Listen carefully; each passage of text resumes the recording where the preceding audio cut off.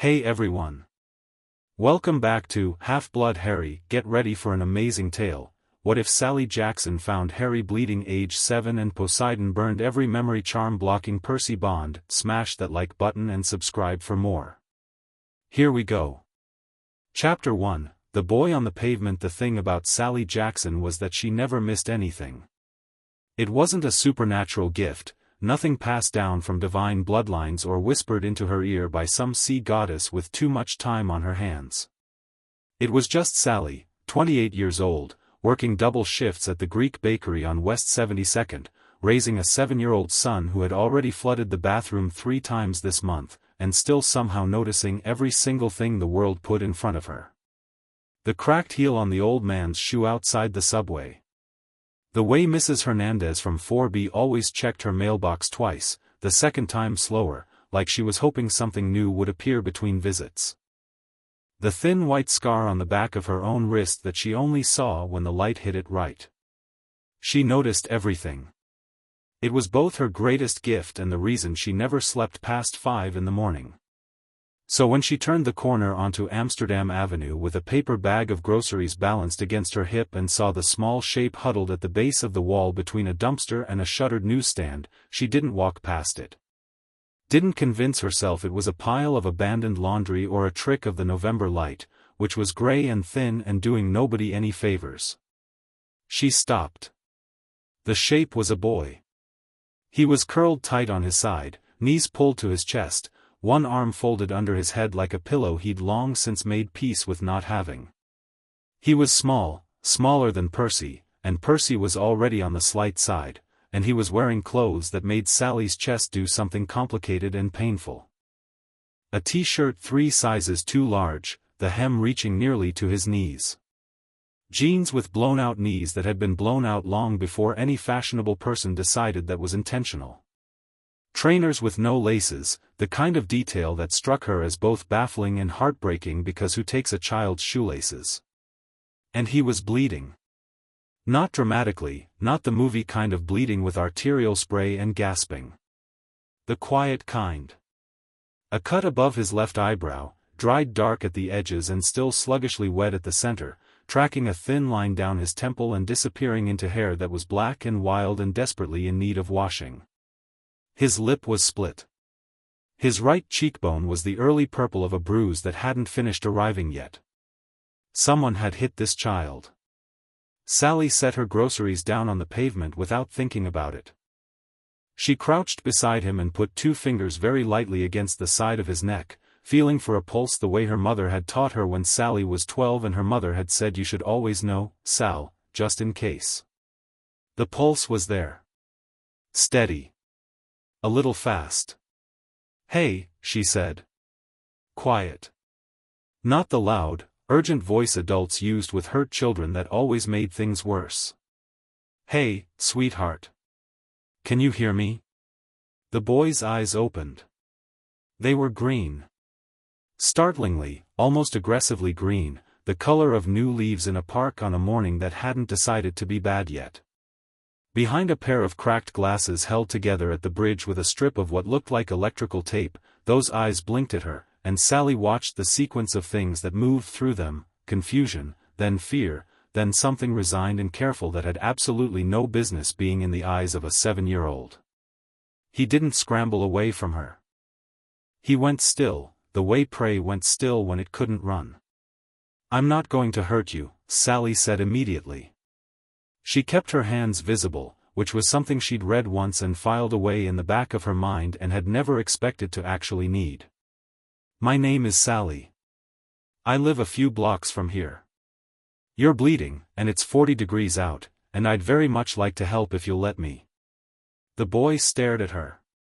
Processing. You don't have to, she added. I'm not going to make you do anything. But I've got a first aid kit and a warm kitchen and I made too much soup this morning because my son convinced me people need more soup in November. He might be right, he usually is, it's deeply annoying. She was rambling slightly, she knew, but deliberate rambling had a quality that silence didn't, it filled space without pressure, gave frightened things room to decide. What's your name? A long pause.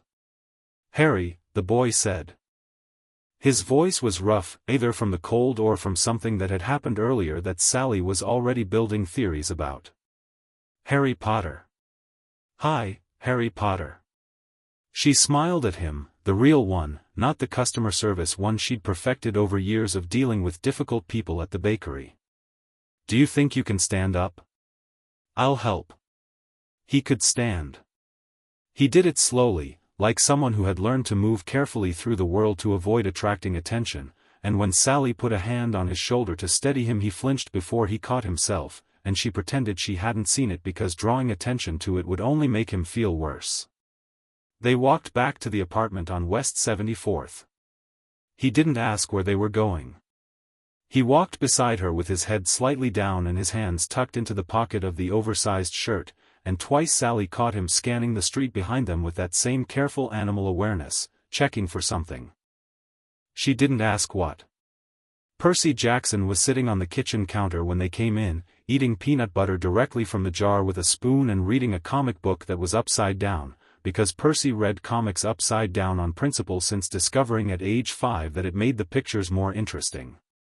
He was wearing his favorite blue hoodie with the hood up despite being indoors, and his dark hair was sticking out of the opening in approximately 11 directions. He looked up when the door opened. His eyes went from his mother to Harry and back to his mother. The spoon stopped moving. Percy Jackson had what Sally privately called the gift of immediate knowing, the ability to read a room, a person, or a situation with the kind of accuracy that made therapists wealthy. He'd had it since he could walk. She'd never been able to explain it as anything other than just Percy, the same way she couldn't explain the way Fawcett sometimes ran salt water when he was upset, or how last summer the entire contents of the local community pool had tried to follow him home. He looked at Harry's split lip and the dried blood and the clothes that didn't fit, and his face did something quiet and decided. He got off the counter. "You can have the top bunk," Percy said. "I called it first when we moved in, but Mom always said I had to share if someone needed it, and I guess you need it." He stuck his hand out. "I'm Percy." Harry stared at the hand for a second. Then he shook it, a little stiffly, like someone who had learned handshakes from watching television rather than experiencing them. "Harry. Cool name." Percy looked at the cut on Harry's forehead with the critical assessment of someone who had received many cuts himself. "That one's gonna need a butterfly strip. Mom's really good at those, she doesn't even press too hard." He glanced at Sally. "I'll get the kit." He disappeared down the hallway, and Sally watched Harry watch him go, and she saw the moment something in Harry Potter's carefully maintained expression cracked just slightly, not into tears, not yet, but into something raw and disbelieving, like a person who'd been told for years that a thing didn't exist and had just seen it standing right in front of them. She touched his shoulder again, gently. He didn't flinch this time. "Come sit down," she said. "Are you hungry?" He didn't answer immediately. Then, very quietly, as if the admission cost him something, "Yes." The soup was potato and leek, which was not the most exciting soup in Sally's repertoire but had the advantage of being warm and substantial and requiring nothing more than a spoon, and Harry ate 2 bowls of it at her kitchen table while Percy narrated an extremely detailed account of the time he had accidentally redirected the water from a broken fire hydrant down the entire length of West 74th Street. "The super was so mad," Percy said cheerfully. "He kept saying it had to be a pipe issue, but I knew it wasn't a pipe issue. I just didn't tell him because I didn't have a good explanation for the other thing." "What was the other thing?" Harry asked. He was on his second bowl of soup. Some of the gray, shut-down quality was leaving his face, replaced by something more alert and curious. Percy grinned. He had a very specific grin, the kind that suggested both genuine delight and the recent memory of mild chaos. "The water was kind of following me. Like, moving with me when I walked down the street. It was really cool actually, except for the flooding." Harry was quiet for a moment. "I make things happen sometimes," he said. "By accident. Strange things." He said it like a confession, careful and braced, the way you admitted something when you expected punishment. Percy didn't look even slightly surprised. Yeah? What kind of things? Harry looked at him. You're not going to say I'm a freak? Why would I say that? Percy sounded genuinely baffled by the concept. Strange things happen to me all the time. Last week the fish in the pet store window started trying to talk to me. Well, not talk, but they were doing something, moving around in patterns. I think they were spelling things out. Mom thinks I imagined it. He looked at Sally. I didn't imagine it. You probably didn't, Sally said mildly, from where she was rinsing bowls at the sink. Harry looked down at his mostly empty soup bowl. I was on a school trip, he said. To the Natural History Museum. Dudley, he's my cousin, he and his friends chased me and I ran and I ended up down by Columbus Circle and I didn't know where I was. He paused. And I think I might have made something happen because when they were chasing me Dudley's friend Piers ran into a wall that wasn't. He stopped. It's stupid. A wall that appeared, Percy said. Harry looked up fast. Percy shrugged with the easy confidence of someone who had spent 7 years normalizing the inexplicable. It happens. Things do what you need them to do sometimes, when you really need them to. He considered. At least that's what I think. Mom thinks there's a better explanation. There probably is, Sally said. I'm still working on it. She kept her voice light. But she was watching Harry with an expression she would only fully understand later, when the rest of it unfolded, a recognition she didn't have the vocabulary for yet, a sense of two things that belonged together finally ending up in the same room. She called the number on the school trip permission slip she found in the pocket of Harry's oversized jeans. The phone rang 14 times. Nobody answered. She tried again. Same result. She called the police non-emergency line next, and they told her there were no missing child reports matching Harry's description, which told her several things at once, none of them good. The most generous interpretation was that the people responsible for Harry Potter hadn't yet noticed he was missing. The less generous one she didn't let herself think about directly, not yet, because there were things she could do and things she couldn't, and she needed to know which was which before she let herself feel the full weight of it. Harry slept in Percy's room that night. Top bunk, as promised. Sally sat in the kitchen long after both boys were quiet and the apartment had settled into its nighttime sounds, the pipes, the distant traffic, the specific creak that meant the building was having opinions about the temperature, and she thought. She thought about the clothes and the flinching and the way Harry had looked at Percy's uncomplicated offer of the top bunk like it was something miraculous. She thought about the cut above his eye, which had not come from a wall or a doorframe but from a knuckle. She knew the difference, she'd grown up with 3 older brothers. She thought about calling a social worker in the morning and what that process looked like and how long it took and what happened to Harry in the meantime. She was still thinking when she felt it. It started as a sound below the range of hearing, more vibration than noise, something deep and resonant that she felt in her sternum rather than her ears. She'd felt it once before, the summer after Percy was born, standing on a beach in Montauk at 2 in the morning while the sea moved differently than it should have, organized and deliberate, and she'd had known the way you know things that bypass logic and go straight to the center of you, that she was being observed. The glass of water on the kitchen table rippled. Not from vibration. The table was still. The water just moved, a small contained circle spreading out from the center, once, twice, then settling. I know, Sally said quietly. She wasn't entirely sure what she was acknowledging. She'd gotten used to that, the not entirely sure, the having to trust her own instincts when the situation was beyond what instincts were theoretically meant to handle. I know there's something I'm not seeing yet. I'm working on it. The water was still. The night went on. Percy dreamed about the ocean. This was not unusual. Percy dreamed about the ocean the way some people dreamed about their childhood homes, with a sense of deep and complicated belonging that he couldn't fully explain when he was awake. The ocean in his dreams was always nighttime, dark and lit from below by something vast and phosphorescent, and it always moved like it was breathing, which Percy found comforting rather than frightening because the ocean's breathing was more reliable than most things. Tonight the dream was different. There was a voice. Not the kind of dream voice that was shapeless and appeared as a feeling or a color. This was a real voice, or the memory of one, deep as the water and with the same quality of having been around since before any particular person had been there to hear it. Percy. He turned in the dream, which you could do because direction was a choice rather than a law, and saw, not a person, exactly, but a presence. He always had difficulty later describing it, the few times he tried to put it into words, and usually landed on like standing next to the ocean in the dark when the water is very close and you can feel it before you hear it. Which was not a very satisfying description, but it was accurate. There are things you should know. The voice wasn't urgent. It had the patience of things that had existed for a very long time. I have let others make choices for you that were not theirs to make. That stops now.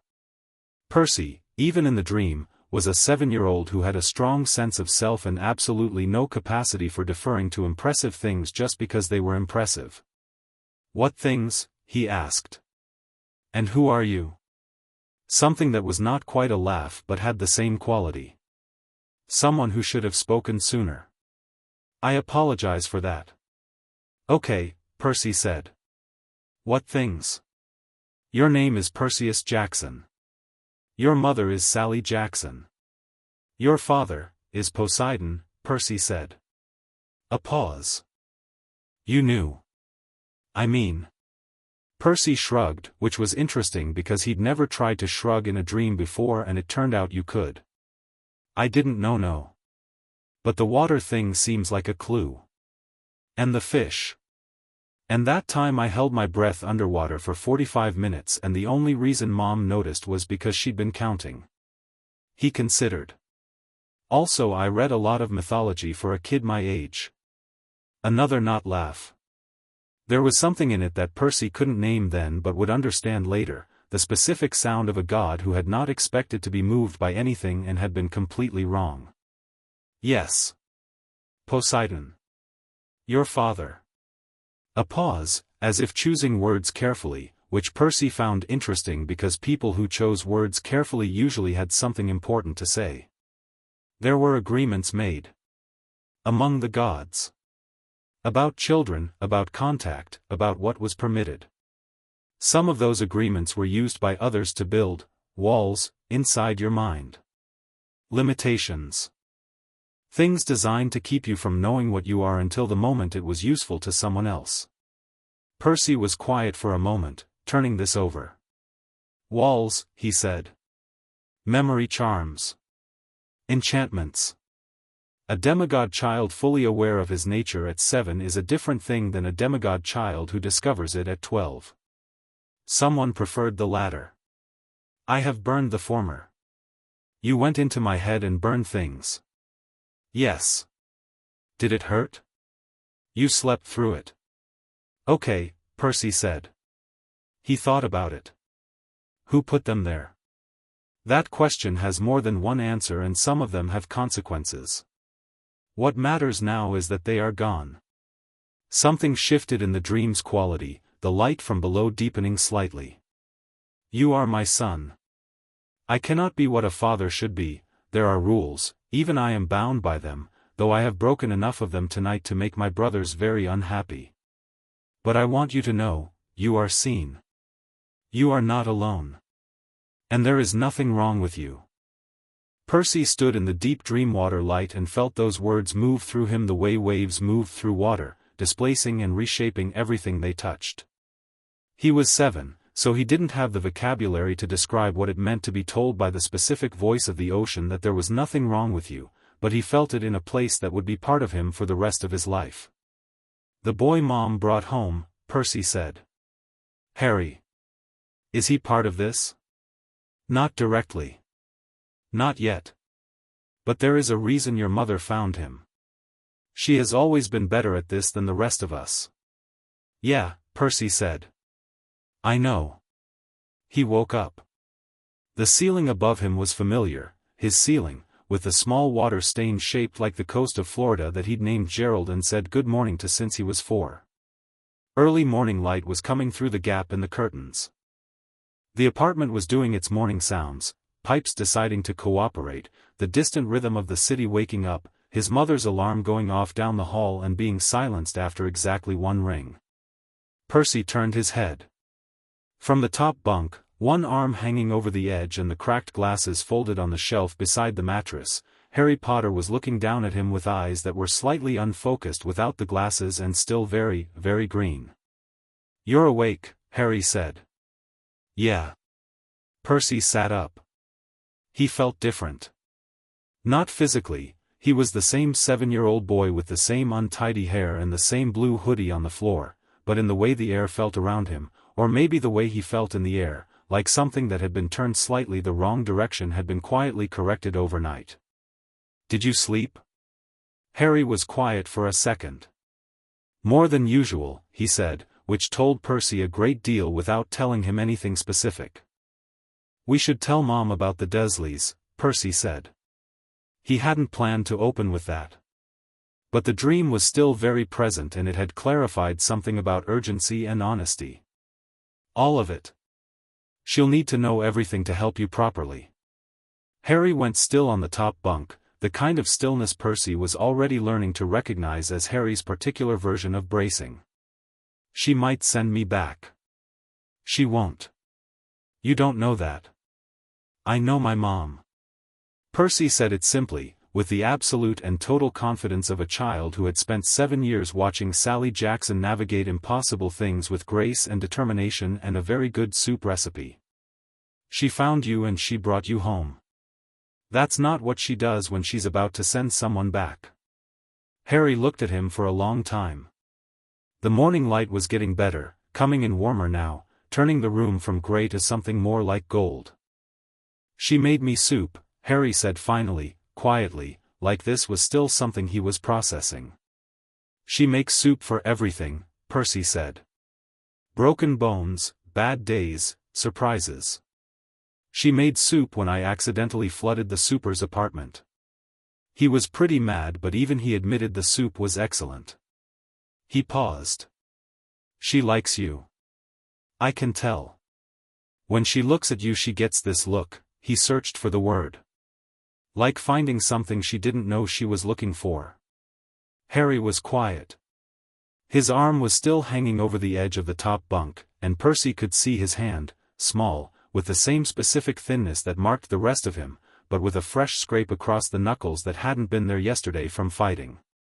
Someone had made this kid fight for space in his own life for as long as he could remember, and Percy, who had never had to do that and had the luxury of knowing it, felt something settle in his chest like a stone finding the bottom. He was 7. He didn't have words for righteous indignation on behalf of someone's entire history. But he felt it. "Come on," he said, throwing back the covers. "She makes banana pancakes on Saturdays and she puts chocolate chips in if you tell her you like chocolate, which she asks. You should tell her you do even if you don't because they're better with the chocolate chips, trust me." He heard something from the top bunk, not quite a laugh, more the shape of one, the beginnings of it. He'd take it. Sally made banana pancakes. She asked Harry if he liked chocolate chips. She always asked, she never assumed, and he said yes, very seriously, like someone responding to an important question in a formal setting, and Percy caught her eye over Harry's head and she gave him the very small smile that meant "I see, I agree, we'll handle it." They ate. Percy talked. Harry listened and occasionally answered direct questions with the cautious precision of someone who had learned that talking too much was dangerous, but Percy noticed him relaxing incrementally with each passing minute, the set of his shoulders lowering, the constant monitoring of the exits decreasing.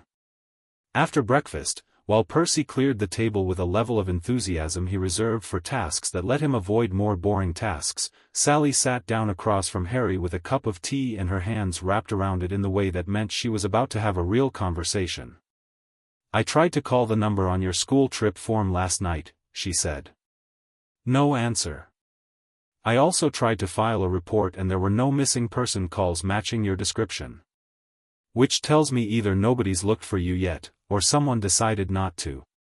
She held his eyes, calm and direct, not softening it because she didn't think Harry Potter was a child who was helped by softening. I'd like you to tell me about where you live. Not because I'm going to send you back without thinking about it, I want to be clear about that. But because I need to understand the whole picture. Harry looked at her. That searching, assessing look. Number 4, Privet Drive, he said. Little Whinging, Surrey. In England. He paused. My aunt and uncle live there. Petunia and Vernon Dursley. And my cousin Dudley. Another pause, smaller, careful. My parents died when I was a baby. Car crash. That's what they tell me. Sally heard everything he wasn't saying. She was very good at that. Vernon Dursley, she said. Is he the one who hit you? Harry's jaw tightened slightly. Usually it's Dudley. Or Dudley and his friends. He said it with a studied neutrality that was worse, somehow, than if he'd said it with emotion. Neutrality meant it had been happening long enough that emotion had been worn smooth. Vernon mostly just yells. And makes decisions. And says I'm ungrateful. He looked at the table. They didn't want me. After my parents died, they got stuck with me and they didn't want me. I've always known that. Percy, who had been very obviously not listening from the kitchen while stacking plates with theatrical purpose, set the plates down a little harder than necessary. Not hard enough to break them. Just hard enough. Harry. Sally's voice was very steady. I want to tell you something, and I want you to hear it properly. She waited until his eyes came up to hers. None of that is about you. Do you understand? Not the not wanting, not the hitting, not any of it. That is entirely about them and their failures. Nothing that has happened to you has anything to do with what you deserve. Harry stared at her. Okay, she said. He swallowed. Okay, he said, very quietly. Good. She took a sip of tea. Now. I'm going to make some calls this morning. I have a friend at social services and I have a friend who is a lawyer and I'm going to talk to both of them about options. I'm not sending you back to Surrey without very good reason, and what you've just told me is a very good reason to not do that. But these things take time to do properly, and in the meantime you're staying here. Yes? Yes, Harry said. And then, after a pause, why? Sally looked at him. Why am I helping you? Yes. Because you're a child who needed help, she said. That's the whole reason. There doesn't need to be another one. Harry was quiet for a moment. Then he said, very carefully, Percy said you'd say something like that. Percy knows me very well, Sally agreed. From the kitchen, with entirely unconvincing casualness, I didn't say anything. You absolutely did, Harry said. And there it was, not quite a smile, but nearly one, the first one that reached all the way to his eyes, crinkling the corners and briefly making him look like the 7-year-old he actually was rather than the much older, much more tired person he'd been wearing like a second skin. Sally looked at that almost smile and felt something she hadn't felt since the morning Percy was born, the sense of a life quietly and irrevocably changing shape, becoming something larger than it had been before. She didn't tell him yet that she'd already decided. That the decision had been made on Amsterdam Avenue when she looked at a child with dried blood on his face and eyes that had given up expecting anything, and felt every instinct she had say not this one, not on my watch. She didn't tell him because he wasn't ready to believe it yet, and Sally had always known that some truths needed time to be received properly. But she had decided. Poseidon felt the decision land like a stone in deep water. He was in his underwater palace, the real one, the one below the continental shelf where the pressure made the walls sing, when the echo of Sally's choice reached him. She did not know he could feel these things, she did not know that his interest in her life extended beyond the golden summer 17 years ago that neither of them spoke of.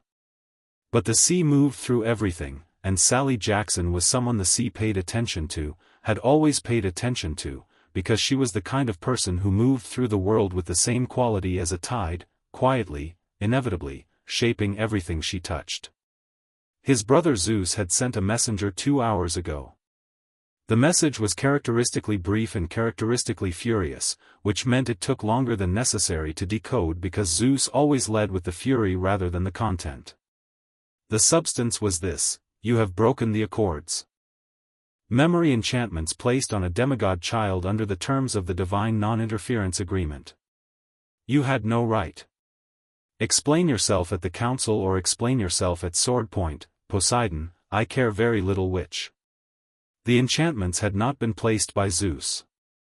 The messenger, to give him credit, had been honest when pressed on this point. The enchantments had been placed by a mortal wizard, at the request of an older agreement that crossed into divine territory through a set of technicalities that Poseidon's lawyers, he had lawyers now, it was the 21st century and even gods adapted, were going to enjoy unpicking.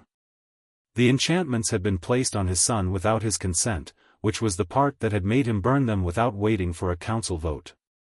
He thought about Percy waking up this morning knowing exactly who he was. He thought about Percy at 7, with his mother's warmth and the sea already moving in his blood, and what it would have meant to have waited until 12 for him to understand it.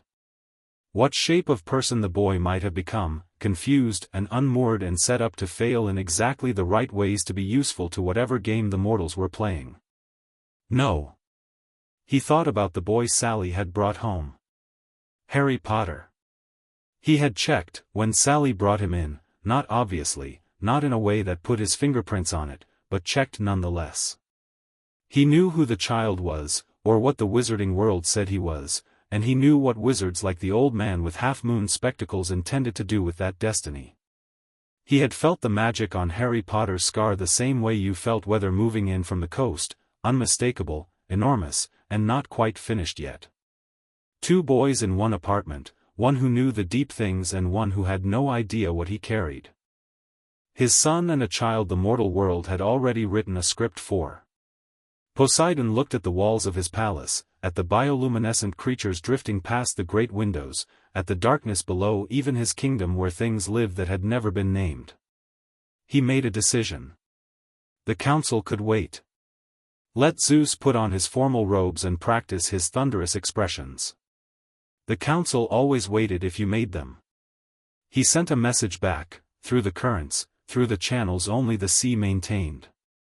Not to Zeus. To Percy.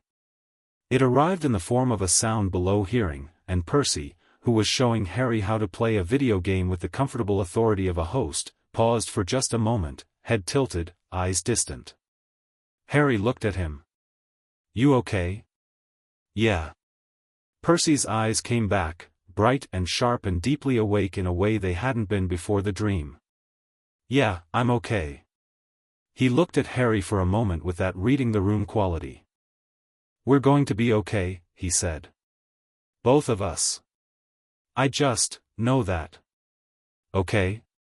Harry held his gaze. Outside, the city was doing its Saturday things, traffic and voices and the distant wail of something several blocks away, and the apartment was warm and smelled of banana pancakes and coffee. Okay, Harry said. Not like he fully believed it yet. But like he was considering it seriously for the first time. The water in the glass on Percy's nightstand rippled once, a small perfect circle from the center outward, and went still. Sally was on the phone with her lawyer friend by mid-morning, speaking quietly in the kitchen with the door halfway closed, and Percy was teaching Harry the fundamentals of Super Mario when the front door buzzer sounded. Percy didn't look up from the screen. It's probably Mrs. Hendricks from downstairs. She buzzes when she has mail for us, she doesn't trust the mailboxes. It was not Mrs. Hendricks.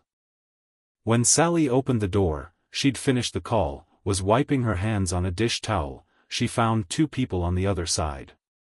A woman in a skirt suit with the kind of tired competence that said social worker before she introduced herself, which she did promptly, Sheila Marino, New York Child Protective Services, responding to a call that had been placed 30 minutes ago by a concerned neighbor. Behind her, a police officer, young, with an apologetic expression. "We received a report," Sheila Marino said, "of a missing British child, male, approximately 7 years old, last seen, Harry Potter," Sally said. "Yes. He's here. He's fine. Come in." She stepped back and let them in and did not seem in any way intimidated, which was a particular Sally Jackson skill, the ability to receive authority figures with a kind of warm, absolute confidence that somehow made them feel they were guests in her space rather than the other way around. She offered them coffee. Sheila Marino accepted. From the doorway of Percy's room, Percy and Harry were watching. "It's okay," Sally said, glancing at them. "Stay there." The conversation that followed was long and careful and conducted mostly in the kitchen in low voices, but Percy heard most of it because he had the exact hearing of a demigod son of the sea god, which was not a thing he'd thought to test yet but was apparently quite good. Harry heard less, and Percy watched him during the parts he couldn't hear, watched the way the careful armor went back up piece by piece the longer the adults talked, the way the almost smile from breakfast disappeared. Percy turned off the video game. "Hey," he said. Harry looked at him. "She's not giving you back to them. I can hear what she's saying. She's arguing with the case worker about it. She's pretty," he searched for the word. "Convincing. When she uses that voice. You can sort of hear her not compromising." Harry looked at the door. "She just met me." "So?" Percy said. Harry turned back to him. Those green eyes, very direct now, the glasses back on and properly focused. "People don't do things like this for people they just met." "My mom does," Percy said. "That's just who she is." He paused. "I think sometimes you run into people and you just know, this matters. This is one of the ones that matters. My mom's really good at knowing that fast." He looked at Harry steadily. "I knew it about you too. When I saw you last night. That this mattered." Harry was quiet for a long time. In the kitchen, Sally's voice had risen slightly, still controlled but with a quality of steel in it. "Documentation I can provide for the court filing, and I'd suggest you look at the school medical records, Ms. Marino, which I have a contact obtaining this morning. Because if those records say what I think they say, then we are not having this conversation about temporary placement. We are talking about termination of their guardianship." "She's really something," Harry said. "Yeah," Percy said. "She really is." By 3 in the afternoon, Sheila Marino and the police officer were gone. Sally was at the kitchen table with a yellow legal pad covered in notes and a second cup of coffee and the specific focused expression she wore when she was dismantling something that needed to be dismantled. She had 7 contacts currently active on the Harry Potter situation, which Percy counted because he was curious, and she was moving between them with the efficiency of someone who had decided on an outcome and was working backwards from it. Percy came and sat across from her. "What happens to Harry?" he asked. Sally looked up. She studied him for a moment, her son, who was looking at her with his sea-glass eyes and his father's bone structure and every ounce of her own stubbornness arranged on his 7-year-old face. "That depends on a few things," she said. "There's a process. It takes time. In the meantime he stays here."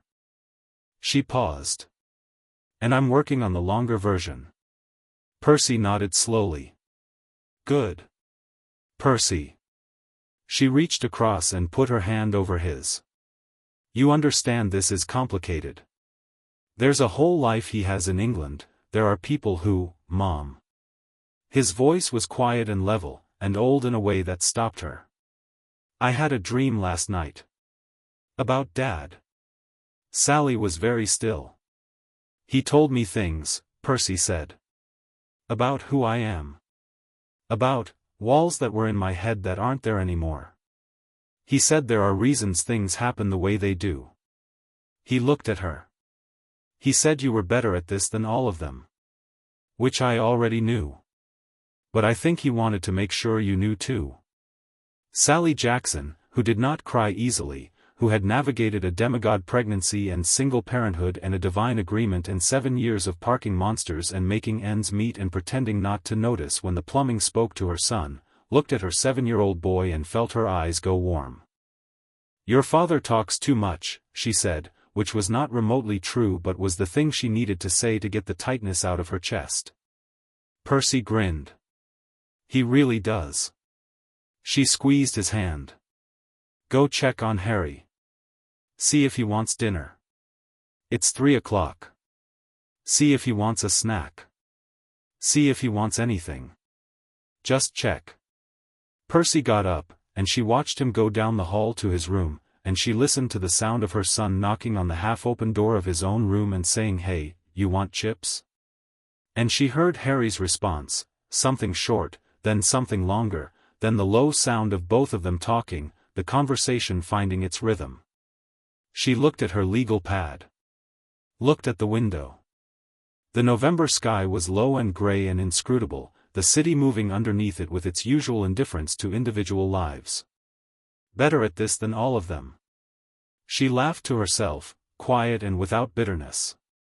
What a thing to say.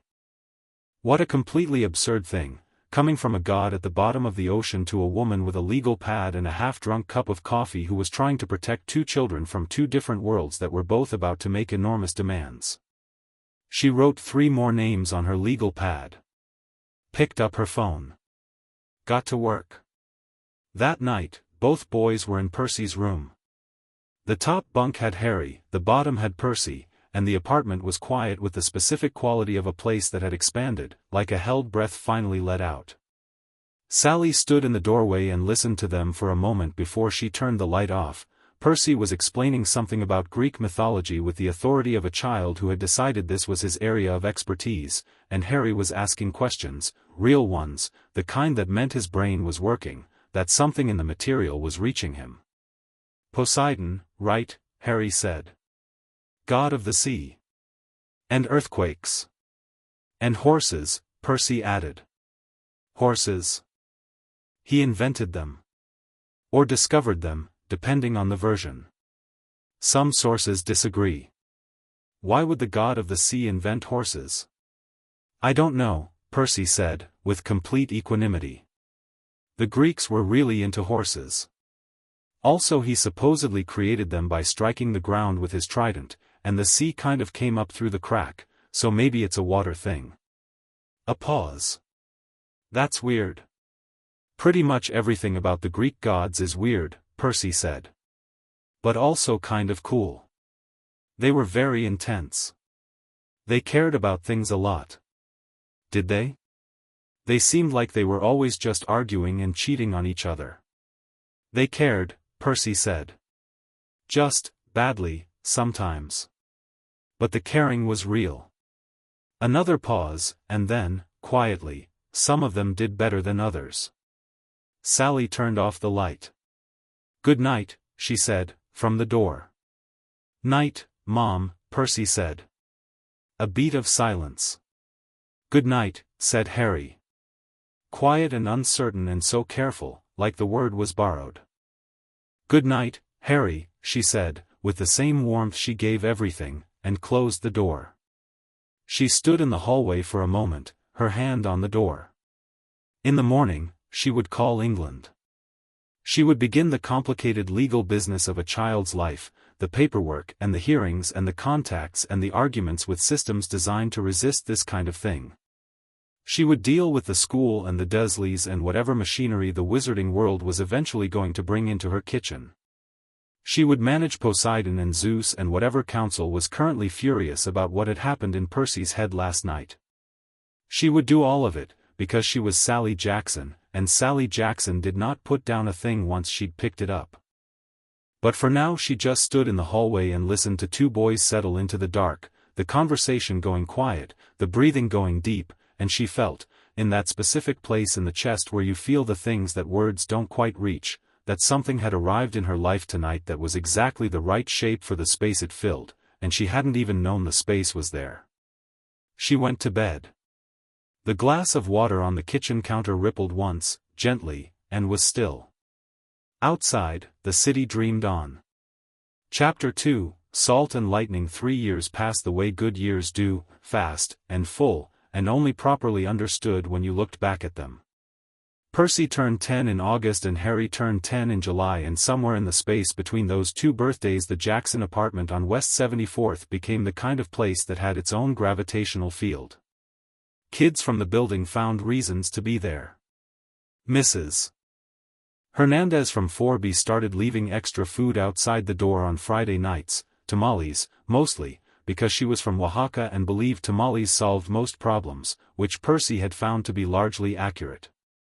The super, a barrel-chested man named Kowalski who had never fully forgiven Percy for the hydrant incident, nonetheless kept a spare key for Sally and fixed things in her apartment first when something broke, because he was ornery but not unobservant, and he had noticed, over 3 years, that Sally Jackson was holding something together in apartment 3C that was worth holding together. The legal situation with Harry had resolved itself the way legal situations did when Sally Jackson was running point on them, slowly and then all at once. Vernon Desley, when confronted with a New York attorney and a British counterpart working in tandem, and documentation that the school nurse at Harry's primary in Surrey had been noting and quietly filing for 2 years, had been brief. He had not contested. He had not wanted the attention.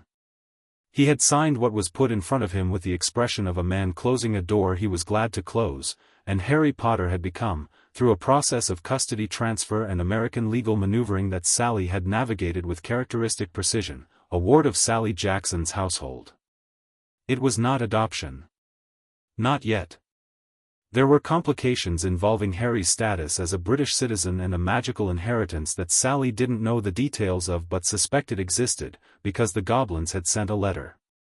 It had arrived addressed to Mr. Harry J. Potter in ink the color of old blood, on parchment that felt like it had opinions, and Sally had placed it in a lockbox in her closet and written a note to herself that said, "Deal with this when I understand what I'm dealing with." She was still understanding. But Harry was here. That was what mattered. What mattered was, Harry slept properly now. He'd been eating properly for 2.5 years. He was at a good school on a scholarship that Sally had fought for with the energy of someone who had a lot of very specific opinions about educational access, and he was, by every academic metric available, frightening.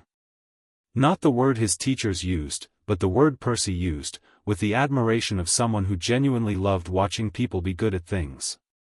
Harry devoured information. He had Percy's restless energy but a different kind, where Percy moved through the world physically, always touching things, always needing to understand how things felt. Harry processed through his brain, reading and questioning and cross-referencing and building frameworks with the focused intensity of someone who had spent several years in a house where the only place that was safe was inside his own head. He was also funny.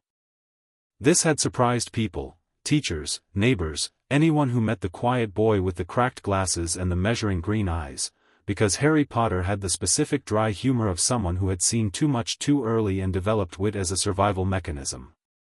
He and Percy had the comedic rhythm of a double act by now, Percy the loud enthusiastic one and Harry the understated counterpoint, and they had gotten into more trouble this way than either of their individual personalities would have managed alone, which was saying something because Percy individually managed quite a lot. The glasses had been replaced, good ones, Sally had insisted, an appointment with a proper optometrist and frames that fit, and Harry had worn them out of the optometrist's office with the expression of someone experiencing a minor revelation. "I can see individual leaves on trees," he'd said, staring at Central Park from across the street. That's a thing people can normally do?" "Yes, Harry," Percy had said. "That's wild," Harry had said. And then, after a pause, "The Desleys knew I couldn't see properly and never took me to an optometrist." Percy had said nothing. But that evening the water pressure in the building had spiked inexplicably and Kowalski had spent 45 minutes checking the pipes and found nothing wrong. The powers had been developing in parallel, getting stronger and stranger and more frequently difficult to pretend were not happening. Percy's relationship with water had gone from sometimes strange things happen near liquid to something considerably more deliberate. He'd been testing it for years now, quietly at first, then less quietly when it became clear that nobody in his immediate vicinity was going to react with anything worse than mild alarm. He could move water. Not just redirect it or call it, he could shape it, give it direction and force with an intentionality that felt like an extension of his own hand. In the bath. In the kitchen sink. In the water table at school, which had been retired from the classroom shortly after Percy joined the class, officially due to a leak but in practice because the leak had occurred at a very specific moment when Percy was deeply frustrated with a math problem. He could breathe underwater, which he'd confirmed in the deep end of the YMCA pool on 63rd. He'd gone down and sat at the bottom for 6 minutes before the lifeguard noticed and panicked, and Percy had come up completely calm and fine and genuinely confused about why everyone was concerned. The lifeguard had needed to be talked down by Sally, who had been watching from the bleachers with the composed expression of someone who had long since accepted where they lived. He'd started hearing the sea in new ways. Not just the sound of it, the whole city sat on top of a deep network of underground water, rivers buried under concrete and subway lines, and Percy could feel them now. Not perfectly, not like a map, but like pressure, like knowing there was water nearby the way you knew someone was standing close to you in a dark room. And the strength was becoming apparent, which was the part he found most interesting. Not just physical strength, though that was there, he was 10 and could move furniture that required 2 adults, but a kind of resilience, a recovery speed, that made the school nurse comment during sports physicals with increasing puzzlement. He healed faster than he should. A cut that should have taken a week closed in 2 days. A bruise that should have lasted through the weekend was gone by Monday. His immune system, the nurse noted with professional bafflement, was remarkable.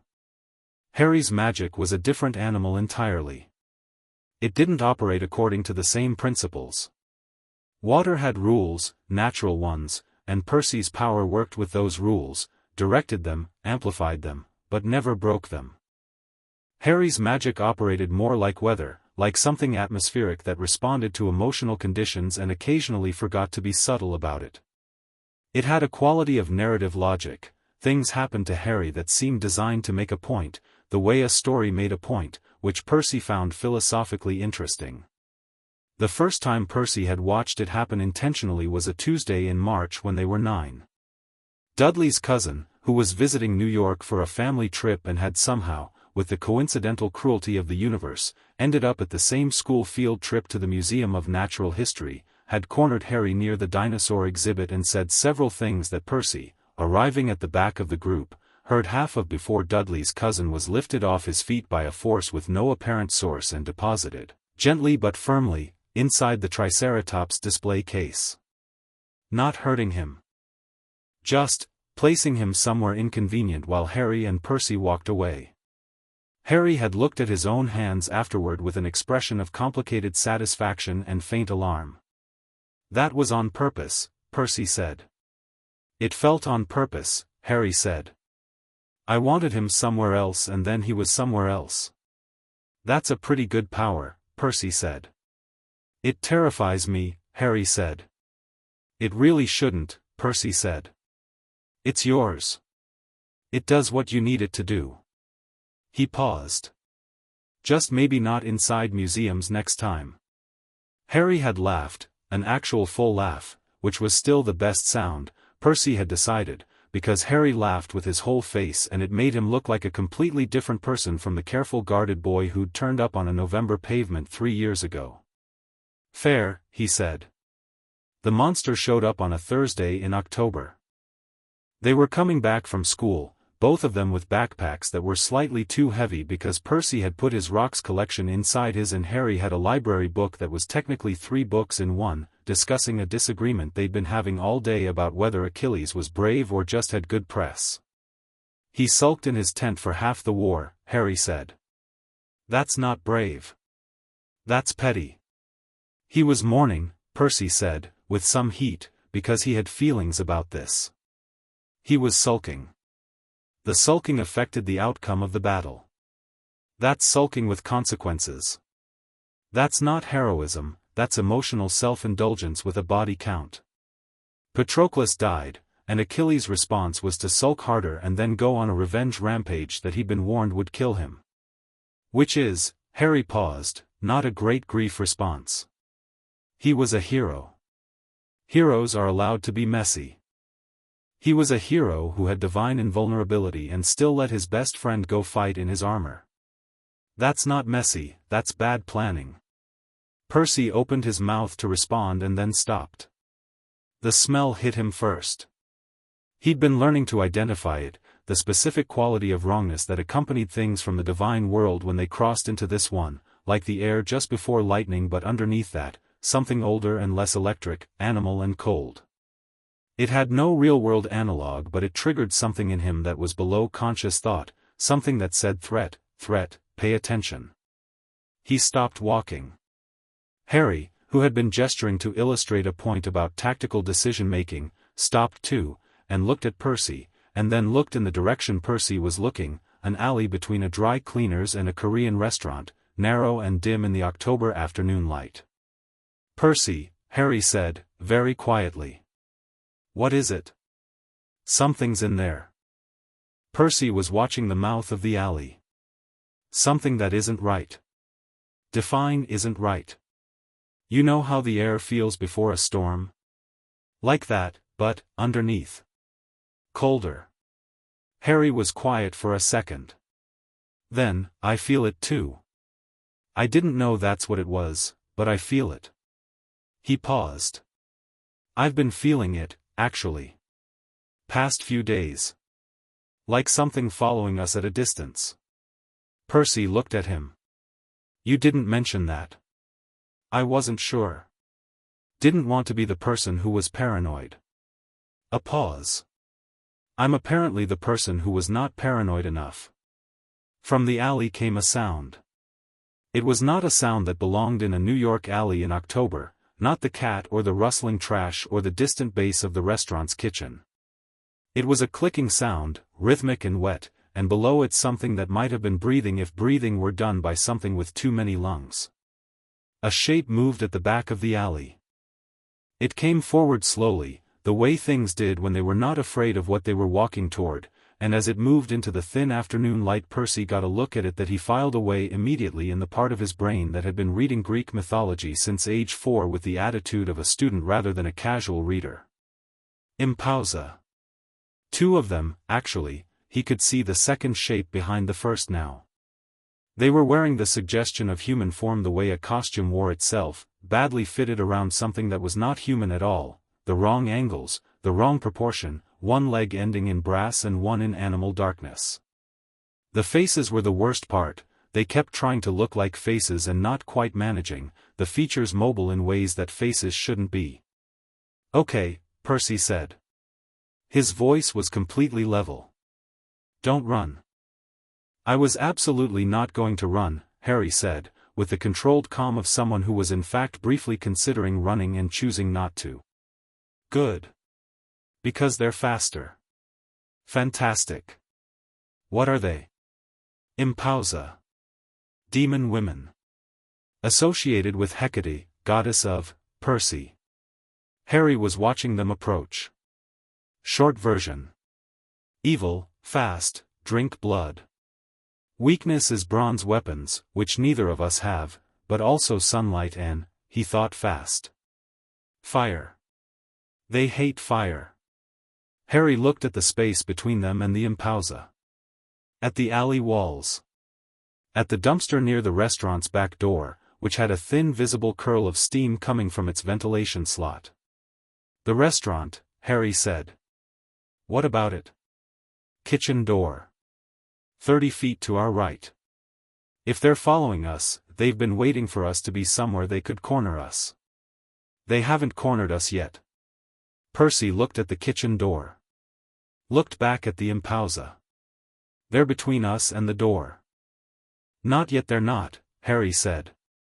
"Not if we move now." It was a good plan.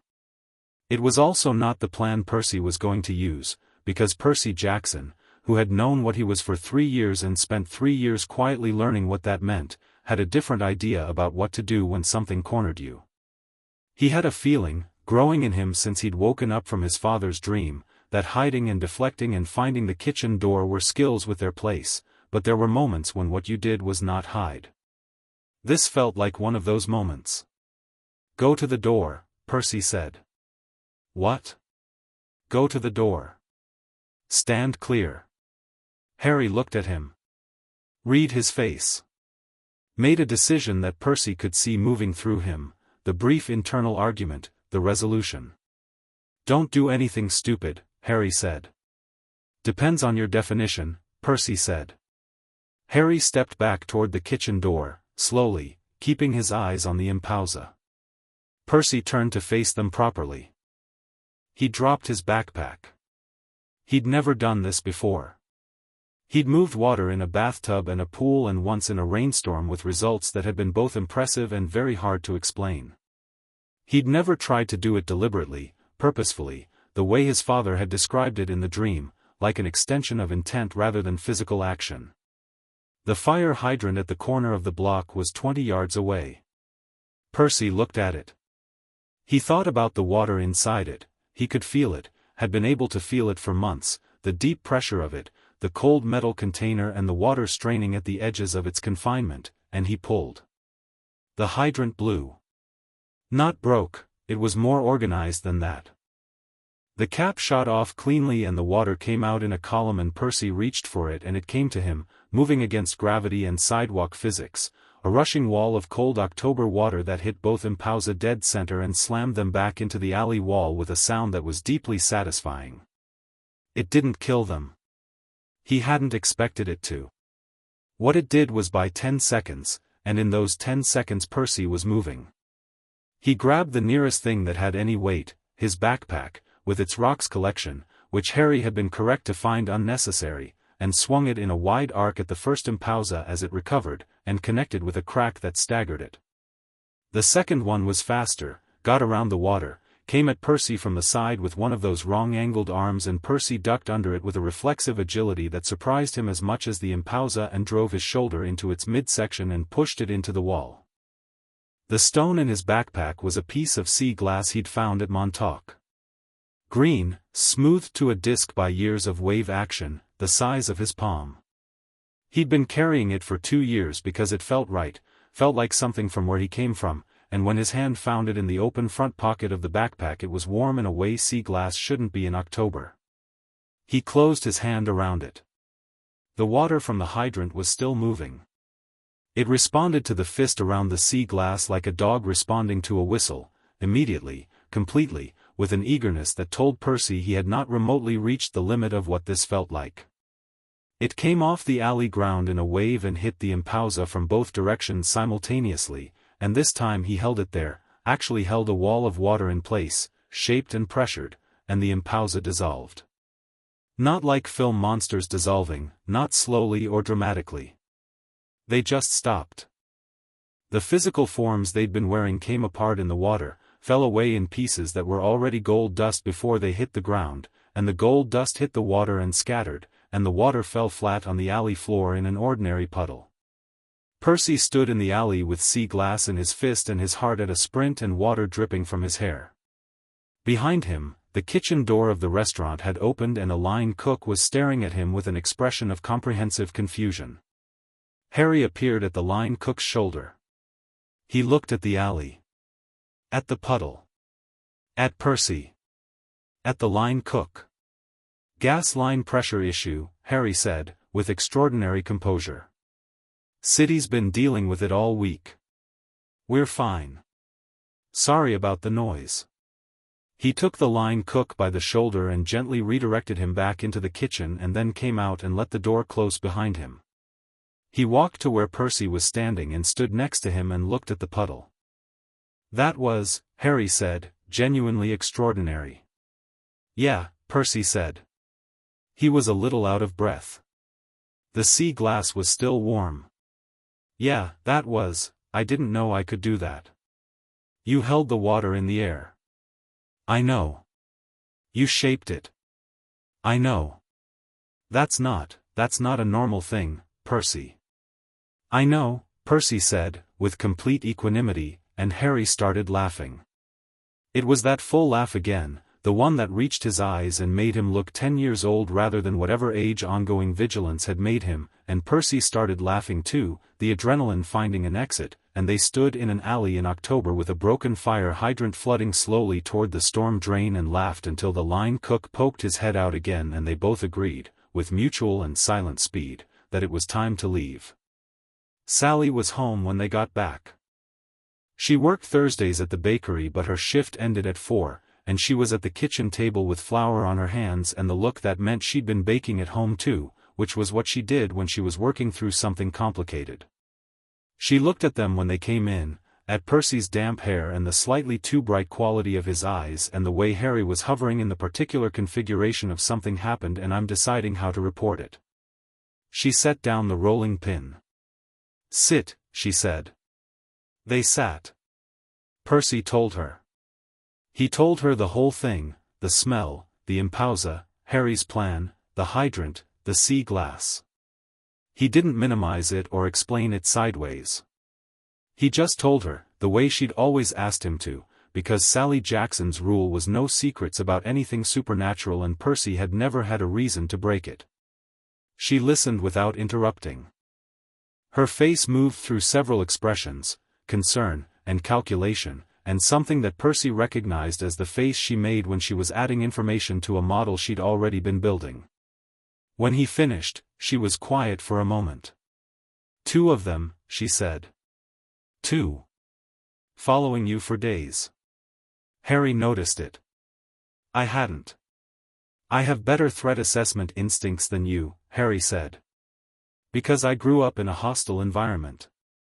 Which is bleak but useful. Sally looked at Harry. You're not wrong. It is bleak and it is useful. She looked at Percy. You used the hydrant. I blew the cap off. He paused. Kowalski's going to know it was me. Kowalski was never going to not know it was you. There's been a pattern for years.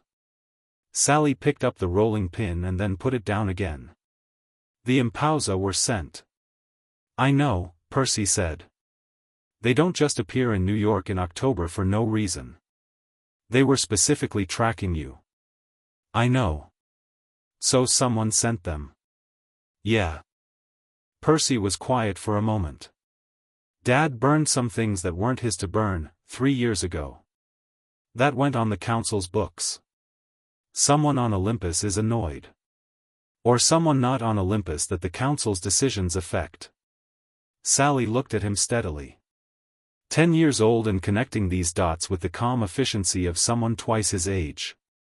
She was incredibly proud of him in this moment, which she allowed herself to feel for exactly 2 seconds before filing it and returning to the practical problem. You need proper training, she said. I need a weapon, Percy said. Bronze. Something I can actually use when there aren't fire hydrants around. I know someone who can help with that, Sally said. It wasn't news, she'd been building toward this conversation for a year, waiting for the right moment. The right moment had apparently been brought to her by a pair of demon women in an alley on Amsterdam. I've been talking to a satyr. Both boys stared at her. A satyr, Harry said. His name is Chiron.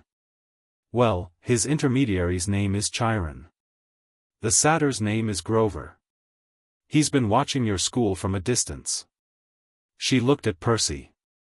Your father arranged it.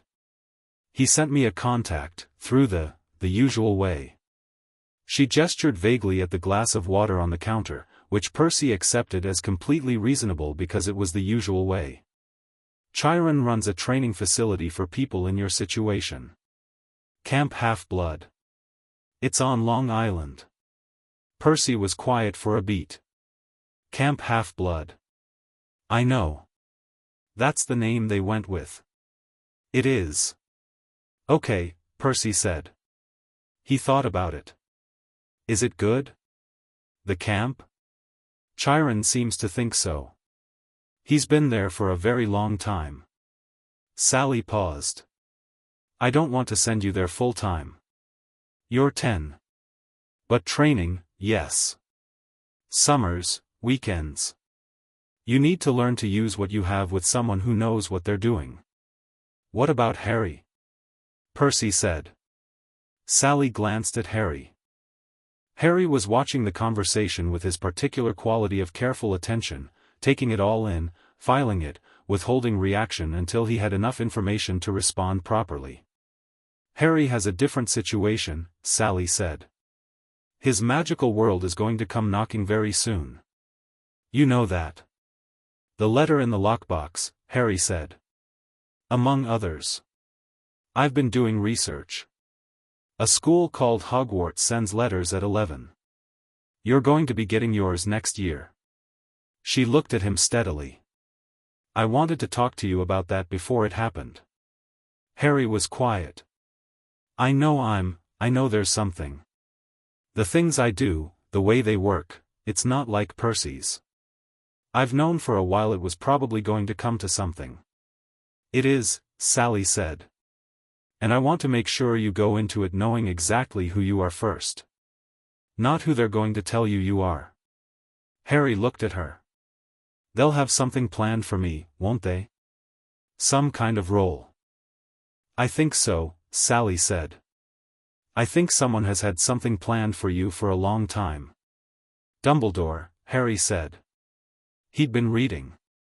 He'd been reading everything he could get his hands on from the moment he'd understood there was a wizarding world, through a process that had started with the letter in the lockbox and expanded via a particular bookshop in Greenwich Village that Percy had found by following what he described as a feeling and Harry described as Percy's supernatural navigation instinct for interesting things. He knew the name. He knew quite a lot of names. He's the headmaster. He's the one who placed me with the Dursleys. Yes, Sally said. Harry's jaw set. He chose the Dursleys for me. Knowing what they were. It wasn't a question. I don't know that he fully knew, Sally said carefully, because she believed in fairness even when fairness was complicated. I think he may have believed the protection was worth the cost. I think, she stopped. I think he's a man who makes very large decisions about other people's lives on the basis of what he believes is best for everyone, and doesn't always interrogate his own assumptions carefully enough. He decided that leaving me with people who hurt me was acceptable collateral damage, Harry said. Still very calm. Very level. Yes, Sally said. And I want you to know that I disagree with that. Completely. And so does Percy. And so would any person with functioning moral instincts. Harry looked at the table for a moment. Then he looked up, and there was something in his face that Sally recognized, the same quality of decision that she saw in Percy at key moments, the line being drawn, the thing being settled. I'm not going to be someone's piece, Harry said. In whatever game this is. No, Sally agreed. You're not. If I go to this school, Sally said. When I go to this school, Harry allowed, I go as myself. Not as, whatever he wants me to be. Exactly, Sally said. And you go with Percy having your back from outside it. Which is better than going alone. Harry looked at Percy. Percy shrugged. Obviously, he said. Did you think there was going to be a version where I just wave you off from the platform and went home to watch TV?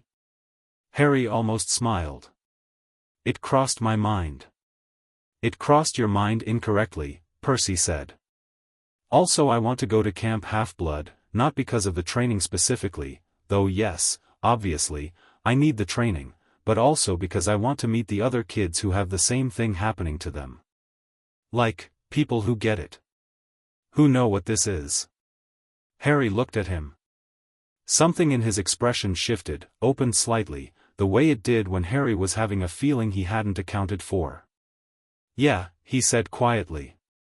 That sounds good. You'll have that too, Percy said. At Hogwarts. It'll be different. Probably. But you won't be the only one. That's the point. Percy looked at him with that direct sea-glass gaze. You've been the only one your whole life. You won't be the only one. Harry was quiet for a long moment. "Right," he said. And then, with a kind of deliberate lightness, "though for the record, you've been the only one too. Before the camp. And you've been fine." "I've been better than fine," Percy said. "You've been insufferably confident." "That's what I said."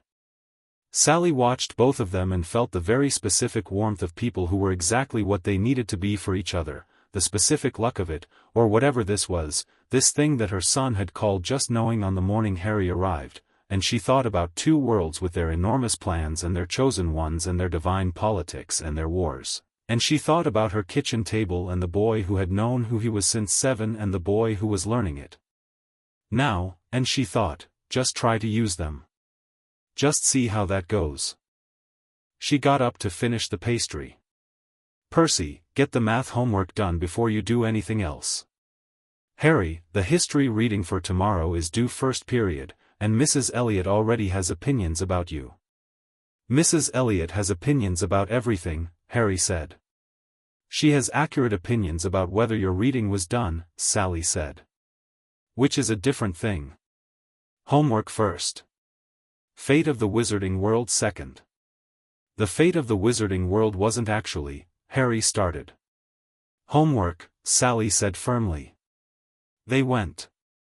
That night Percy sat on the floor of his room and held the sea glass in his palm and turned it over in his fingers and thought about water moving in shapes through alley air. Harry was at the desk, genuinely doing the history reading, because Sally's instructions had that quality. They didn't feel optional, not in a threatening way, but in the way that requests from someone you trusted and respected felt like the right shape of things. He had a yellow highlighter and was using it with conviction, marking passages in a way that suggested he was already filing counterarguments. "Percy," Harry said, without looking up.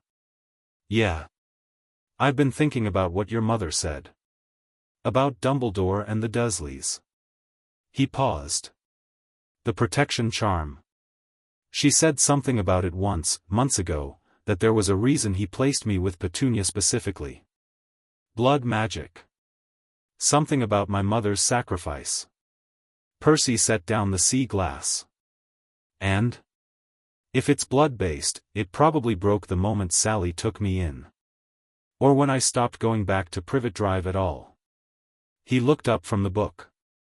"Which means anyone who knew about the protection charm knows it's gone." Percy thought about this. "And they'd want to know where I was. Where you were and whether you're," Harry stopped.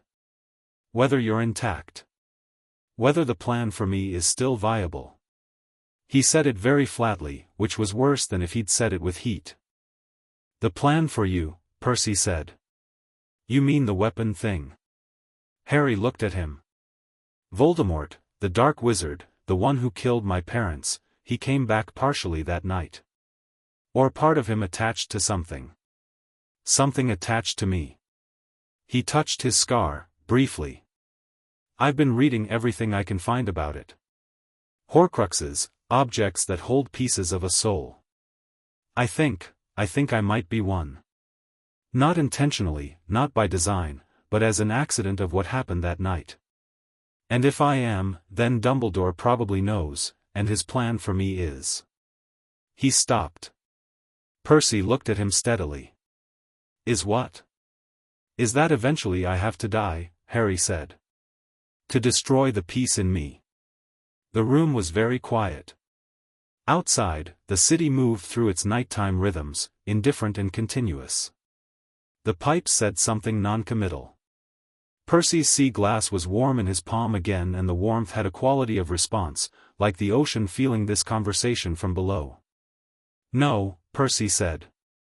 "Percy, no," Percy said again, very simply. "Not aggressively. Just with absolute certainty, the way you stated a fact about the physical world. That's not going to happen. We'll figure out another way."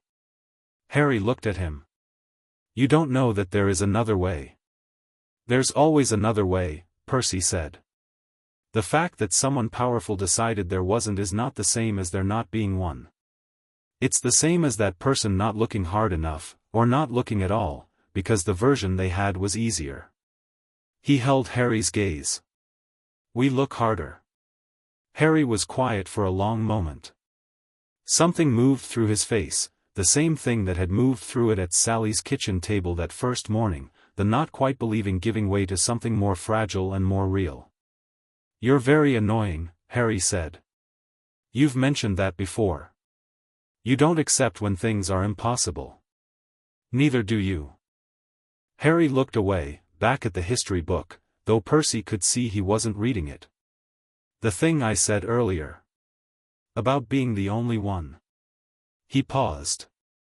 I didn't mean, I know you've had your mum. You weren't actually alone. I just meant, I know what you meant, Percy said. And same. I know what it is too. Feeling like whatever's happening to you is so specific that nobody else is going to get it. He leaned back against his bed. But we're past that now. Yeah, Harry said. Quiet and genuine. Yeah, we are. Percy looked at the ceiling, at Gerald the water stain, which had grown slightly over 3 years and now more accurately resembled the eastern seaboard. He turned the sea glass over in his fingers. Tomorrow, he said. Can we go to Montauk? Just for the day? I want to practice with the water where nobody's going to report a pipe issue. Harry considered. Sally needs to say yes. Sally will say yes if we do the homework. Harry looked at his open book. Picked up the yellow highlighter. Then I'm going to read the hell out of this chapter, he said. Percy grinned at the ceiling. That's the spirit. They went to Montauk on Saturday. It was a cold day, the October Atlantic at its most gray and indifferent, waves coming in hard and regular, the beach nearly empty except for 2 figures standing at the waterline, Percy in his blue hoodie and Harry beside him with his scarf wrapped twice around his neck because Sally had insisted and Harry had learned not to argue with Sally about cold weather. Percy looked at the ocean. The ocean looked back. It was the first time he'd been to actual open water, not a pool, not a city fountain, not a fire hydrant, since the dream 3 years ago, and the sensation was like standing next to something that recognized you, which was both extraordinary and completely normal, the way things were normal when they'd always been true. He stretched out his hand. The wave changed shape. It didn't break the way waves broke, it rose, gathered itself, and held, a clean wall of gray-green Atlantic standing up against its own physics, 7 feet high and perfectly still, full of the roar of water that wasn't going anywhere until he told it to. Harry watched it with his arms crossed and his face doing that thing, that comprehensive, focused assessment. Higher, he said. Percy raised his hand. The wall rose to 12 feet. Wider. He spread his fingers. The wall spread, extending down the beach in both directions, a long contained curtain of the Atlantic. Can you make it move without breaking it? Percy thought about this.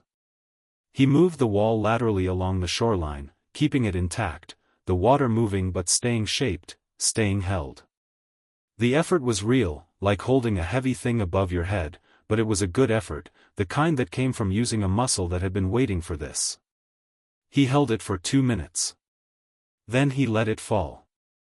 The wave broke cleanly and retreated and the ocean was just the ocean again, acting exactly how it was supposed to act, and Percy stood at the waterline breathing slightly harder than usual with his hair wet from spray and his shoes soaked and the sea glass warm in his pocket.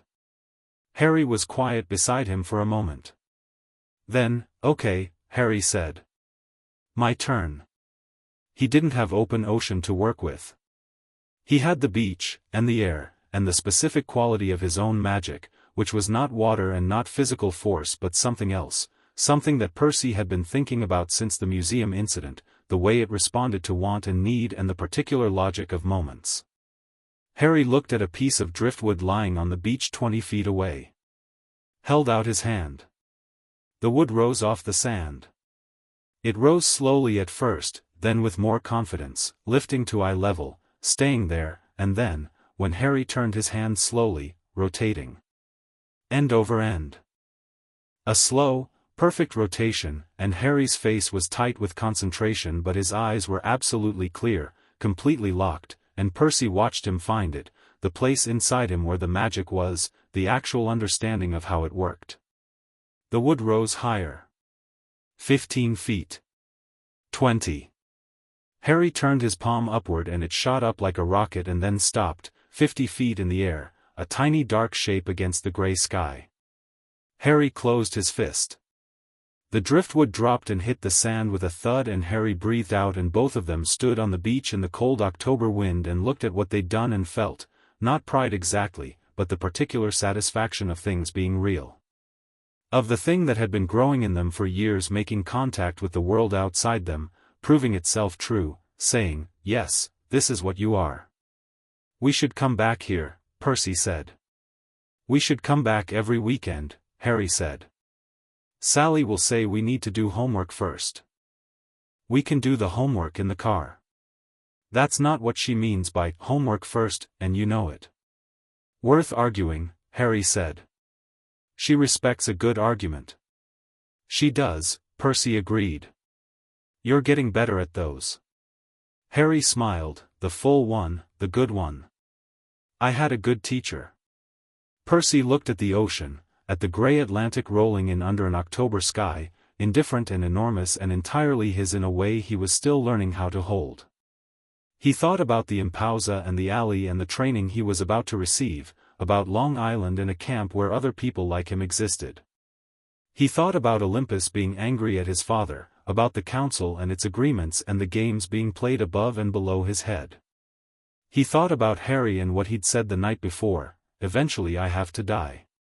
The flatness of it, the resigned acceptance of someone who'd been told since birth that his suffering was necessary and had started to believe it. Percy had decided, standing in that alley with sea glass in his fist, that belief was the thing you built deliberately, not the thing you inherited. He believed very specifically that Harry Potter was going to live.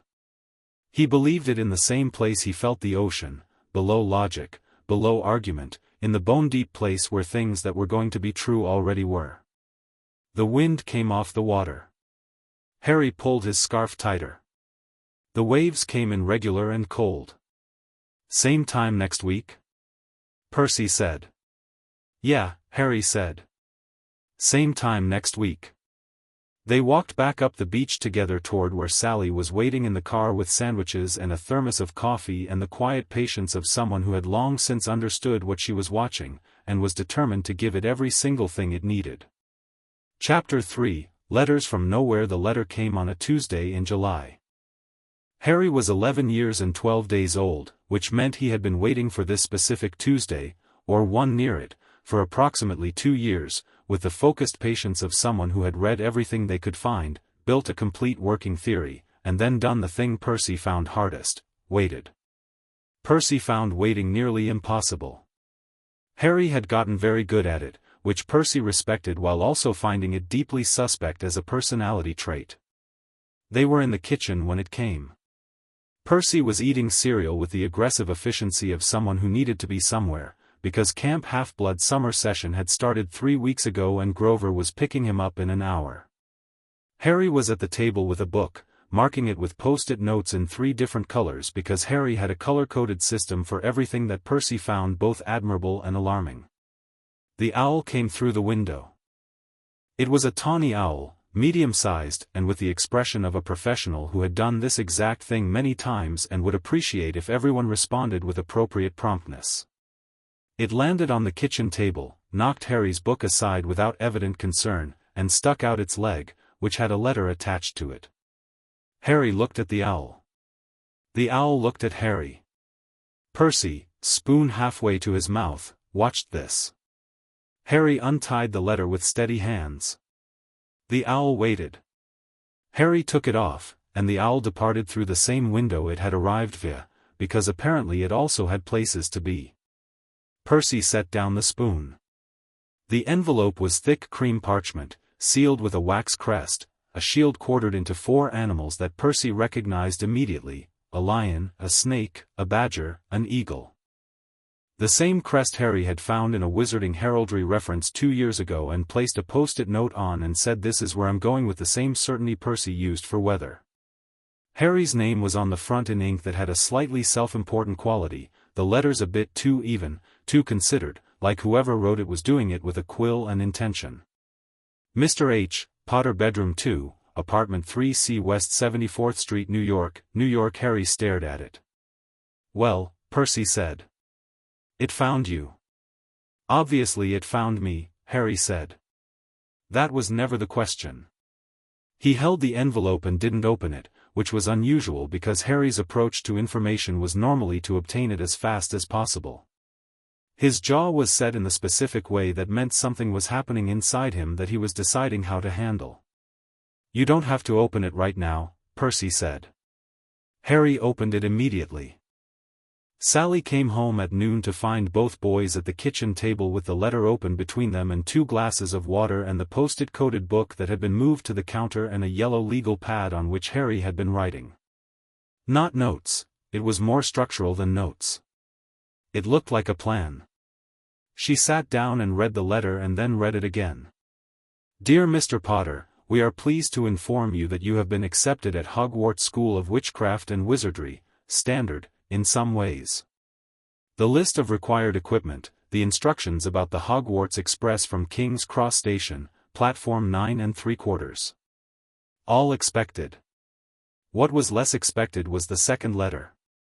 Sealed separately, with a different crest, just a single D, for Dumbledore, on heavier parchment, written in a hand that was personal rather than official. Dear Harry, I imagine this letter finds you well, wherever you are.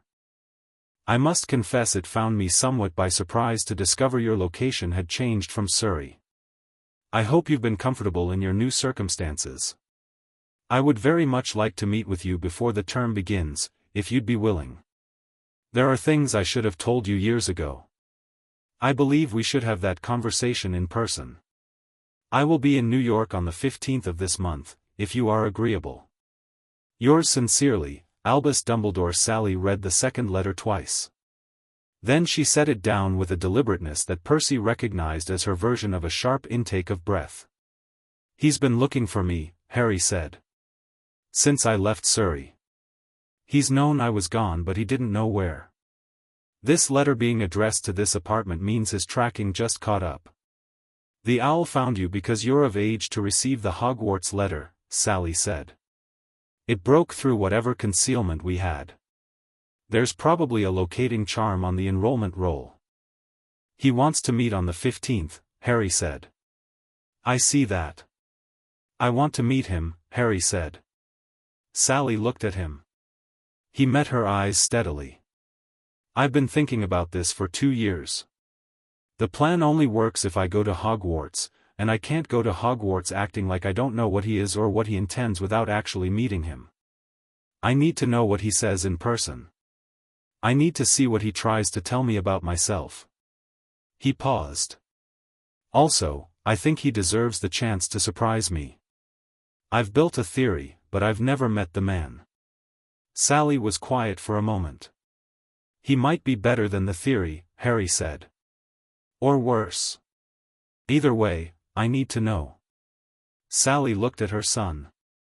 Percy was eating cereal again, having refilled his bowl during the second reading of the letter, and was watching this exchange with the focused attention he gave things that mattered. He hadn't said anything about the Dumbledore letter yet, which meant he was waiting for Harry to say what he thought before adding his own view. He'd learned this from Sally, the value of the second voice that confirmed rather than preceded. I'll be there, Percy said. Not a question. Harry looked at him. You have camp. Camp runs without me for a day. Chiron will understand, Percy said. Or he won't, and I'll miss one day anyway. It's not a discussion, Harry. Harry held his gaze for a moment and then nodded. Once, the matter closed. That was another thing about them. They developed a kind of conversational efficiency where certain things didn't need to be argued out because they'd been argued out once, years ago, and the conclusion held. You go, I go. That was one of those. All right, Sally said.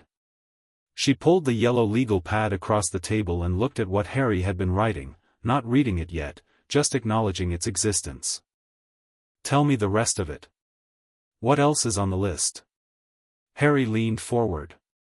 The Hogwarts letter is real and I'm going. That's decided.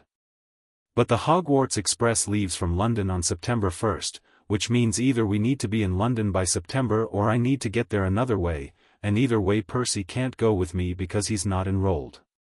So the question is what Percy's access is. He glanced at Percy. Tell her what Chiron said. Percy straightened.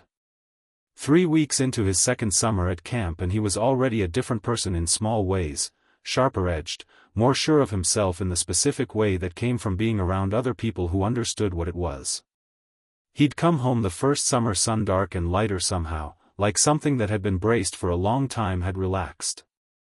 He'd also come home with a sword. It was in his room, in the lockbox Sally had given him, because Sally's rule was that weapons in the apartment were Sally's rule to make, and the rule was, secured, unloaded in the metaphorical sense, and accessible to Percy alone. The sword was celestial bronze, which he'd spent 6 months learning to use properly under a trainer named Ares Kid who was difficult and precise and very good at what he did. It was the length of a Roman short sword, balanced for someone Percy's size, and Chiron had told him, with the weight of considerable understatement, that it had been waiting for him. He'd named it Riptide. Because he was Percy Jackson and that was the name it wanted. Chiron knows about Hogwarts, Percy said. He's known about the wizarding world since before we were born, he's been around long enough to know everyone's business. His take is that the two worlds are going to intersect whether or not anyone plans for it, and that having someone on the magical side who's also on the divine side is either a very good thing or a very bad thing depending on who's planning the intersection. He paused. He wants to send a satyr with Harry to Hogwarts. Sally's eyebrows rose. A satyr inside Hogwarts. As a student. They can pass when they want to. Percy shrugged. Grover did it at our school for 2 years and nobody noticed except Mrs. Elliot, who thought he just had unusual feet. Mrs. Elliot notices everything, Harry said. The point is, Percy said, Chiron's position is that the two worlds crossing around Harry is going to happen and it's better to have someone there. The satyr is observation and backup. Not a spy. Just, someone who knows both sides. Who's the satyr? Sally asked. Grover, Percy said, with the tone of someone who had already fought this battle and won. Sally looked at him. Grover is 19 and barely has his searcher's license. Grover is loyal and he knows what to look for and Harry trusts him, Percy said. Also Chiron agreed and Chiron has better instincts about this stuff than anyone. Sally looked at Harry. Grover's good, Harry said simply. He worries too much, but that's useful in this context. Sally looked at the ceiling. Then she looked at her two boys and their respective plans and the yellow legal pad and the letter from Albus Dumbledore sitting open on the kitchen table and she made the face that meant she was adding up a number of things at once. All right, she said. Grover goes with Harry. Percy stays accessible. And we all meet Dumbledore on the 15th. You're coming? Harry said. You thought I wasn't? Harry opened his mouth and then closed it. He'd been with Sally for 4 years. He should have known better. Right, he said. Of course you're coming. Poseidon knew before it happened. He had been watching the letter's approach for 3 days, tracking it through the systems that the wizarding world used to locate its students, old magic, blood-based, the kind that pulled on ties of lineage and inheritance. He'd felt it touch the apartment, felt the confirmation flare across the threads he kept on his son's location, and he'd thought, here we go. He'd been in the Atlantic, far out, well past the continental shelf, at the depth where light became theoretical rather than actual, when Zeus had appeared. Not in person, Zeus had too much dignity for personal appearances in someone else's domain. But his presence was unmistakable, the pressure change, the way the water suddenly felt like it was being watched by a sky. You know what's coming, Zeus said, through the medium of the ocean, which was the only communication channel available to him here and which he used grudgingly, because gods of lightning did not enjoy expressing themselves through water. I know, Poseidon said. The boy is going to Hogwarts. Your son cannot go with him. Percy isn't enrolled at Hogwarts, brother. Percy will find a way to involve himself regardless. You know this. I know this. Everyone who has spent 30 seconds observing your son knows this. A pause. The old wizard will want the Potter boy contained and managed. Your son is the opposite of contained and managed. If Percy Jackson enters the British magical world, it will be noticed. Good, Poseidon said. The silence that followed had a quality of thundercloud gathering. You are deliberately provocative, Zeus said. I'm honest, Poseidon said. Which is occasionally the same thing. He waited a moment, then, what do you actually want, Zeus? Not the council's position. Yours. Another silence, longer, with the texture of actual consideration. Zeus, for all his bluster, was not stupid. He was political and proud, and sometimes those things made him stupid, but underneath them there was a god who had survived since before most current things existed, and surviving that long required intelligence. I want it to not be a mess, Zeus said finally. I want the Fates business to proceed without Olympian fingerprints on it. The Fates business has Olympian fingerprints on it already, Poseidon said. The question is whose? Meaning what? Meaning that whoever put those memory charms on Percy also had access to agreements made at Olympian level. Someone in our world touched theirs. This cross-contamination isn't new, brother. It's just visible now. Zeus was quiet for a long time. When he spoke again, the quality was different, less official, more real. Who put them there? I have a theory, Poseidon said. I'm still building the evidence. When I have it, you'll be the first to know. After yourself. Obviously after myself. Something that might have been, in a different register, the ghost of a laugh. Then, your son. He's been training. He has. He's remarkable, Zeus said, with the careful reluctance of someone paying a compliment about something belonging to a sibling. The reports from Chiron are, I've read them. He's remarkable. He is, Poseidon said. And felt, again, that thing he hadn't expected to feel when he burned those charms 3 years ago, the overwhelming, uncomplicated reality of being proud of a person, a specific person, his person. He gets it from his mother. You always say that. It's always true. July 15th was a clear New York morning, the kind where the light was sharp and everything cast a proper shadow, and Albus Dumbledore arrived at West 74th Street at precisely 10 o'clock because arriving precisely on time was, in his experience, a small but meaningful expression of respect. He had not been entirely sure what to expect. He had been looking for Harry Potter for 4 years. Not frantically, he had enough faith in blood magic to believe the boy was somewhere safe, and the tracking instruments at Hogwarts had continued to show a green light, meaning Harry was alive and well. But the specific location had eluded him, and when the enrollment letter had finally traced the address to a 3-bedroom apartment on the Upper West Side of Manhattan, he had spent a productive 2 days learning what he could about Sally Jackson. What he had learned was interesting. He stood at the door and knocked, and it was opened, before he had fully processed the completing of the knock, by a boy. Not Harry. He recognized Harry from the photo in the file, the black hair and the green eyes and the scar, though the scar was less prominent than he'd expected and the eyes were considerably more direct than the photograph suggested. This was a different boy. Dark hair, sea-gray eyes, a quality of watchful confidence that sat on him the way it sat on very young soldiers who had been in the field, not aggressive, but completely unafraid, which was its own kind of warning. You're Dumbledore, the boy said. I am, Dumbledore said. And you would be? Percy Jackson, Percy said. Come in. He stepped back and Dumbledore entered, and he understood immediately why the apartment had its own gravitational field, because the space had been arranged over time to be lived in a particular way, warm, specific, the kitchen table at the center of it with evidence of multiple people's projects scattered across it in organized chaos, bookshelves that were full in the way that meant they'd been chosen rather than acquired. There were post-it notes on the refrigerator in 3 colors. There was a lockbox on the counter that Dumbledore's eye was professionally drawn to. Harry was at the table. He was sitting with one leg crossed over the other and his hands flat on the table, and he was watching Dumbledore with the steadiness of someone who had prepared for this the way you prepared for an exam, thoroughly, and without visible nerves. "Hello, Harry," Dumbledore said. "Professor Dumbledore," Harry said. "Please sit down." Dumbledore sat.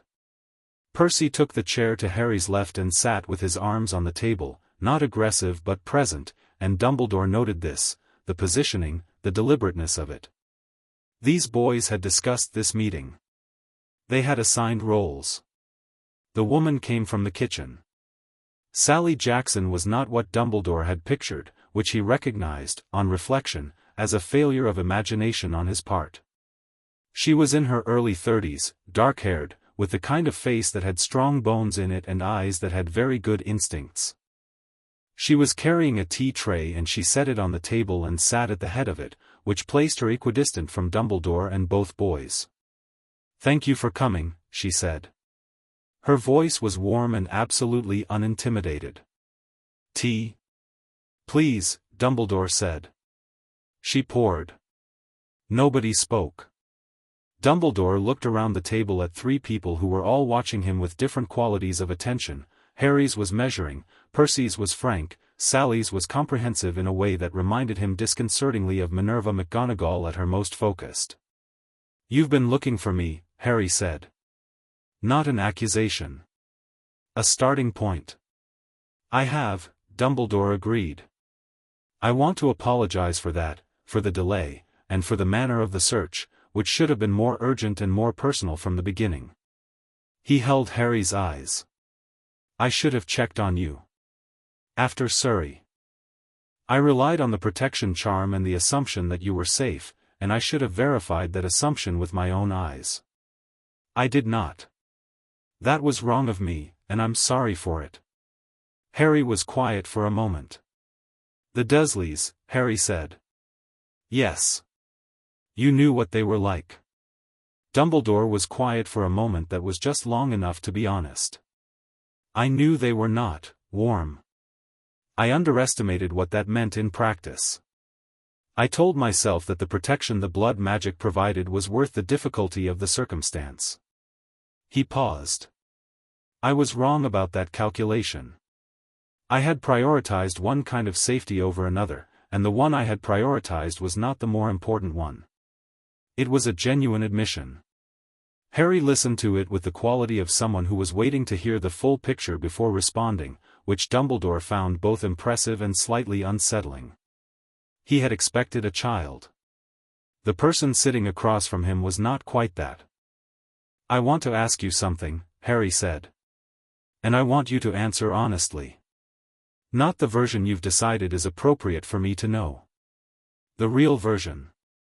"I'll do my best," Dumbledore said, and meant it, because Albus Dumbledore had a great many failings, but being a deliberate liar to someone's face was not one of them. "Voldemort," Harry said. "When he killed my parents. What happened to him and what happened to me?" Dumbledore looked at him for a long moment. Then he looked at Sally.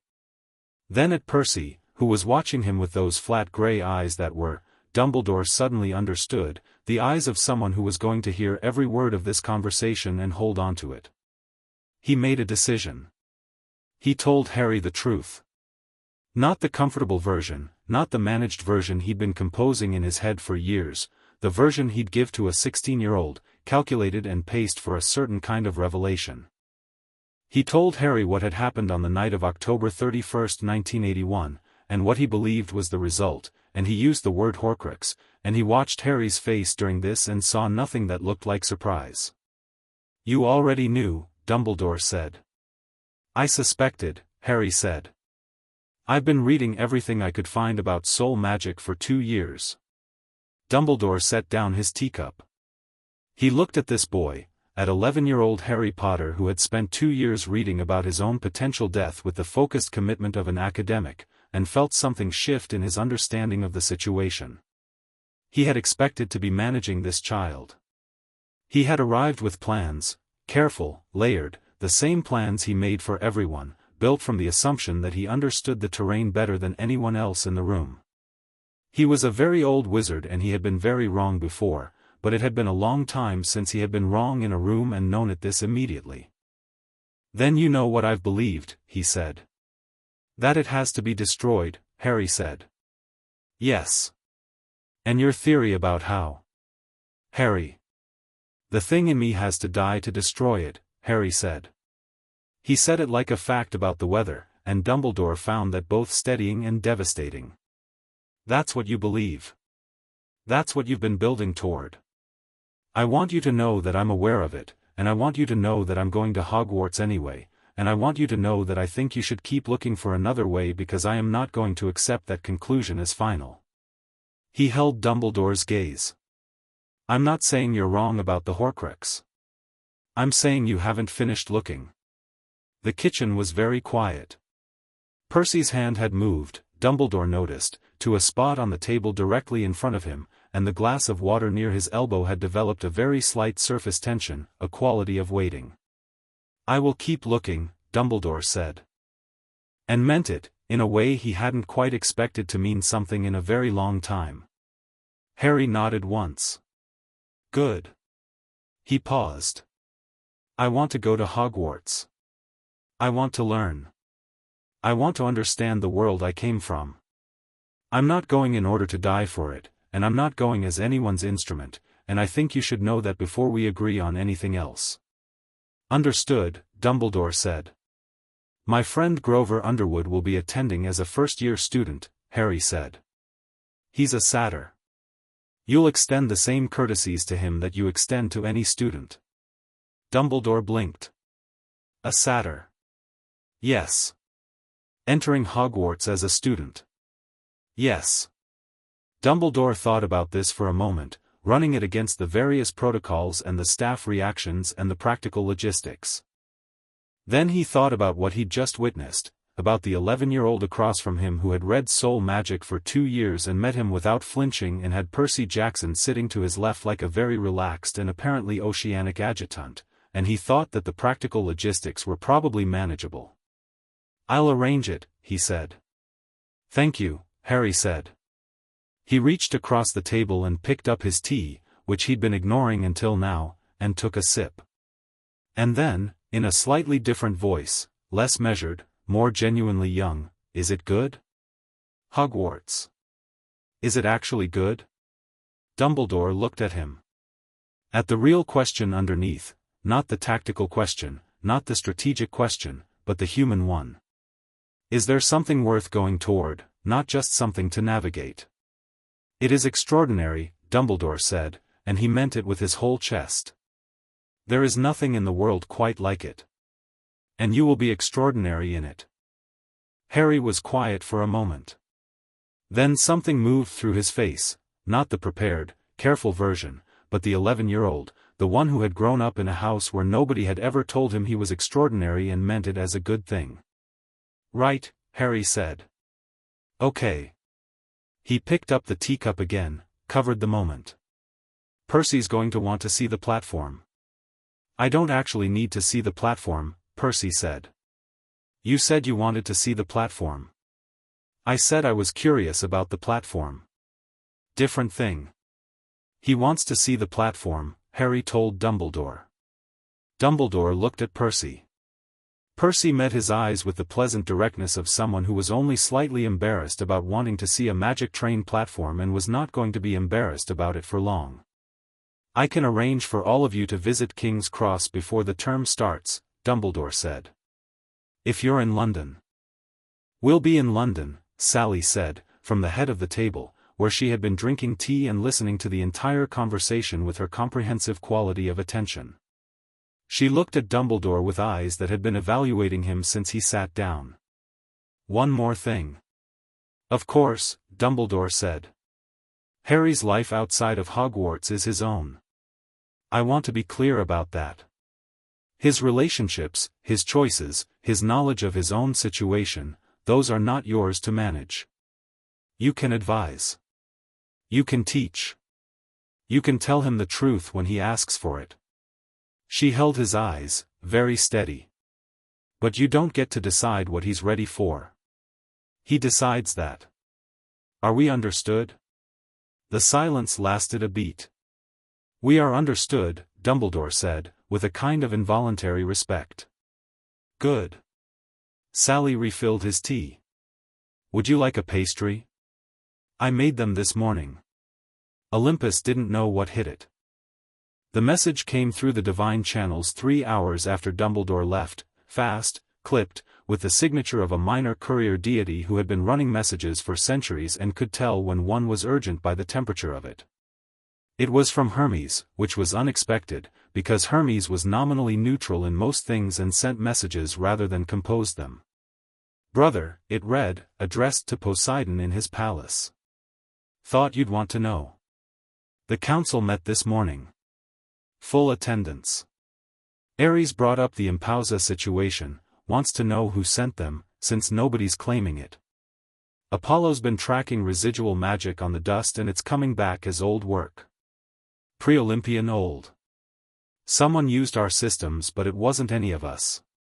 There's more. Athena's been running an analysis of the memory charms you burned off the Jackson boy. She's found the signature. She hasn't told Zeus yet. She's told me. The signature belongs to someone who should not have had access to demigod children in the first place. I'm not naming them in writing, but the initial is C and they have a very long history of deciding the outcome of things they weren't supposed to touch. You may want to be ready.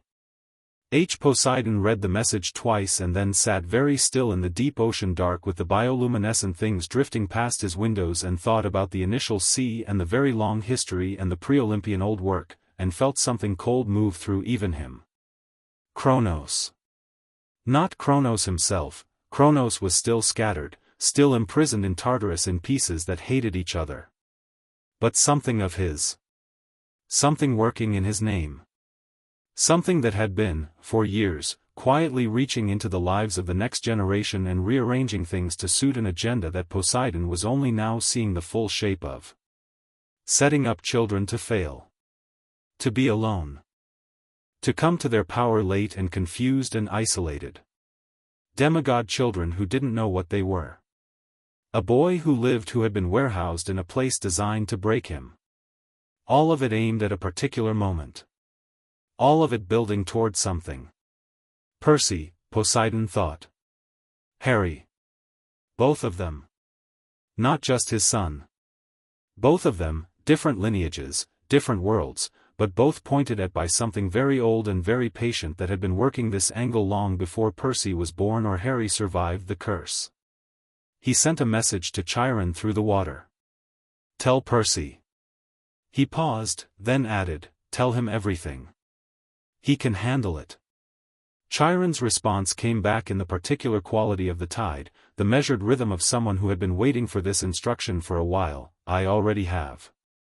Percy came back from camp 3 days later with a new scar on his left forearm from a training accident with a hellhound and a look on his face that Harry clocked immediately. What? Harry said. Tell me what you know about Kronos, Percy said, dropping his bag in the hallway. Harry looked at him.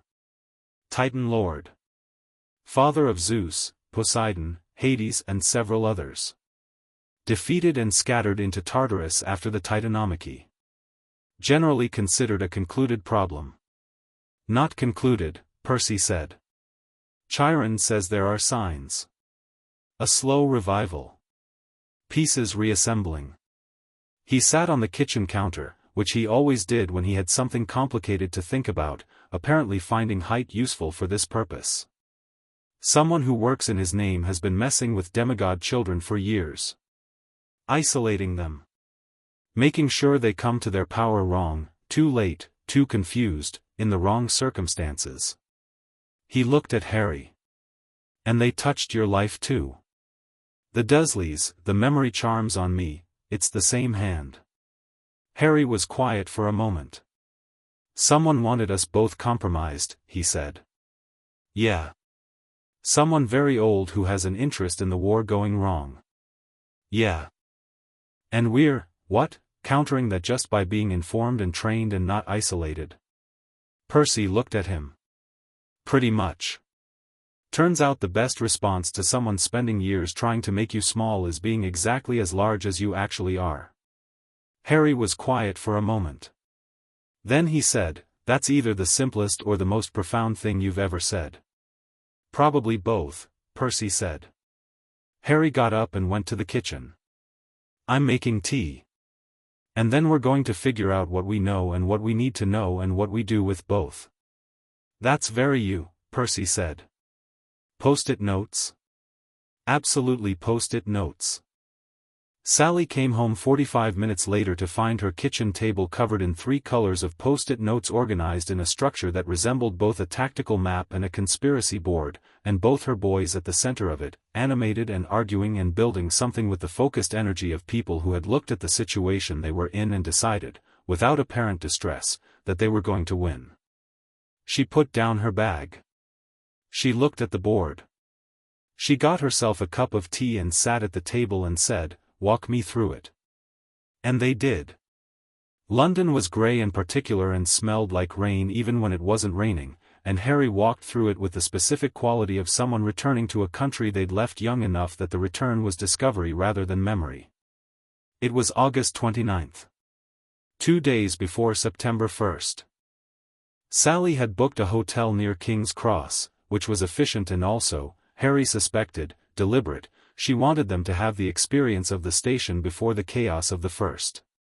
They'd spent 2 days in Diagon Alley, which had been its own thing entirely, and Percy had come with them because Percy was not going to not come to Diagon Alley, Camp Half-Blood scheduling notwithstanding, and because Dumbledore had quietly arranged a day pass on the basis of what he described to the Ministry as exceptional circumstances and what Percy described to Harry as Dumbledore understanding that keeping me out was functionally impossible.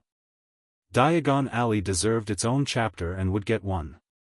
Gringotts had been the beginning of it. Harry's vault, opened with a key that Dumbledore produced from somewhere on his person with the air of having been steward of it for 11 years, and the cart ride down into the earth, and then the vault itself, which was, well, it was considerable.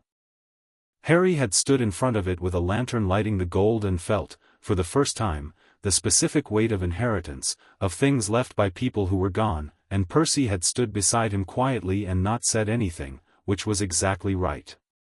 They had bought robes and books and a cauldron and an owl. The owl was a snowy white one, which Harry had chosen because it had looked directly at him through the cage bars with an expression of mutual recognition that he'd found compelling and not at all explainable. He'd named her Hedwig, from a name in a book of saints he'd read at age 8, because Harry's naming conventions were literary and he'd never apologized for it. Percy had no business in Diagon Alley technically but had found his way into approximately every establishment on it through the combination of his own curiosity and the strange fact that magical shopkeepers seemed to respond to him with a kind of professional interest they didn't show most people. In Madame Malkin's it was a brief confused consultation about whether he needed robes. In Flourish and Blots it was an extended philosophical discussion with the owner about the Greek magical tradition, which Percy had initiated by pointing at a reference text on the Olympian magical system and saying with complete authority that the section on Poseidon was wrong. In Ollivander's it had been something else. Ollivander's was dim and wandered back into its own interior in a way that made geometric sense on no recognizable level, the shelves of narrow boxes going up further than the ceiling should have allowed, and Garrick Ollivander himself was as described in every account Harry had found, silver-eyed, ancient in the way of things that were old rather than simply aged, with a quality of complete and unervingly personal attention. He had fitted Harry with the assistance of some experimentation, the wand finding him rather than the reverse in the familiar way, holly and phoenix feather, 11 inches, supple. When the wand chose Harry, Ollivander had looked at him for a long time with those silver eyes. "I remember every wand I've ever sold," he said. "And I remember the wand that gave you that scar. The phoenix who gave the feather for your wand gave only one other. They are brothers." "Voldemort's wand," Harry said. Ollivander looked at him, perhaps expecting flinching. Harry did not flinch. Yes, Ollivander said. That's going to matter, Harry said. I'll need to understand how and why. Ollivander was quiet for a moment with the quality of genuine surprise. Yes, he said. You will. Then Percy had picked up one of the wands that had been rejected, a long dark one, ebony and something the tag identified as dragon heartstring, and the entire shop had reacted. Not warmly. Every wand on every shelf had trembled simultaneously, a sound like wind through grass but in a closed room, and Ollivander had moved faster than his apparent age allowed and taken the wand from Percy's hand. Not for you, he said, and then looked at Percy the way he'd looked at Harry but with a different quality, less familiar, more electric. Do I need one? Percy said. He seemed genuinely curious rather than offended. No, Ollivander said, slowly. No, I don't think you do. There's already, he peered at Percy. There's already something. Something you work with. A wand would be redundant at best and catastrophic at worst. He paused. You're not magical in the wand-requiring sense. No, Percy agreed. What did you feel when I picked it up? The ocean, Ollivander said, very simply, and there was something in his face that wasn't fear exactly but was its neighbor. Percy nodded, apparently satisfied. Yeah, he said. That tracks. He'd put the wand back on the counter, and Ollivander had replaced it on its shelf with careful hands, and they'd paid for Harry's wand and left, and outside in the alley Percy had turned to Harry and said, the ocean, with a grin that was equal parts delight and wondering, and Harry had said obviously the ocean, it's always the ocean with you, and that had been Diagon Alley. Now they were at King's Cross. It was a Thursday morning, the day before the express, and Dumbledore had arranged this with the station management and the ministry, which meant there were 2 ministry officials standing at either end of the corridor between platforms 9 and 10 looking professionally unconcerned. Harry stood in front of the barrier with the trolley bearing his trunk and Hedwig's cage and looked at the brick wall. Through it, Percy said, from beside him. I know how it works, Harry said. Then why are you looking at it like a puzzle? I'm not looking at it like a puzzle. I'm taking a moment. Is this a moment-taking situation? It's a wall. It's a magic wall between 2 worlds, Harry said. I think a moment is earned. Percy considered this. Fair enough. Take the moment. Harry took the moment. Then he pushed the trolley straight at the brick wall between platforms 9 and 10 and didn't slow down, and the wall admitted him, and he was through. The platform on the other side was everything the description had promised, the scarlet engine, the steam, the families and trunks and owls and the particular atmosphere of a place that was entirely itself. Harry stopped and looked at it, the trolley handle still in his hands, and felt something happen that he didn't have a word for yet. Percy came through behind him, and Sally behind Percy. Percy looked at the Hogwarts Express with the expression he got in front of things he found genuinely impressive, which was comprehensive and almost reverent and didn't last long before it became enthusiasm. That is a really good train, he said. It is, Harry agreed. Why does it have to be in London, though, Percy said. Why can't it depart from New York? Because Hogwarts is in Scotland, Percy. I'm just saying. The principle of magic trains should be more widely applied. Sally was looking at the platform with her particular quality of comprehensive attention, the kind that filed everything and would be organized later. She looked at the families, the ones who clearly knew this world, moving through it with practiced ease, and the ones who were clearly here for the first time, wide-eyed and overwhelmed. She looked at Harry. He was looking at the train with his glasses and his new robes and his trunk and Hedwig and the holly wand in his pocket, and his face was doing something Sally recognized as the opening of a door that had been closed a long time. Not just to Hogwarts. To something larger, to the knowledge that he was exactly where he was supposed to be, going towards something that was genuinely his. She put her hand on his shoulder. He turned, and she hugged him, and he hugged her back with both arms, which was something he'd learned to do without stiffness about 2 years ago, and she said in his ear, "You go in knowing who you are. Don't let anyone tell you different. I know, Harry said. Percy's going to find a way to communicate daily even though you have an owl and he is technically at camp. I know. Dumbledore will try to manage things. You can respect his experience and still disagree with his methods. I know, Sally. Grover will worry excessively and that's useful. Let him worry. Sally. I'm almost done. Take your time, Harry said, and there was a smile in his voice. She pulled back and looked at him. 11 years old, for years fed and rested and properly optometrist attended, the scar visible at his hairline, the green eyes behind the good glasses, the whole shape of him upright and secure in a way that the child on the November pavement had not been and could not have predicted becoming. We're proud of you, she said. Harry nodded, very quickly, and looked at the train. Percy put his fist out. Harry bumped it. I'm going to find out everything about this, Percy said, meaning the wizarding world, meaning Hogwarts, meaning all of it. And then when you get back at Christmas you have to tell me everything I didn't find out. That's going to be a long conversation. I have a lot of time. I'll be at camp being attacked by mythological creatures, which leaves a lot of room for anticipatory reading. Harry laughed, and got his trolley moving, and walked toward the train.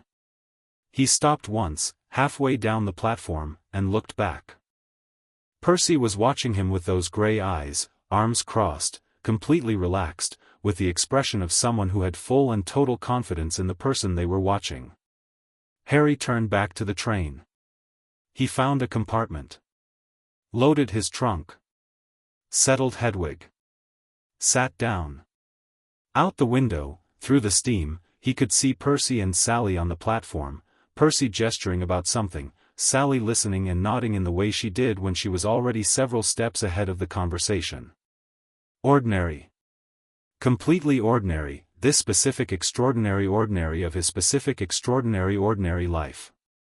The train began to move. Harry watched the platform until it was gone, and then he watched London rolling past the window, and then he watched England, and then he turned to face forward. A red-haired boy was standing in the compartment doorway, freckled and slightly overwhelmed and holding a rat. Is it all right if I sit here? Everywhere else is full. Harry looked at him. Yeah, he said. Come in. The boy sat. The train moved. England moved past the window in its late August green. Behind them, on the platform, the steam cleared.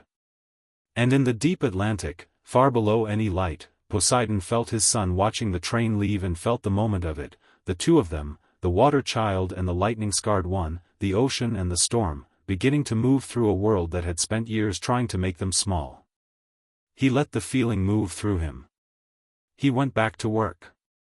Chapter 4, Two Worlds, One Storm. The thing about Hogwarts was that it was completely, aggressively, unapologetically real. Harry had known this intellectually. He'd spent 2 years building a model of it from every source he could find, magical theory texts from the Greenwich Village bookshop, Grover's second-hand accounts from satyrs who'd done reconnaissance near the Scottish borders, 3 different histories of British wizardry that Percy had found in increasingly improbable places and posted to him with post-it notes that said things like this part seems important and Chiron says this is wrong but interestingly wrong. He'd had a complete working theory of Hogwarts before he set foot on the Hogwarts Express. None of it had fully prepared him for the moment the boats came around the bend in the lake and the castle appeared. It rose out of the Scottish dark like something that had always been there and always would be, towers against a sky full of stars, lit from within, reflected in the black water below, and Harry looked at it from his boat. He'd ended up sharing with the red-haired boy, whose name was Ron Weasley, and a girl who had introduced herself as Hermione Granger with the specificity of someone clarifying the record before any mistakes were made, and felt the word home attempt to attach itself to the image in a way that he noted and didn't argue with.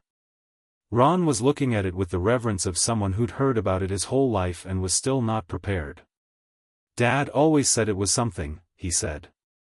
He was right, Harry said. You've never been before? Hermione asked, because Hermione was already gathering social information with the systematic efficiency of someone who intended to understand her environment.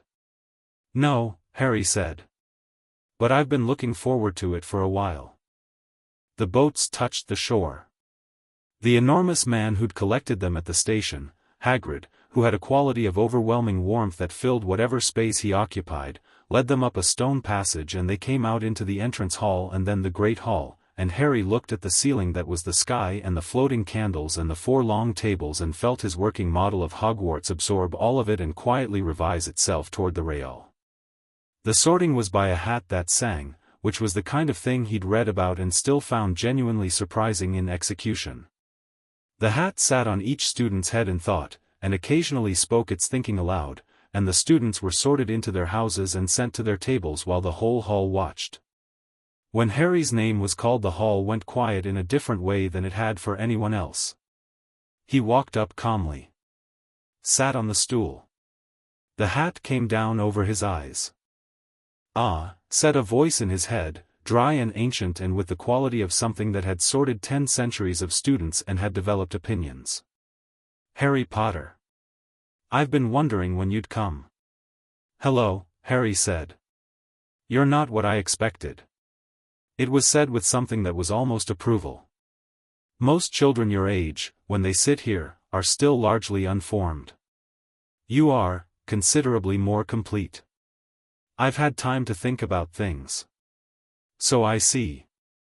The hat was quiet for a moment, moving through his mind with the delicate interest of an archaeologist at a dig. "Plenty of courage, I see. Not inconsiderable intelligence. Loyalty, yes, deep loyalty, the kind that comes from choice rather than circumstance. And a will, a very particular will, to know things as they are rather than as they are presented." "Yes," Harry said. "Any of the 4 houses would have you with genuine conviction. But there's something," the hat paused. "You're going to say Gryffindor, aren't you? Before I say it. Is that where I belong?" "The courage is real," the hat said. "And not the simple kind. The kind that knows exactly what it's walking toward and walks anyway." "Yes. Gryffindor. Though I want to note that you could have been anywhere, and that the sorting of a person into a category is always a reduction." "Noted," Harry said. "Thank you."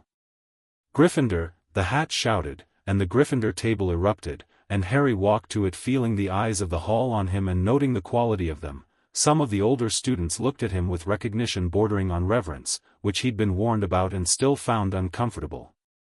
He sat down next to a pair of twins with identical grins who said, in unison, "Welcome to the best house," and he said, "I've heard it argued," which made both of them light up. Hermione was sorted Gryffindor. Ron was sorted Gryffindor with a speed that suggested the hat didn't need long.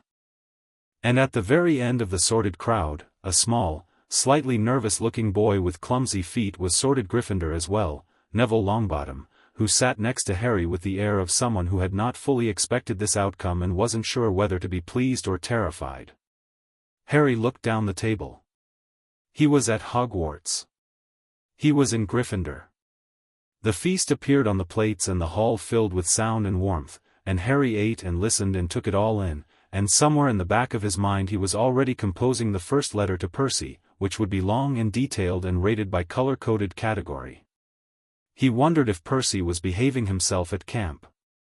Percy was not, by most definitions, behaving himself. Camp Half-Blood in late September was a different thing from Camp Half-Blood in summer, quieter, harder-edged, the campers who stayed year-round rather than attending only for the warmer months, which tended to be the ones with fewer options in the mortal world and more commitment to the training. Percy was technically year-round now, returning to the city for weekends and holidays, and he had moved through the camp hierarchy with a speed that had initially produced resentment and had subsequently produced a complicated kind of respect, which was more useful. The resentment had peaked around week 3 of his first summer when he'd beaten Clarice Larue in the Capture the Flag with a rainstorm he'd called down on a clear July day. Clarice, daughter of Ares, was large and precise and had all the subtlety of a battering ram, which Percy respected as a tactical choice while thoroughly defeating it. She had shoved him face first into the dirt afterward and told him she'd be waiting, which Percy had accepted as the beginning of a functional working relationship. She'd been right. They had a functional working relationship now. It involved a lot of shoving, but the distribution of it was currently roughly equal. He was in the armory when Chiron found him, sharpening Riptide with the particular focus he gave the task, not because Riptide especially needed sharpening, being celestial bronze and effectively magic, but because sharpening a weapon was the kind of methodical physical task that let him think. Chiron in his full form was a centaur, chestnut brown and tall, with the bearing of someone who had spent millennia educating heroes and had stopped being surprised by most of them. He and Percy had an understanding. The centaur had recognized, early on, that Percy didn't respond well to the managed approach, to information being rationed and delivered at the calculated optimal moment. He'd adapted. He treated Percy like a student rather than a piece, and Percy had responded by becoming the most technically skilled camper in camp in approximately 8 months, which had given Chiron a very particular look that Percy had learned to identify as suppressed satisfaction. "Your father sent a message," Chiron said. Percy kept sharpening. "What kind?" "The kind that means something is moving faster than expected." Chiron settled into the space beside him, which was a process because even folded, Chiron was substantial. "You know about Luke Castellan." Percy set down the whetstone. He did know about Luke Castellan. Everyone at camp knew about Luke Castellan, the way you knew about a scar from an old injury, constantly, with a quality of ongoing relevance. Luke was 21, son of Hermes, and had left camp 2 years ago after a quest that had gone wrong in ways that were still being reconstructed from the aftermath. He'd taken a quest to the Garden of the Hesperides and come back with a scar from jaw to eye and a bitterness so total that several campers who'd been close to him still flinched at his name. Or he'd come back, and then he'd left. Vanished into the world outside. Still alive, by all accounts, but not accounted for, and not coming back, and the reasons for both were layered in a way that Percy had been slowly unpicking. "He's been making contact," Chiron said. "Not with campers here, with demigod children who never made it to camp. Unclaimed ones. The ones who fell through the cracks." "Recruiting," Percy said. "That's the concern. For Kronos. Directly or indirectly. His anger at the gods is genuine and earned, and that makes him effective. He knows how to speak to children who have been failed by Olympus because he is one of them." Chiron paused. "He will try to contact you." Percy picked up the whetstone again. "Because I'm Poseidon's son. Because you are Poseidon's son and you know it, which makes you either the most threatening thing to his argument or the most valuable convert." Chiron held his eye. If he can bring a fully aware son of one of the big three to Kronos' side, it changes the shape of everything he's building. "He can't," Percy said. "I know that. I want you to be ready for the approach, not the outcome. He's persuasive. His grievances are real. He's going to say things that are true, about Olympus, about the way demigod children are treated, about the gods' failures, because the most effective recruitment has truth in it." Percy thought about this. "I know the gods fail their kids," he said. "I've seen it here every summer. Kids who were claimed late, kids who were never claimed, kids who went on quests and didn't come back. I don't have," he paused, finding the words. "I don't have the same anger Luke has. I had Mom. I always had Mom. And what happened with Dad was what it was, but at least I knew who he was, and he was trying within the limits of what he could do." He set down Riptide carefully. "I'm not going to pretend Olympus is perfect to argue against Luke. I'm going to tell him that burning it down doesn't fix what was wrong with it." Chiron was quiet for a moment. "He won't find that satisfying." "I know," Percy said. "But it's true." Chiron nodded slowly. "One more thing. The British situation, your brother. Harry wasn't technically Percy's brother by blood or law. He was his brother in the way that the word contained a meaning beyond the technical, and everyone at camp who'd heard Percy talk about him understood this without requiring clarification. He sent his third letter, Percy said. Things are fine. Apparently the defense against the dark arts teacher smells wrong. Smells wrong how? Like something that shouldn't be there is there. Percy frowned. Harry's good at sensing things like that. He didn't have a name for it, but he said it reminded him of the impausa, that underneath-the-surface wrongness. Chiron's expression did something careful and unhappy. Quirinus quarrel, he said. He's been the teacher there for several years. He took a sabbatical last year and came back changed. A pause. If Harry's sensing what I think he's sensing, there's something on Quirrell, Percy said. Or in him, Chiron said. The Horcrux in Harry isn't the only piece of Voldemort still in the world. There may be others using other vessels. Percy absorbed this with the focused quiet of someone filing it immediately. I need to get to Hogwarts. You are not enrolled at Hogwarts. I wasn't enrolled at Diagon Alley either, and I spent 2 days there. Diagon Alley is not a magically fortified Scottish castle. Chiron. Percy looked at him directly. If something is in Quirrell and it's in the same building as Harry, I need to be able to get there. Chiron held his gaze for a long moment. I'll contact Dumbledore, he said. Contact him fast, Percy said. He picked up Riptide and sheathed it. Harry's letters have been every 3 days. His last one was 5 days ago. Harry's last letter had been delayed because Harry had been in the hospital wing. It hadn't been anything catastrophic. He needed to tell Percy that immediately, because Percy's response to the word hospital was a very specific brand of alarming, and Harry had learned to front-load reassurance into any medical communication. He was fine. He was sitting up in bed with Madame Pomfrey fussing at his blood pressure and Hermione at his bedside with a book and Ron next to her eating hospital wing biscuits with the systematic focus of someone who had found an unexpected resource. What had happened was the troll. It had come in on Halloween, let into the castle by someone, though the how and why were still being untangled by the staff, and the school had been evacuated to dormitories while the teachers dealt with it, and somehow, through a sequence of events that had seemed completely logical at the time and in retrospect was arguably defensible, Harry and Ron had ended up in a bathroom with a 12-foot mountain troll and Hermione, who'd been crying in that bathroom and hadn't known about the evacuation. The troll had been neutralized by a combination of Ron levitating its own club and Harry jumping on its back and sticking his wand up its nose, which was not a technique covered in the standard book of spells, grade 1, but had been effective. Madame Pomfrey had found some bruised ribs, which she'd fixed in 40 minutes, and some superficial cuts from the bathroom tiles, which she'd fixed in 10. Harry had spent one night in the hospital wing mostly because she'd insisted rather than because he needed to. He was writing the letter in the hospital wing while Hermione and Ron argued quietly about proper wand technique and the fact that it was Ron's technique that had technically worked, which Harry had confirmed and Hermione had accepted with the grace of someone who found accurate information more important than being right. Percy, I'm fine, lead with that, genuinely fine, 1 night in hospital wing for bruised ribs which are already fixed.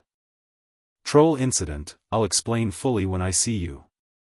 Ron Weasley levitated a club via Wingardium Leviosa, and it's going to be the most useful thing he learns all year. The Quirrell thing is getting more specific. I can't see him directly without the smell getting stronger. It's gotten worse since Halloween, like whatever it is more present than it was. Grover agrees with my assessment. He's been watching from a distance and his shatter senses are better than mine for this particular type of thing. He says it's dark, old dark, the kind that's been around since before most things. Also there's a 3-headed dog on the 3rd floor guarding something. I'm not going to investigate it yet, but I want you to know it exists. Hermione Granger is extraordinary and I think you should know that. She knows more magic than most 3rd years already, and she is going to be important to whatever happens here. Ron Weasley is loyal and funny and has a great family. His brothers Fred and George are the funniest people I have ever met, which is saying something given that I live with you. His mother sent me a care package for Halloween that made me have to go stand in the corridor for a few minutes. Hogwarts is everything, Percy. I mean that. You need to find a way to see it. HPS. The castle moves sometimes. Not earthquakes, deliberate. Like it's adjusting. I haven't figured that out yet, but I'm working on it. He sealed the letter and attached it to Hedwig's leg, and she departed through the hospital wing window into the Scottish evening with the dignity of someone who had been delivering correspondence since the job was invented. Hermione looked up from her book. Percy's going to panic about the hospital wing part. I said I was fine at the start. You said you were fine, and then you told him about the troll and the ribs. The ribs are healed. Percy is going to focus on the troll, Hermione said, with the certainty of someone who had been hearing about Percy Jackson for 2 months and had built a very accurate model. Percy focuses well, Harry said.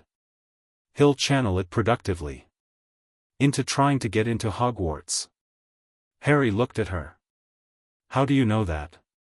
Because that's what someone who loves you would do, Hermione said, with complete logical matter-of-factness, and went back to her book.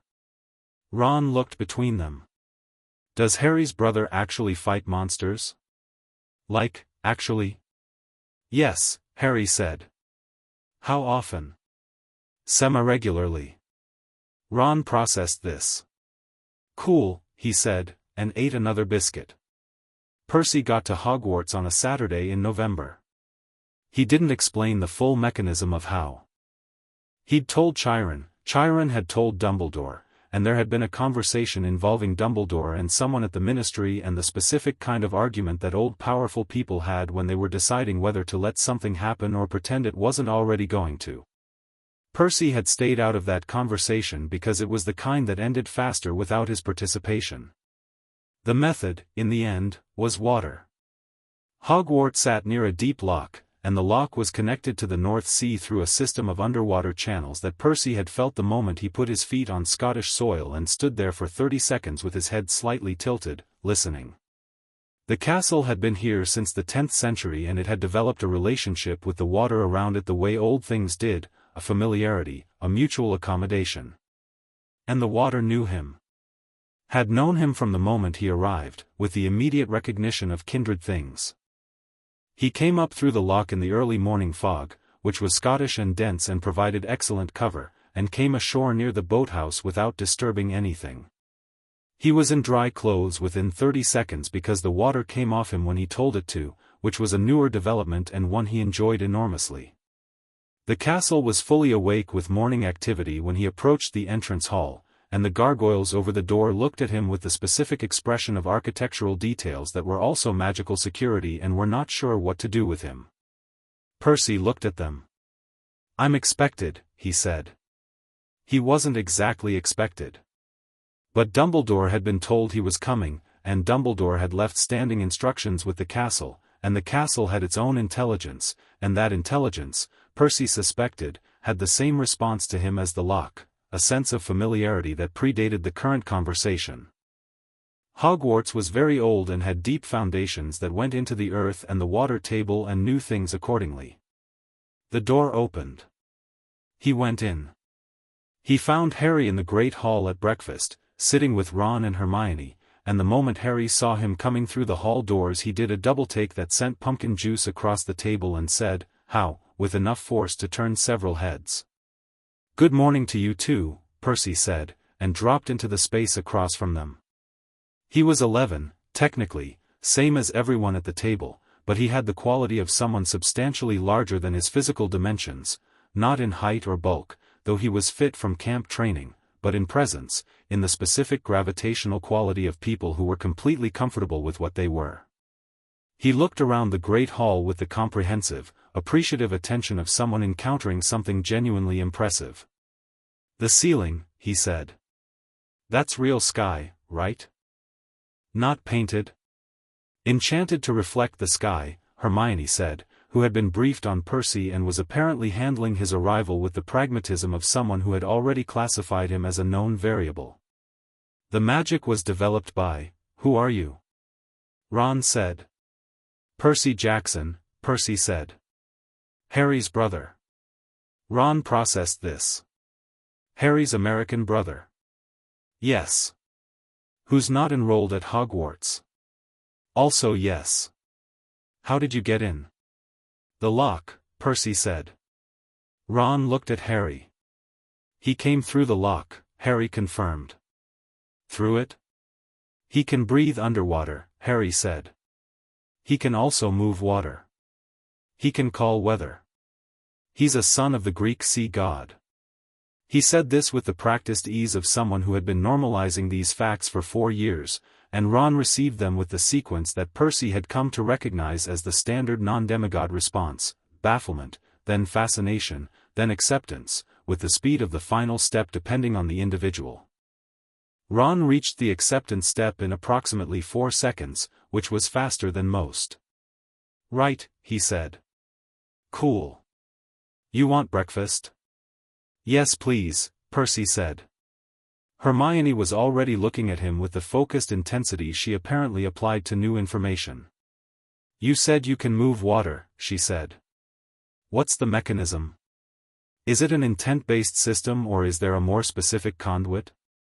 Intent-based, mostly, Percy said, helping himself to toast. But it interacts with natural water systems better than contained ones. The lock was easy. A glass is harder because it's isolated. That's consistent with elemental magic theory, Hermione said, pulling out what appeared to be a small notebook from somewhere on her person. There's a chapter in Advanced Magical Theory about the relationship between intent-based casting and natural versus artificial containment, Hermione, Ron said. He's clearly a primary source, Hermione said, unrepentantly. Primary sources are valuable. Percy looked at Harry. Harry raised his eyebrows in an expression that said, "You see what I've been dealing with," and Percy responded with an expression that said, "She's incredible," and Harry's expression said, "Yes, obviously." This entire exchange took 4 seconds and was entirely conducted without words because 4 years of living together had produced a conversational channel that operated well below the spoken. Percy looked around the great hall properly now, cataloging. He'd been reading everything about Hogwarts from every source Harry had sent him, and Harry sent detailed sources, because Harry's letter writing was thoroughgoing in a way that made Percy feel like he had a correspondent at the front lines. He could identify the house tables, the staff table at the front, the ghosts drifting through walls with the proprietary ease of residents rather than visitors. He could also identify Quirinus Quirrell. The man was at the staff table, in a purple turban, with the quality of someone who had cultivated smallness as a survival strategy, the hunched posture, the defensive stillness, the slightly too careful way he held himself. And underneath all of that, under the human exterior, Percy felt what Harry had described in his letters as the wrong smell, but which Percy experienced differently, not smell, but pressure, the specific pressure of something deeply wrong with the water in his immediate environment, like a cold current in warm water, and the cold current was coming from Quirrell. Something was in that man. Whatever it was, it had the quality of Tartarus, not the depth. Nothing here had the full depth of Tartarus, but the fingerprint of it, the same signature as things that had been forged in the most wrong place in existence. Percy had encountered monsters in New York, had fought 2 Impausi, had trained against hellhounds and other things at camp.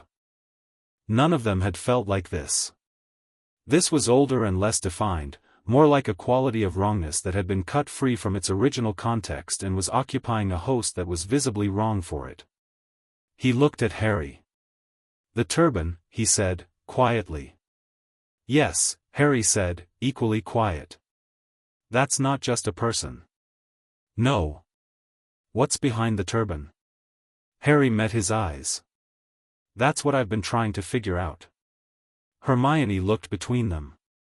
I've been running research on Quirrell in the library, she said, keeping her voice low, apparently having connected the dots at her characteristic speed. His sabbatical. Where he went, what he might have encountered. There are accounts from Albanian wizards of something in the forests there, a presence, displaced, looking for a host. Voldemort, Harry said. A piece of him, Hermione said. Or his shade. I've been reading about soul magic and I think, she paused, choosing precision over speed. I think a shade can attach to a willing host and persist there. It would explain the change in Quirrell's personality after his sabbatical. It would explain the detection Harry and Percy are both having. And it would explain why he's at Hogwarts. Something in the castle, Percy said. Something Quirrell, or what's inside him, is after. The third-floor corridor, Harry said. The dog, Percy said. What's it guarding? They looked at each other. We need to know what's on the third floor, Percy said. We know it's heavily guarded and that the staff have been told not to go there, Hermione said. That's not the same as knowing what it is, Percy said. Percy, Harry said. I'm not saying we go there today, Percy said. I'm saying we need to know what we're dealing with before Quirrell gets to it. Whatever it is, it's significant enough to put a three-headed dog in front of it, and something wearing the shade of a Dark Lord wants it. Fluffy, Ron said. Everyone looked at him. The dog, Ron said. Hagrid mentioned it by accident a few weeks ago. He called it Fluffy. And he let slip that it belongs to him and that he got it from a Greek man. He paused. A Greek man. Which now seems relevant. Cerberus adjacent, Percy said immediately. Three-headed dog from a Greek source. That's Heracles' territory, or Olympian. Something brought here from the Greek mythological tradition. He was quiet for a moment. My world and your world keep crossing over. They've been crossing over for a while, Harry said. We just keep finding new places where. Percy looked at the turban again. Whatever was in Quirrell had been in Quirrell for at least a year, and it was here for a specific purpose, and the purpose was the thing behind the dog, and the thing behind the dog was significant enough that Dumbledore had apparently organized an extremely robust security system for it. The stone, Hermione said. They all looked at her. I've been running the logic. A series of protections, a three-headed dog, something extremely valuable. The Philosopher's Stone was reported stolen from Gringotts' vault in July. On the same day that Harry and Mr. Dumbledore visited to collect Harry's vault contents. She was not pleased about this particular connection. I think the stone was moved here after the attempted break-in. I think someone tried to steal it in July and failed, and Dumbledore moved it to somewhere he considered safer. Gringotts break-in, Harry said. He frowned. That was the same day we were there. Yes, Hermione said. They were all quiet for a moment. Percy looked at the turban once more. He's going to try to take it, he said. Quirrell. The shade in him. That's the play. Yes, Hermione agreed. And if he gets it, the stone can produce the elixir of life. Indefinitely. Which means a shade that currently needs a host to exist could use the elixir to get a body, Harry said. Come back properly. The great hall was warm and full of noise around them, hundreds of students eating and talking and completely unaware, and the four of them sat at the end of the Gryffindor table and looked at what they'd assembled. We need to tell Dumbledore, Hermione said. Everything we know. Properly documented, logically presented. He might already know, Harry said. He might, Hermione said. But he needs to know that we know. So he can't decide what we're ready for. Harry looked at her with something that was very close to affection. Exactly, he said. Percy stood up. Dumbledore can wait an hour. I want to see the castle first. Percy, an hour, Percy said. I've been reading about this place for months. Give me an hour. Then we do the practical thing. He looked at Harry. Show me the moving staircases. Harry looked at him. He looked at the problem in front of them, the shade in the teacher, the stone behind the dog, the convergence of two worlds' darkest things in one Scottish castle. Then he stood up. Come on, he said. The castle in daylight was magnificent and specific and strange in all the right ways, and Percy moved through it with the quality of attention he gave things that earned it, the way the staircases changed direction with the interested unpredictability of things that had opinions, the portraits that didn't just hang but watched and occasionally commented, the way the stone itself had a temperature that changed by section, warmer near the inhabited rooms, cooler near the older foundations. He could feel the water table beneath the whole structure, very deep, and the castle's foundations went down into it, centuries of stone in permanent conversation with the underground water, and the water knew exactly where it was and was comfortable there. He met the ghosts, nearly headless Nick, who had opinions about his own decapitation situation that Percy heard respectfully, the bloody Baron, who looked at Percy with recognition that Percy filed for later. He met Neville Longbottom properly, a quiet nervous boy who turned out to be considerably less nervous once it became apparent that Percy was not going to treat his accidental magic like a source of embarrassment but like a thing that needed better instruction. He met the Weasley twins, Fred and George, who arrived at the end of the first corridor with the energy of people who had found an interesting new element and wanted to see what it did. "You actually came through the lock," Fred said. "Yes," Percy said.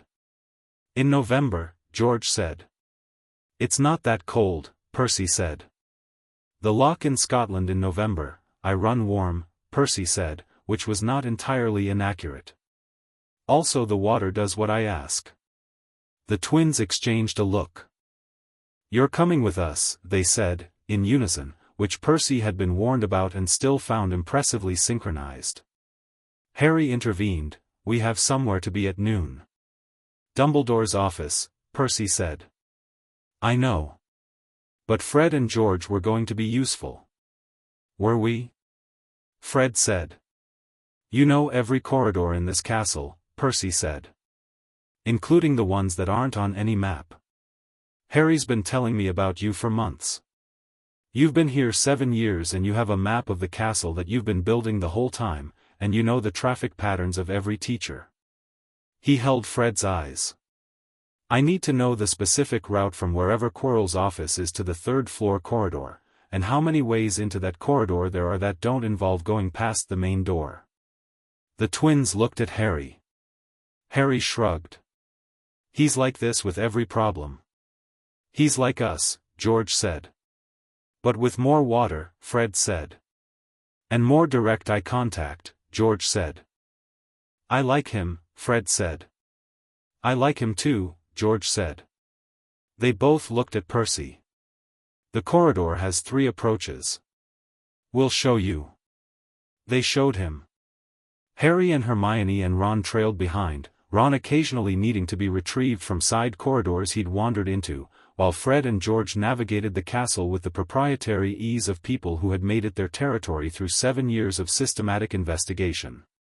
The castle moved around them, staircase shifting, a ghost gliding through a wall, a suit of armor making an unexpected gesture, and Percy noted all of it with the focused interest of someone building a map, cross-referencing the physical reality against the model in his head. Third-floor corridor. 3 approaches. 1 main door, guarded apparently by magical detection that Percy suspected was keyed to specific persons. 1 passage behind a tapestry, accessible from the 5th-floor staircase by anyone who knew the right step to press. 1 external approach via a window that was currently sealed by weather charms but which opened, Fred explained with professional pride, if you asked in Latin, which was a discovery they'd made by accident. "Why Latin?" Percy asked. "The charm is old," Fred said. "Old magic responds to old languages." "Greek would probably work too," Percy said. The twins looked at each other. "We hadn't tried Greek," George said. "We're going to try Greek," Fred said. "Not today," Hermione said firmly. Dumbledore's office was everything Percy had expected, circular, layered with the accumulated material of a very long life, portraits of former headmasters who watched everything with the specific attention of people who had nothing to do but observe. There were instruments, delicate and spinning. A bird on a perch that was either sleeping or thinking deeply, it was hard to tell. And Dumbledore himself, behind the desk, with that quality of someone who was genuinely glad to see you and genuinely surprised to find he was genuinely glad, which was a combination Percy found interesting. He looked at Percy for a long moment when they came in. "You came through the lock," he said. "Yes," Percy said. "November," Dumbledore said. "People keep saying that like it should matter." Dumbledore smiled. "Please sit down." He looked at the four of them, Percy, Harry, Hermione, Ron, taking in the specific configuration of them, the way they'd arranged themselves in the room. Percy had taken the chair closest to the door, which was an instinct he developed at camp and which Chiron had confirmed was the right one. Harry was beside him. Hermione had a small folder of papers. Ron looked slightly nervous and was hiding it reasonably well. "You know about Quirrell," Harry said. Dumbledore was very still. "Tell me what you know," he said. Not confirming or denying, listening first, which Percy acknowledged as the right instinct. Hermione presented it. She had organized it into a logical sequence: the detection, the timeline, the Albanian reports, the Gringotts break-in, the stone's probable location, the Shade's motivation.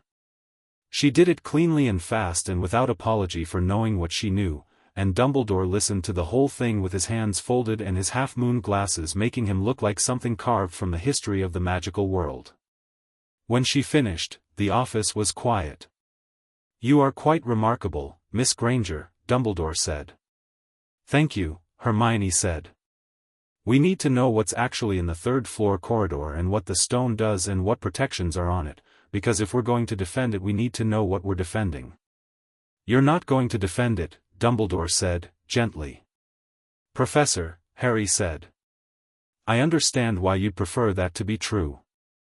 But if Quirrell moves before you can get back here, where will you be if you're not here?" Dumbledore looked at him. "Harry. I'm not trying to be difficult," Harry said. "I'm trying to be practical. Something wearing Voldemort's shade is 20 feet from the thing that could bring him back, and it's inside the school, and if you have to leave for any reason, even for one night, that's the window." His voice was steady and matter-of-fact. "I need to know what the protections are." Dumbledore was quiet for a long moment. "The stone is there," he confirmed. "There are 7 layers of protection. Each designed by a different member of staff." He looked at Hermione. "One of them is yours to solve, Miss Granger. Professor McGonagall told me she'd set a chess game." Hermione looked at Ron. Ron looked at the floor with the expression of someone who had just understood why he was here. "Ron," Harry said. "I'm the best chess player in my family," Ron said, to the floor. "I've beaten everyone except, yeah, okay. The other protections?" Percy said. Dumbledore looked at him. "A logic puzzle involving potions. A key room. A troll, already disabled. Devil's snare." He paused. "And your father's contribution, Percy." Percy's eyes sharpened. "My father. Poseidon contributed a water-based protection at my request. One that requires the specific lineage of his bloodline to pass." Dumbledore held his gaze. "He knew you would be here. He arranged it before you were born. In fact, it was always intended as something only his blood could navigate. I suspect it was also intended as a message to you specifically." Percy was quiet for a moment. "That's why he was interested in Hogwarts," Harry said quietly, looking at Percy. "That's the crossing point. That's why it kept showing up." "Your father has been watching this situation for a long time," Dumbledore said. "Longer, I think, than either of us fully appreciates." Percy sat back. He could feel the castle's water under his feet, patient and deep, and somewhere in the third-floor corridor, which was above them and to the east by his internal mapping, there was something that his father had built and left for him. A door that only he could open. The Titan's shadow was on Hogwarts and Percy was in the room that mattered. "All right," Percy said. "Tell us everything." Outside the office window, the Scottish sky was doing something complicated with light and cloud, the November afternoon running toward dark, and the castle settled around them like something that had been waiting, through centuries, for the specific people in this specific room. Percy looked at Harry. Harry looked back, steady and ready, and there it was, the thing that had been building since a November pavement in New York and a salt-warm dream about the deep ocean and a decision made at a kitchen table by a woman who noticed everything. Two boys pointed at by the largest forces in their respective worlds, sitting in the headmaster's office of the oldest magic school in Britain, with a plan and each other and absolutely no intention of being anyone's sacrifice. "We ready?" Percy said. "Obviously," Harry said. "Right," Percy said. "Let's go." Chapter 5, The Train and the Tide. The winter term at Hogwarts had a rhythm to it that Harry had started to feel in his bones by November, the way Monday morning smelled like polished stone and breakfast smoke, the specific quality of the great hall at dinner when the candles had been burning long enough to go golden rather than white, the sound of the castle settling at night when everyone was in bed and the portraits whispered to each other in the dark. He loved it. That was the simple truth of it, unqualified. He loved Hogwarts with the directness of someone who had spent 11 years waiting for somewhere to belong and had found it more completely than he'd expected. He loved the magic and the moving staircases and the way Professor McGonagall looked at a student who'd produced a particularly clean transfiguration, not praise, exactly, but the quality of her silence becoming briefly approving, which everyone in the class had learned to read as the highest available commendation. He loved the library with Hermione, the chess evenings with Ron, the specific chaos of sharing a dormitory with 4 boys who were all still figuring out the logistics of existing in proximity to other people. He also loved the problem. The problem being, something wearing Voldemort's face was 20 feet from the Philosopher's Stone in the 3rd-floor corridor. Dumbledore was going to be summoned away by the Ministry at some point before Christmas because certain Ministry officials had been making specific noises about certain regulatory concerns that Hermione had researched and found suspiciously timed, and the 4 of them, Harry, Hermione, Ron, and Percy on weekends, had been quietly running preparation protocols for. The moment the window opened, Percy called them preparation protocols. Hermione called them contingency plans. Ron called them the thing we're doing that we're pretending we're not doing. Harry called them Tuesday evenings in the common room after everyone else had gone to bed, which was the most accurate description. It was a Tuesday evening in late November and they were at the corner table with Hermione's note spread across it in the organized chaos that only Hermione could navigate, a chessboard set up in the middle because Ron thought better when his hands were occupied, and a glass of water that occasionally moved without anyone touching it because Percy was connected to the castle's water table in a way that expressed itself during concentration. "The music," Percy said. He was leaning back with his arms crossed, looking at the ceiling. He came to the castle twice a month now, via the lock, with Dumbledore's quiet sanction and the knowledge of a carefully selected group of people. Hagrid said the dog falls asleep when you play music. That means the first layer is something anyone can get through with a flute or equivalent. Which means it's not really a protection, Ron said, moving a knight. More of a speed bump. More of a first filter, Hermione said. If you're not resourceful enough to think of music, you don't get past the first room. Each layer probably operates the same way, they're not meant to be impenetrable. They're meant to require specific kinds of intelligence. Which means each layer is also solvable, Harry said. Yes. Which cuts both ways. Hermione frowned at her notes. Quirrell is a trained wizard with a shade that has centuries of magical knowledge. He can solve them. The protections are probably not going to hold him. So we're not relying on the protections, Percy said. We're planning to be there first. Or there when it matters, Harry said. Percy dropped his gaze from the ceiling. He had a look that Harry had learned to read over 4 years, the one where he'd been turning something over and had reached a conclusion. Not the excited conclusion that came out fast and usually involved water damage. The quieter one, the one that meant he'd been building something methodical. The shade needs a physical act to get the stone, Percy said. Dumbledore's protection, the mirror.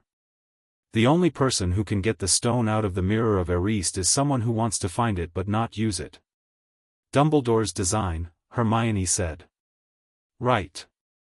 So Quirrell, or what's in Quirrell, can't take the stone directly. He needs someone who wants to find it without wanting to use it. Percy paused. Which means he needs Harry. The table was quiet. He's been watching Harry all term, Percy said. The troll on Halloween wasn't random. Someone let it in, and whatever's in Quirrell benefits from knowing what Harry's capable of. Testing him. He looked at Harry. He's going to try to use you. Probably manipulate the situation so you're in the room, thinking you're there to stop him, and then use the mirror with Harry in front of it. Harry thought about this. It had the quality of a correct theory, the kind that fit the known data with no remainder. The mirror shows you what you want most, he said. If I want to find the stone and protect it, you'd see yourself with it in your pocket, Hermione said. And in Dumbledore's design, that means the stone would actually appear in your pocket. And then Quirrell takes it from me, Harry said. Unless you're not there, Percy said. Or unless you're there with backup. Ron moved his bishop. That's us, right? We're the backup? You're the backup, Percy confirmed. And I need to be there too. The water protection, my layer, it's the deepest one. The last one before the mirror room. If I go through first and Quirrell comes through behind us, he hits my layer and can't pass. Buying time, Hermione said. Buying enough time, Percy said. He looked at Harry. The shade's going to push. Whatever's in Quirrell, it's going to feel the resistance and push harder. We need to be ready for what that looks like. Harry met his eyes. The firelight was doing things to the room, the red-gold Gryffindor common room colors deepening, the portraits asleep or pretending to be, the castle in its nighttime settling around them. We should tell Dumbledore the full plan, Hermione said. We will, Harry said. Tomorrow. All of it. He paused. He's going to try to tell us not to go. He is, Hermione agreed. And we're going to disagree respectfully. We're going to disagree firmly, Percy said. We're going to disagree very firmly, Ron said, and captured Percy's rook, which was the first time he'd successfully done so in 6 games and which he acknowledged with a small fist pump before returning to his composed expression. December arrived and brought with it the specific cold of a Scottish castle that was simultaneously magnificently heated by magical means and drafty in ways that centuries of stonework made inevitable, and Harry was wearing his new scarf, a deep red one that Mrs. Weasley had knitted and included in his December care package, which had also contained fudge and a note that said Ron tells me you're keeping the boys sensible, which is the most helpful thing anyone has done in years, and which Harry had read 3 times and then kept in his drawer, and writing to Percy by firelight. Percy had gone back to camp for the first 2 weeks of December for end-of-season training assessments, and their communication was currently by owl and by Percy's occasional habit of sending messages via the castle's water, which Harry had gotten better at reading. It involved the specific movement of water in his cup or the glass by his bed, short and urgent or slower and conversational depending on the content, and Harry had developed a translation instinct for it that Hermione was trying to formalize into a system she could also read, with mixed but improving results. Percy, Dumbledore got his ministry summons today. 3 days before Christmas. McGonagall delivered it personally, and I could tell from her face that she disagreed with the timing but wasn't going to say so. He leaves on the 22nd. Quirrell's been out of his office more than usual. Grover says the smell is worse, more present, like it knows something's coming. I've been watching the 3rd floor corridor from a distance and Fluffy has been quieter than usual, which I think means the door's been opened recently. We're out of time. I know you know that. Water message me when you're back, don't wait for the owl, I want real time on this one. Everything here is good. Hermione has memorized all 7 protection layers and has pre-solved the potion's logic puzzle. Ron has been playing chess against himself to prepare, and I've seen him beat himself 3 times, which I didn't know was possible. Neville has been uncharacteristically calm about all of this, which Hermione says means he's processed his fear, and I say means he's made some kind of peace with uncertainty that the rest of us haven't managed yet. Grover sends his love and also says you owe him from the bet about whether Aries kids would know about satyrs. He sent Hedwig off into the December dark and went back to the fire and sat with his knees pulled up, which was his thinking position, watching the flames and turning the timeline over. 22nd. 3 days. The water in his glass moved in the pattern that meant Percy had received something through the castle system, not this letter. The owl would take longer, but the ambient state of things, the feeling that had been building in the water table all month as whatever inhabited Quirrell grew more present and more focused. Ron appeared at the dormitory door in his pajamas. You're doing the thinking thing. I'm always doing the thinking thing. The sitting in front of the fire knees up version is different from the reading version. Ron came and sat in the other chair and was quiet for a moment. Percy's going to make it back in time. I know, Harry said. And we've been preparing for this for 2 months. I know. And even if it doesn't go perfectly, Ron. Yeah. I'm not worried about whether it goes perfectly, Harry said. I'm just, he stopped. Trying to find the actual thing. I've known since I was 9 that there was going to be a version of this. Some moment where the thing that happened to my parents when I was a baby becomes directly relevant to my current situation. And I've spent a long time getting ready for it. He looked at the fire. It's just strange that it's actually here. I expected it to feel different. More dramatic, maybe. Instead it just feels like, the next thing. Ron was quiet for a moment. Is that bad? No, Harry said, and discovered, in saying it, that it was true. No, it's actually fine. It means I'm ready. Which is different from how it would have gone if I'd ended up in Surrey until I was 11. He thought about that version of himself, the one he'd sometimes tried to imagine, the one without Sally, without Percy, without 4 years of being loved in a way that took the shape of you deserve to know everything about your situation. That boy would have come to this moment frightened and isolated and convinced that dying for something was the noble version of the story. This version of him sat in front of a Gryffindor fire and thought, I am going to solve this and go home for Christmas. My mum wants you to come for the holiday, Ron said. To the Burrow. She's been mentioning it. Harry looked at him. The Burrow was the Weasley family home, which Harry had heard about in enough detail to have a specific picture, red-haired and chaotic and structurally suspect and full of the kind of love that expressed itself through noise rather than formality. I'm going back to New York, Harry said. For Christmas. Sally, he stopped. The right word was home, and he let himself use it. Home. But maybe in the summer. If your mum's offering. She's definitely offering, Ron said. She's been offering since I mentioned you existed. Harry smiled at the fire. Tell her yes for the summer. Ron nodded, satisfied, and stretched out in the chair. Percy's going to be furious he missed the Quidditch match last week. He is, Harry agreed. I've been not telling him about it on purpose. Want to see his face. Was it as insane as everyone's saying?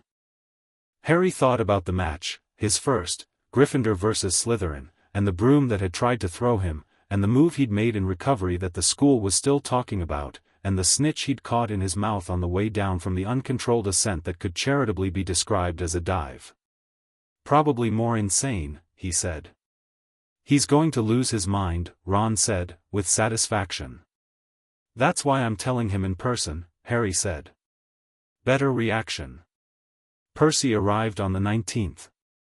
He came through the lock in the early afternoon, which Harry knew because the water in his glass moved 3 times in quick succession, the pattern Percy used for I'm here, meet me at the boathouse, and Harry went, leaving Hermione in the library mid-research with a note that said Percy's here, 2 hours, continue without me, which Hermione acknowledged without looking up, which was its own form of acknowledgement. The boathouse was cold and smelled of water and wood and the specific quality of Scottish winter, and Percy was sitting on the dock with his feet over the edge and his shoes off, feet in the December lock, which was freezing by any external measurement and apparently perfectly comfortable for him. He looked up when Harry arrived.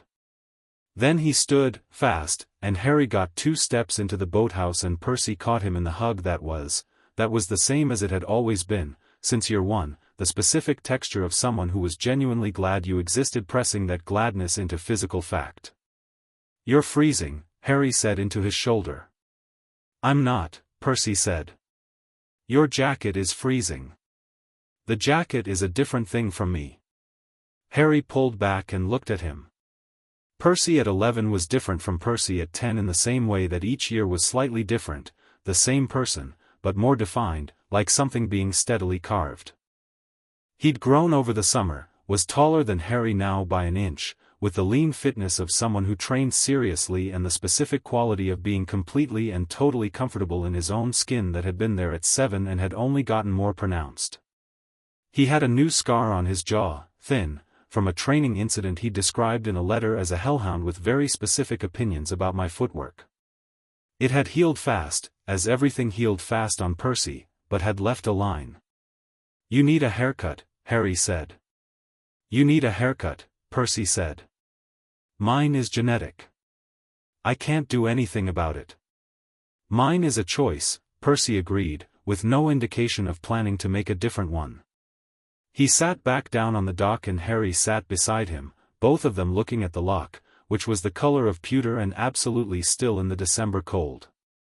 "Tell me about the Quidditch match." Harry told him about the Quidditch match. Percy's face went through a sequence of expressions that Harry had been looking forward to, the initial focused attention, the moment of realization at the broom part, the alarm at the uncontrolled ascent, the comprehensive impressed horror at the catch. "You caught it in your mouth," Percy said. "It was more of a lunge," Harry said. "The broom was trying to throw me, so I was already descending at speed, and the snitch was right there. Your broom was hexed," Percy said. The alarm had resolved into something more specific. "During a school Quidditch match. Someone hexed your broom." "Yes. And you caught the snitch in your mouth." "The match was effectively over at that point, yes. You could have fallen 200 feet. I caught the snitch," Harry said. "Focus on the positive." Percy looked at him for a moment. Then he shook his head with the expression of someone who had known Harry for 4 years and had still somehow not fully accounted for this particular quality of him, the ability to be in genuine danger and come out the other side having gotten what he went for, with the calm satisfaction of someone who had simply applied themselves to the problem. "We think it was Snape," Harry said. "He was muttering something and maintaining eye contact with the broom during the match." "Your potions teacher." "Yes. Did Dumbledore?" "He knows. He hasn't said anything to us about it." Harry paused. "Hermione thinks Snape is actually trying to protect the stone. That he suspects Quirrell and he was trying to counter a jinx that Quirrell had put on the broom." Percy was quiet for a moment. "So Quirrell was trying to kill you during a Quidditch match?" "Or test whether I was killable," Harry said. "Or send a message. We're not entirely sure of the motivation."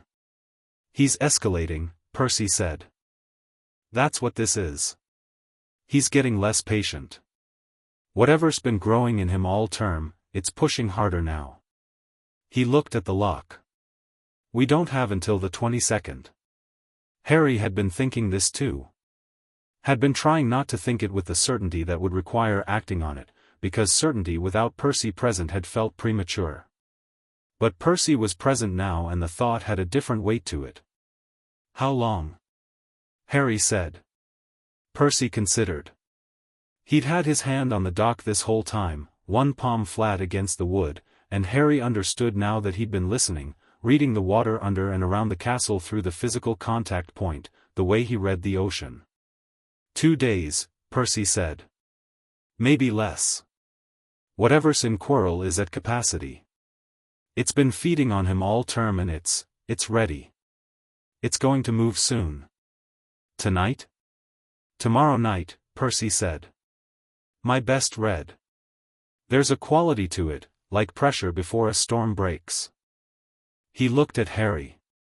We need to go tonight to get ahead of it. Harry was quiet for exactly 1 moment. Then, I'll get Hermione and Ron. And Grover. And Grover. Harry paused. Dumbledore? He needs to know, Percy said. He might not be able to stop us, but he needs to know. He might try to stop us. He can try, Percy said, with the complete absence of arrogance that characterized his confidence. It wasn't dismissiveness, it was just the factual quality of someone who had assessed their own capability and trusted it. But I don't think he will. I think he's been watching us prepare for 2 months and he knows what we can do and he knows what's at stake. He stood up from the dock, brushing stone dust from his jeans. Also, he put my father's water protection in there. Designed for me specifically. I think he always knew this might happen. Harry stood too. They were the same height almost exactly. Harry had a half-inch on Percy that Percy disputed on the grounds of footwear, which Harry disputed on the grounds of that not being how height worked. One more thing, Percy said. What? The shade in Quirrell. Whatever it does when we confront it, it's going to try to get in your head. It's connected to you through the scar. That connection goes both ways. Percy held his gaze. You know that, right? You know it's going to feel familiar. Part of you might want to respond to it. Not because you're dark, but because it's been in you since you were a baby and it knows the shape of you. Harry was quiet. I know, he said. And I know who I am, Harry said. Simply, firmly, the same quality Percy had used a moment ago, not arrogance, just fact. For years of Sally Jackson's kitchen table. For years of being told you are not what was done to you. He knew who he was. It doesn't get in. Percy nodded, satisfied. Good. They walked back up to the castle together in the December cold. Dumbledore listened to the full report in his office without interrupting. He sat very still through all of it, Percy's timeline, Hermione's analysis, Harry's account of Quirrell's escalating behavior, the Quidditch match and the broom, the pressure Percy had been reading through the water table for 3 weeks. He held his teacup and didn't drink from it and looked at the 4 of them arranged in front of his desk with the expression of a man who was doing several things at once inside his own head. When it was done, he was quiet for a long moment. Percy, he said. Your read on the timeline. 2 days. Probably less, Percy said. I'd say tonight is possible. Dumbledore looked at the instruments on his shelves. Several of them were spinning faster than they should have been, Harry noticed. He'd been watching them since they sat down, the needles going, the small golden mechanisms whirring with an urgency that hadn't been there on his last visit. The ministry summons is unavoidable, Dumbledore said. Not to them specifically. More like confirming something to himself. Someone has been engineering it. I've known that for weeks. The timing, he stopped. Looked at Hermione. Someone wants me out of the castle. Someone working with or for Quirrell, Hermione said. Or the shade in him, Dumbledore said. Yes. He set down the teacup. If I don't go, the ministry will escalate to a formal inquiry, which would keep me occupied for months. So the choice is 1 night away or months of obstruction. He looked at Harry. He's chosen the window well. Whoever arranged this. So you have to go, Harry said. I do, Dumbledore said. He held Harry's eyes. And you're going to be here. It was not a question. It was an acknowledgement. Yes, Harry said. Dumbledore looked at all 4 of them in turn, Harry, Percy, Hermione, Ron. He looked at them for a long time.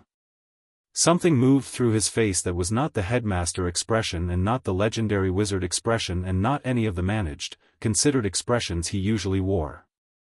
It was something more personal than those, quieter, and Harry recognized it because he'd seen the beginning of it when Dumbledore sat in their kitchen and told him the truth. There are things I should have done differently, Dumbledore said. Many things. Including how I've managed this situation since September. I have been watching you prepare and I have been. He paused. I have been trying to balance trusting you with protecting you, and I have not always gotten that balance right. You've told us the truth when we've asked, Harry said. That's most of it. It's not all of it, Dumbledore said. But I'll work on the rest. He put his hands flat on the desk. The stone needs to move. Not tonight, there isn't time to arrange an alternative and I won't risk the transition. But after this is over, it goes back to Flamel and it doesn't come back here. He looked at Percy. The water protection is yours. It was always yours. You'll know what to do when you reach it. And if Quirrell reaches it first? Percy said. He won't, Dumbledore said. Because you'll be there before him. He held Percy's gaze. Your father made it for you. Not for a contingency, for this. He knew. Percy was quiet for a moment. Then, my father plans ahead. Exceedingly so, Dumbledore said, with something that was very nearly a smile. It is one of his most useful qualities and one of his most frustrating ones, depending on which side of the plan you're on. He stood. He was going to the ministry. He would arrange to return as fast as humanly, or wizardly, possible. He would leave certain instructions with McGonagall and certain others with the castle itself, and the castle would know and would respond accordingly. At the door, he turned back. Harry, he said. Harry looked at him. You are not a piece on someone's board, Dumbledore said. Whatever I've thought in the past, whatever plans I've made that treated you as something other than a person with his own will and his own choices, I want you to know that I understand that was wrong. You are not a piece. You are a person. He paused. And you are going to be extraordinary. Harry held his gaze. You already told me that in Diagon Alley. I wanted to say it again, Dumbledore said. For different reasons. He left. The four of them sat in his office for a moment after the door closed. Right, Ron said. Are we really doing this? We really are, Hermione said. She had already pulled out her notes. Tonight, Percy said. Tonight, Harry confirmed. They went after midnight. The castle at that hour was its truest self, the version that existed without the overlay of students and classes and the organized social energy of the day. The portraits slept or murmured. The staircases moved with a quality of intention rather than randomness. The shadows were real shadows, not magic ones, and the torchlit corridors had the specific golden quality of something very old doing what it had always done. Harry under the invisibility cloak with Ron and Hermione. Percy beside them, not under it. Percy had no particular use for invisibility, he'd said, because the castle knew him and anything the castle knew wouldn't give them away anyway, which Harry had not argued with because Percy's relationship with Hogwarts' water table had become specific enough to be tactically meaningful. Grover had met them at the base of the third-floor staircase, smelling slightly of the herb sachet he carried and vibrating with an anxiety that was very on-brand for Grover but was also, as Harry had noted in his letter to Percy, useful. Grover's anxiety was calibrated to actual threats. When Grover was nervous it meant there was something to be nervous about, and Grover was nervous. It's open, Grover said, very quietly. The corridor. The door was open when I walked past an hour ago. Something's already gone through. Percy and Harry exchanged a look. Quirrell moved early, Hermione said. Or was moved, Percy said. The shade pushed through sooner than the host intended. Does that change the plan? Ron said. It means we're behind instead of ahead, Harry said. Which means faster, not different. They went. The corridor door was open, not forced, but opened by someone who knew the password or had bypassed it by other means. Beyond it, the music-enchanted room with Fluffy, who was already deeply asleep, a small harp playing itself in the corner, a melody that had the dreamy inevitable quality of a sleeping spell at its most thorough. Percy looked at the harp with professional interest as they crossed the room. Harry could see him noting the magic in it, the way the music was constructed, and filing it. Trapdoor. Down. Devil's snare in the dark below. Hermione dealt with it in approximately 12 seconds, producing a light charm that drove the vines back with the efficiency of someone who had pre-read the countermeasure and was mildly annoyed that it was being tested rather than the theory.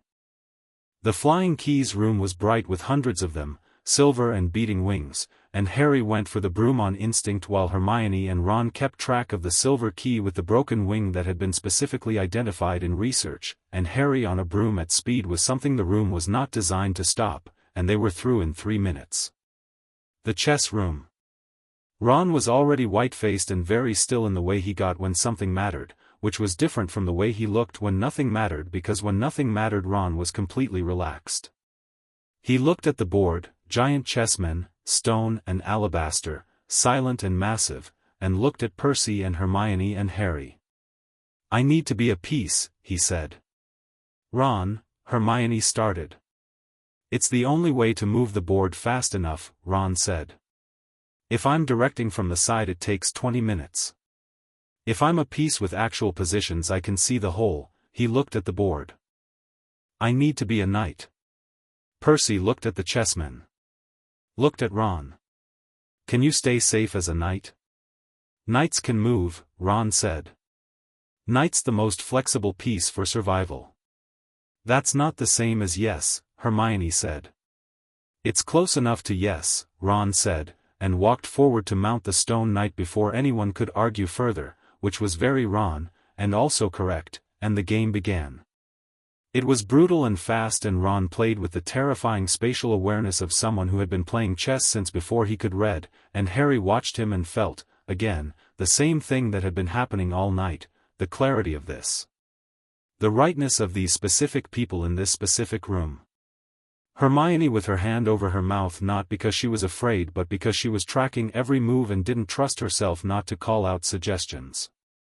Ron on the board, white-faced, directing piece and self through a strategy that had no margin and no sentiment. Percy beside Harry, completely still, hands loose at his sides, reading the room. Ron's knight took a bishop. The board crashed around it. Ron was thrown clear and hit the stone floor and Harry was moving before the dust settled, across the room to where Ron had landed, and Ron was already sitting up, dazed but intact. "I'm fine," Ron said, before Harry reached him. "Go." "I'm fine, I'm here, I'll watch from here."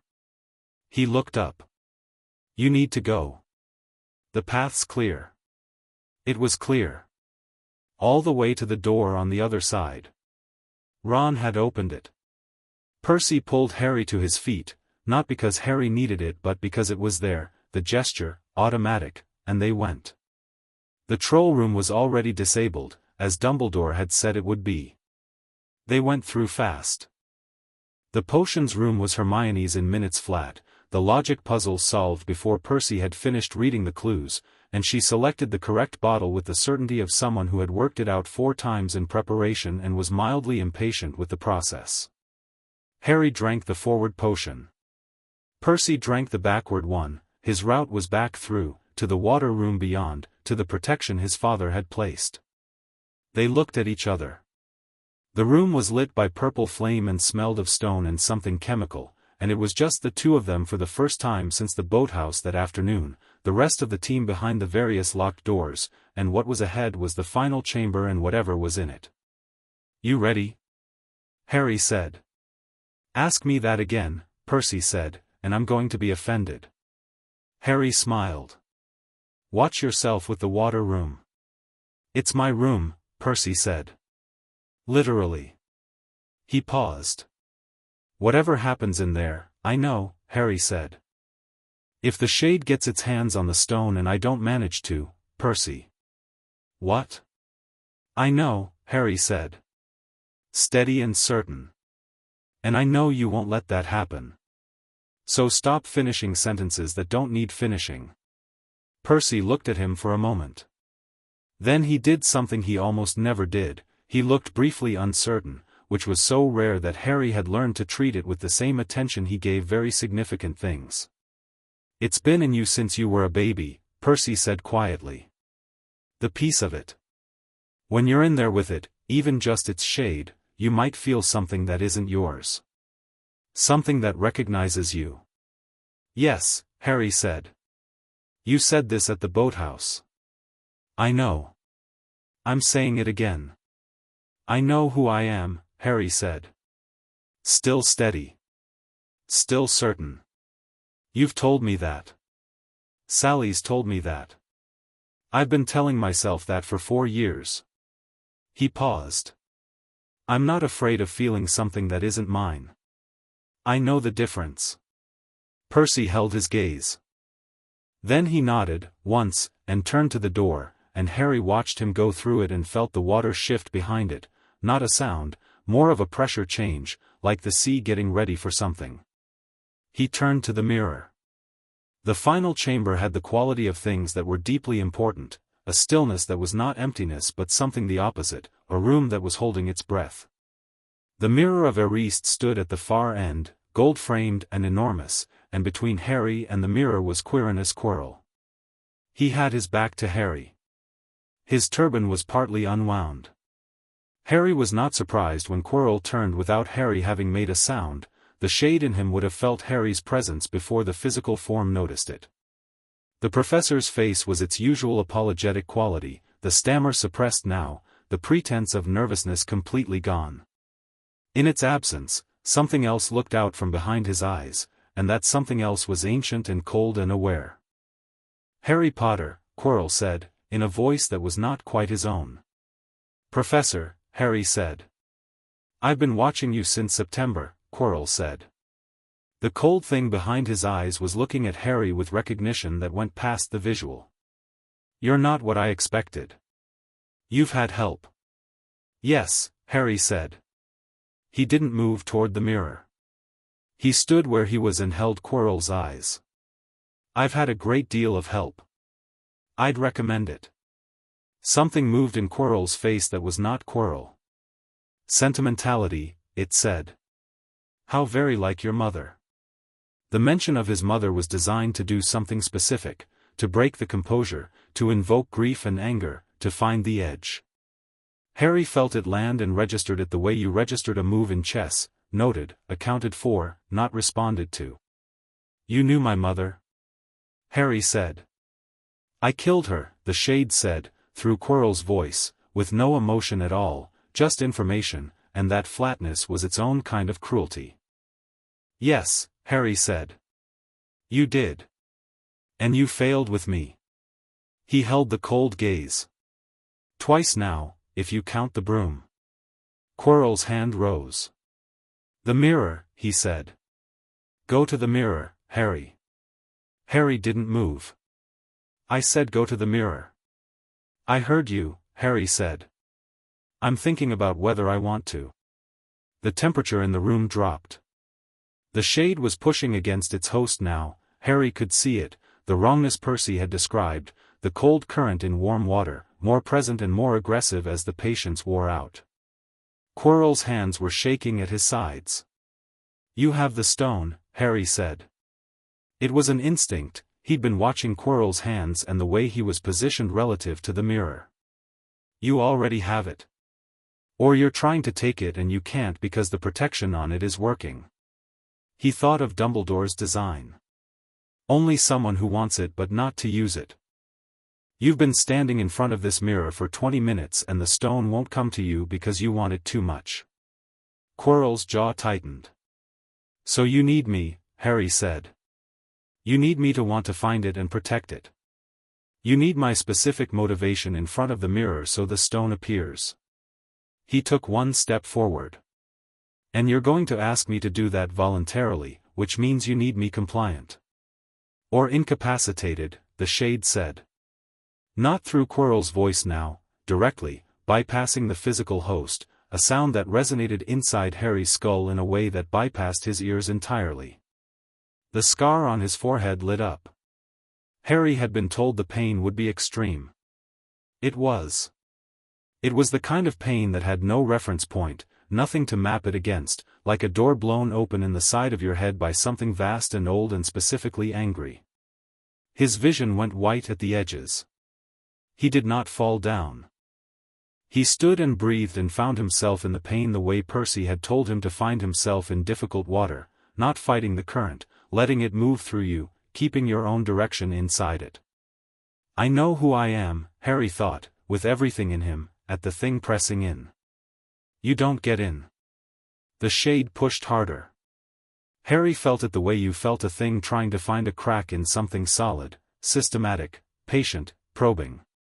It knew the shape of him. It had been in him since he was a baby, had lived in the resonance of his blood for 10 years, knew every texture of him from the inside. And found nothing to hold. Not because Harry was some perfect unassailable thing. But because there was no isolation in him anymore, no unlit room where fear could take root undisturbed. Every version of himself that had been afraid of being unwanted, of being useless, of being small, every one of those had been addressed, specifically, by someone who loved him and made that love into information he could use. There was no unguarded door. The shade recoiled.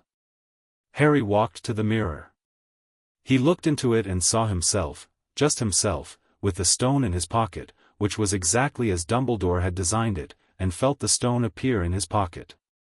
Solid and warm and actually there. He stepped back. "Give it to me," the shade said. Quirrell's body was very still. Very wrong.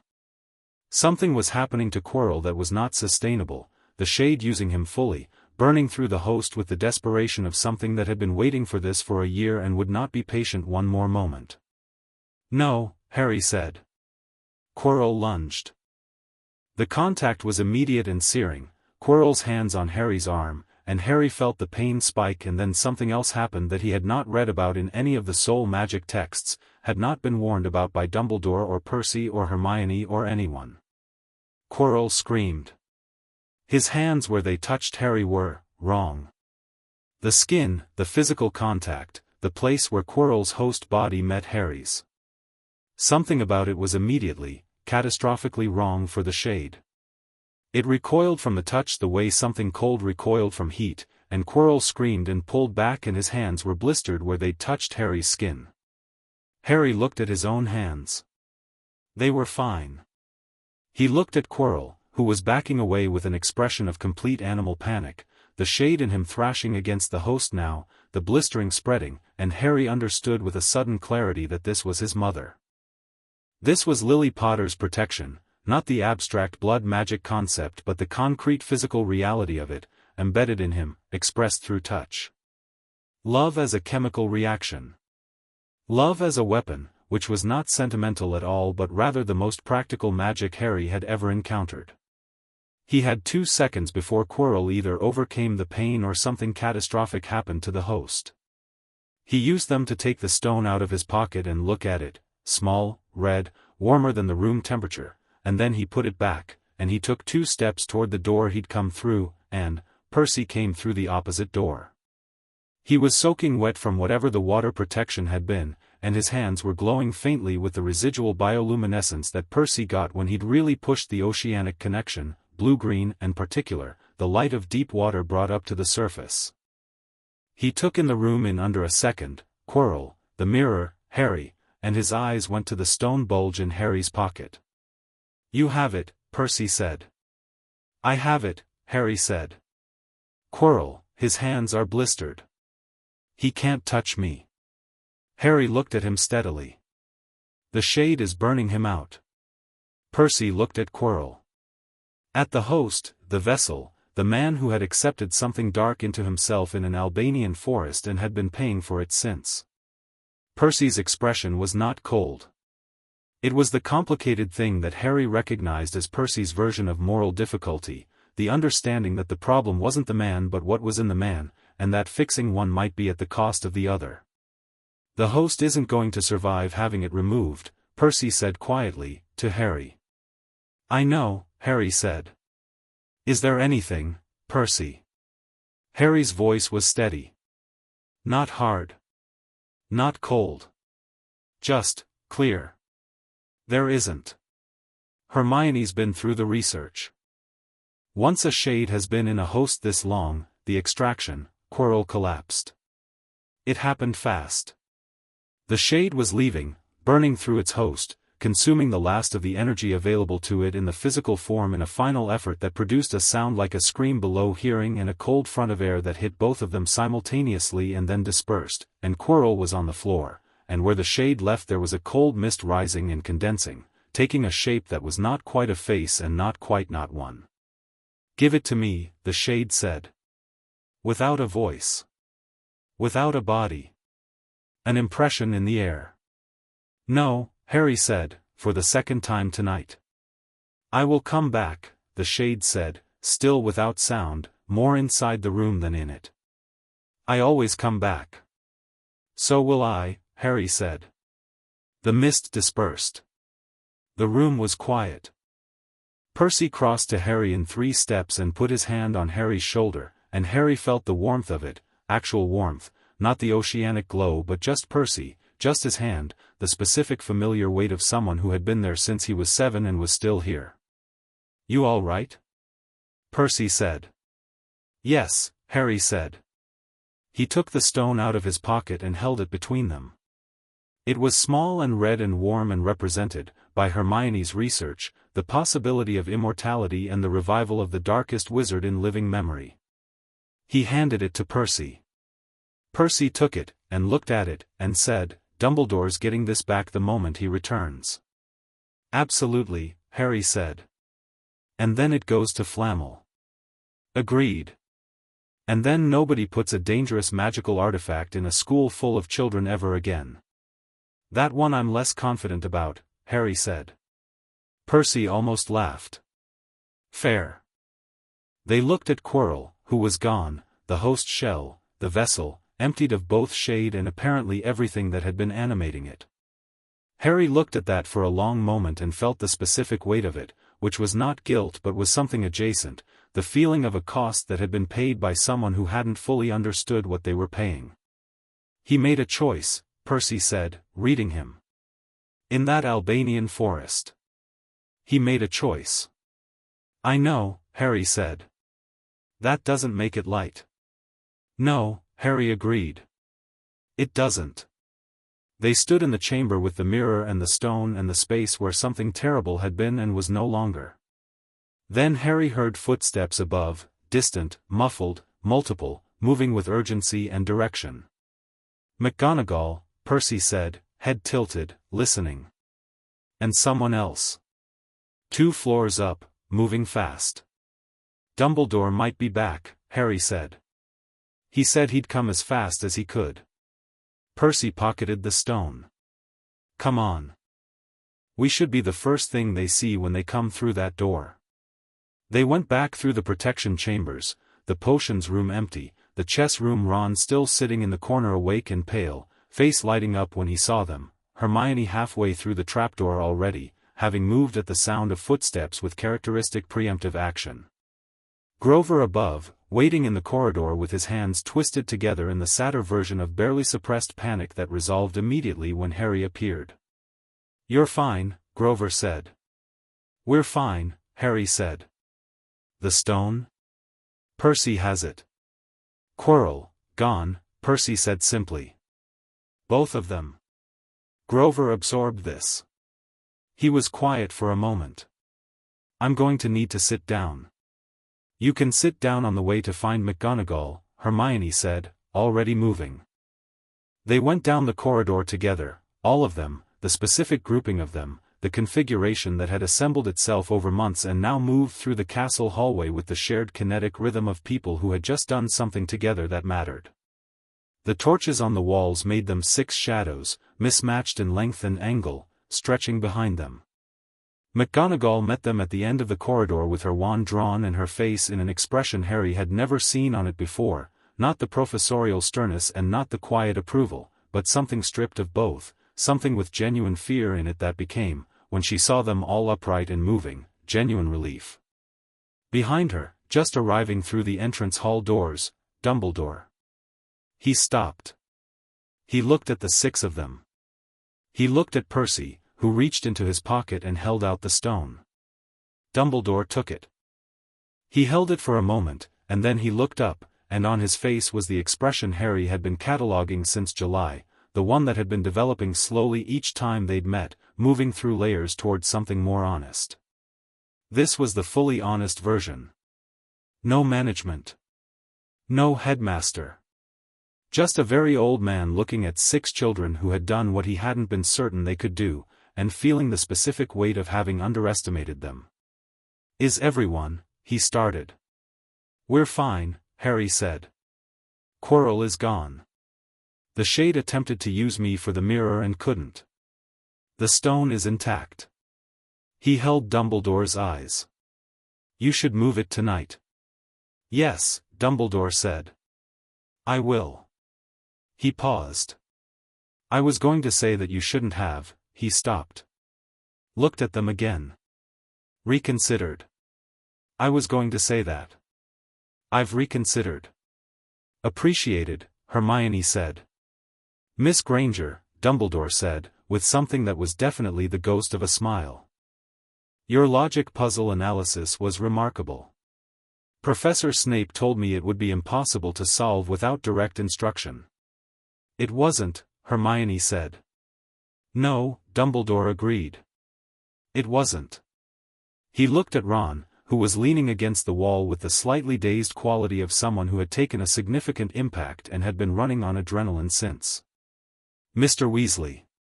The chess game." Ron shrugged, which obviously hurt a little and which he pretended it didn't.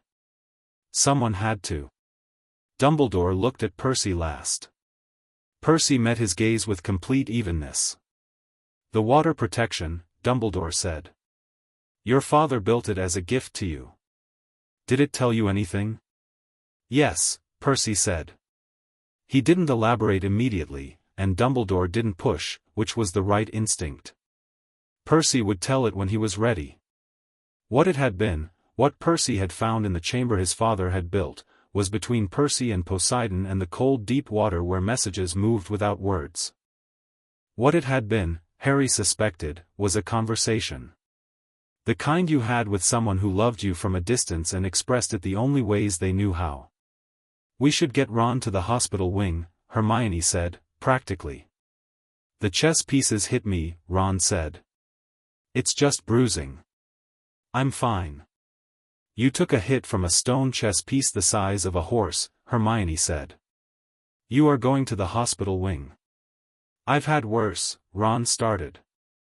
"Ron," Harry said. Ron looked at him. "Hospital wing," Harry said. "Okay, yes, fine," Ron said. They went. Later, much later, the wing was quiet and Ron was asleep with his shoulder wrapped and Grover was curled in the chair beside his bed, also asleep, having apparently solved the anxiety problem by running out of adrenaline. Harry sat on the edge of an empty bed with his legs hanging over and looked at the dark window and the Scottish night beyond it. He could hear Hermione's breathing from the next bed over. She'd fallen asleep mid-sentence 40 minutes ago, one hand still on the textbook she'd been intending to read, which Harry had gently closed and put aside. Percy was at the window. He'd been standing there for 20 minutes, looking out at the lock, which was just visible from the hospital wing, a dark shape in the darker night, reflecting nothing. His hands were behind his back and his expression was the one that meant he was very far down inside something. "Percy," Harry said quietly, not to disturb the sleepers. Percy turned from the window. He came and sat beside Harry on the edge of the empty bed, mirroring his position, both of them legs hanging, looking at the room. "What was in the water room?" Harry said. Percy was quiet for a moment. "A message," he said. "From my dad. He built the protection so that it would respond to me specifically. The water knew me, knew my bloodline, and it let me through. But while I was in it he stopped. Found the words. He'd left something in it. Not a person, not a vision. More like a feeling. Like standing in something that had been arranged specifically to say, I see you. I'm proud of you. You did this right." He said it flat and factual, but Harry heard what was underneath it, the specific weight of that acknowledgement from a specific source. A father who couldn't be there telling you, through cold water in a stone chamber, that he was watching and that what he saw was good. Harry didn't say anything.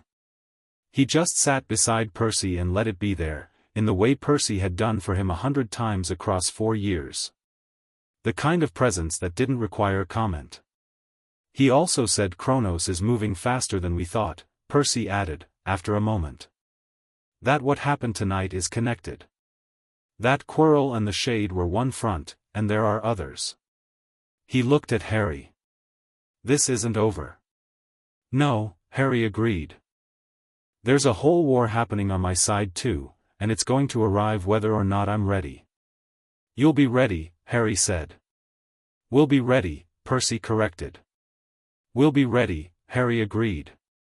Outside, the Scottish night was absolute and cold, and the loch lay still under a sky of more stars than any city could ever show you, and inside the hospital wing 4 people slept and 2 sat on the edge of a bed in the dark, 2 boys who had been pointed at by the largest forces in their respective worlds and had declined, so far, to be broken by the pointing.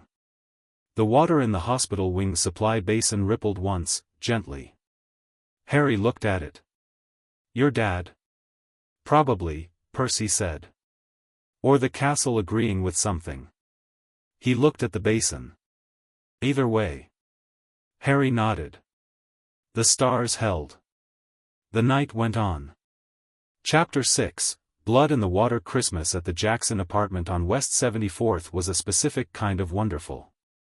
Sally had put lights in the windows, the old-fashioned warm yellow kind, not the blinking multicolored ones that Percy had campaigned for at age 8 and been overruled on with the diplomatic firmness that characterized all of Sally's parenting decisions. There was a tree with ornaments that had been accumulated over years, each one with a specific story. The ceramic fish Percy had made in 2nd grade that was objectively terrible and occupied a place of honor at eye level. The small silver star Harry had found in a junk shop on his first December with them and held up and said, "Can we get this one?" with the careful casualness of someone who wanted something and wasn't sure wanting was allowed. The star was at the top. Harry had been home for 3 days and spent most of them reintegrating into the particular rhythm of the apartment, which was different from Hogwarts' rhythm in ways that required a recalibration he found he didn't mind making. Different sounds, different smells, different pace. He slept deeply and ate well and sat at the kitchen table with Sally while Percy was at a year-end check-in at camp, talking through the year's events with the thoroughness that Sally always gave to after-action reviews, which was what she called the conversations they had after significant things happened. Dumbledore, Sally said. She was drinking tea, both hands around the mug, which was the listening configuration. How is he, honestly? Better than I expected, Harry said. He changed during the year. I can't point to a specific moment, but somewhere between the kitchen in July and the hospital wing in December, he stopped managing me and started being honest with me. Those are different things. He considered. He's still going to try to protect me in ways I haven't asked for. That's just who he is. But he's doing it with better information now. About what you can handle. About what I am, Harry said. Those are different things too. He smiled slightly. I've been spending a lot of time this year noticing when people think I need protecting from information versus from actual threats. Dumbledore was confused about which was which. He's getting better. Sally looked at him with the comprehensive attention that Harry had spent 4 years learning to just receive, not deflect. And the rest of it. The shade, quarrel, what you felt when it tried to get into your head. Harry was quiet for a moment. It was strange, he said. It was, I recognized it. Not like meeting someone you know. More like hearing a sound you've always heard and suddenly understanding what it is. There's been something in me since I was a baby that is partly that thing, and meeting it directly was. He stopped. It's like finding out a noise in your house is a voice. Uncomfortable but clarifying. Are you okay? Yes, Harry said. Genuinely. He held her eyes. I know what it is now. That's better than not knowing. It's in my head but it's not me and I can tell the difference. Percy helped with that. Sally nodded. Percy helped with everything. He always does, Harry said, simply. She refilled his tea. Outside, the city was doing its particular December thing. The cold had a quality to it that was specifically New York, the way the wind came between buildings and the way the light went gray and particular and the way the streets smelled of snow and exhaust and someone's holiday cooking drifting from somewhere above. Harry looked at it through the kitchen window and felt the specific double quality of this life, the wizard and the mortal, the two worlds, the two sets of stakes, and found, for the moment at least, that they sat in him without conflict. Percy came home that evening with a bruise developing on his collarbone from something he described as a training disagreement with a Cyclops, which Sally examined with the focused competence of someone who had been assessing Percy's injuries for years and had developed a comprehensive taxonomy of them. "Sit," she said. "It's fine," Percy said. "I know it's fine. Sit anyway." He sat. She prodded the bruise with careful fingers and asked 3 specific questions about sensation and range of motion, and Percy answered them all with the patience he specifically reserved for Sally's medical assessments, which was its own kind of profound because Percy had patience for almost nothing. Harry leaned against the counter and watched this and thought about the year, the castle and the mirror and the shade dispersing in cold mist, and felt the particular quality of being home. January brought 2 things. The first was a letter from Chiron that Percy received on the 3rd and read at the kitchen table with a face that went through the careful controlled sequence of someone processing information with significant implications. He passed it to Harry without comment. "Percy, you should know. Luke Castellan has been active. 3 contact attempts with unclaimed demigods in the New England area, 1 in Atlanta. He's not hiding the Kronos connection anymore. He told a son of Hephaestus in Boston directly, the Titans will rise, Olympus will fall, demigods who want to matter should choose their side now. He also asked about you specifically. Not the son of Poseidon in the abstract, you, Percy Jackson, by name. He knows who you are, where you trained, that you know your parentage. He called you Poseidon's golden boy, which means he's built a picture of your situation and compared it to his own. Be ready. The approach will come through someone you trust or someone you'll want to help. That's how he works. He finds the thing you care about and he uses the door it makes. He's not wrong about the gods failing their children, Percy. That's what makes him dangerous. His foundation is true. His conclusions are what we have to argue against. Come to camp in February. There's more to tell in person. Chiron. Harry read it twice. Folded it and put it on the table between them. You expected this, he said. I expected this, Percy confirmed. He was looking at the letter with the expression that Harry had learned to distinguish from regular Percy thinking. This was the one where the thing being processed had personal weight. He's going to come for me because I'm a son of one of the big 3 who isn't angry at Olympus. I'm the counter-argument to everything he's built. Or he thinks you could be recruited, Harry said. And removing the counter-argument or converting it is the same effect. Yeah. Percy picked up his cup of coffee, which he'd started drinking at 11 with the same casual appropriation of adult habits that characterized everything he did. The thing is, Chiron's right that his foundation is true. The gods do fail their kids. I've seen it.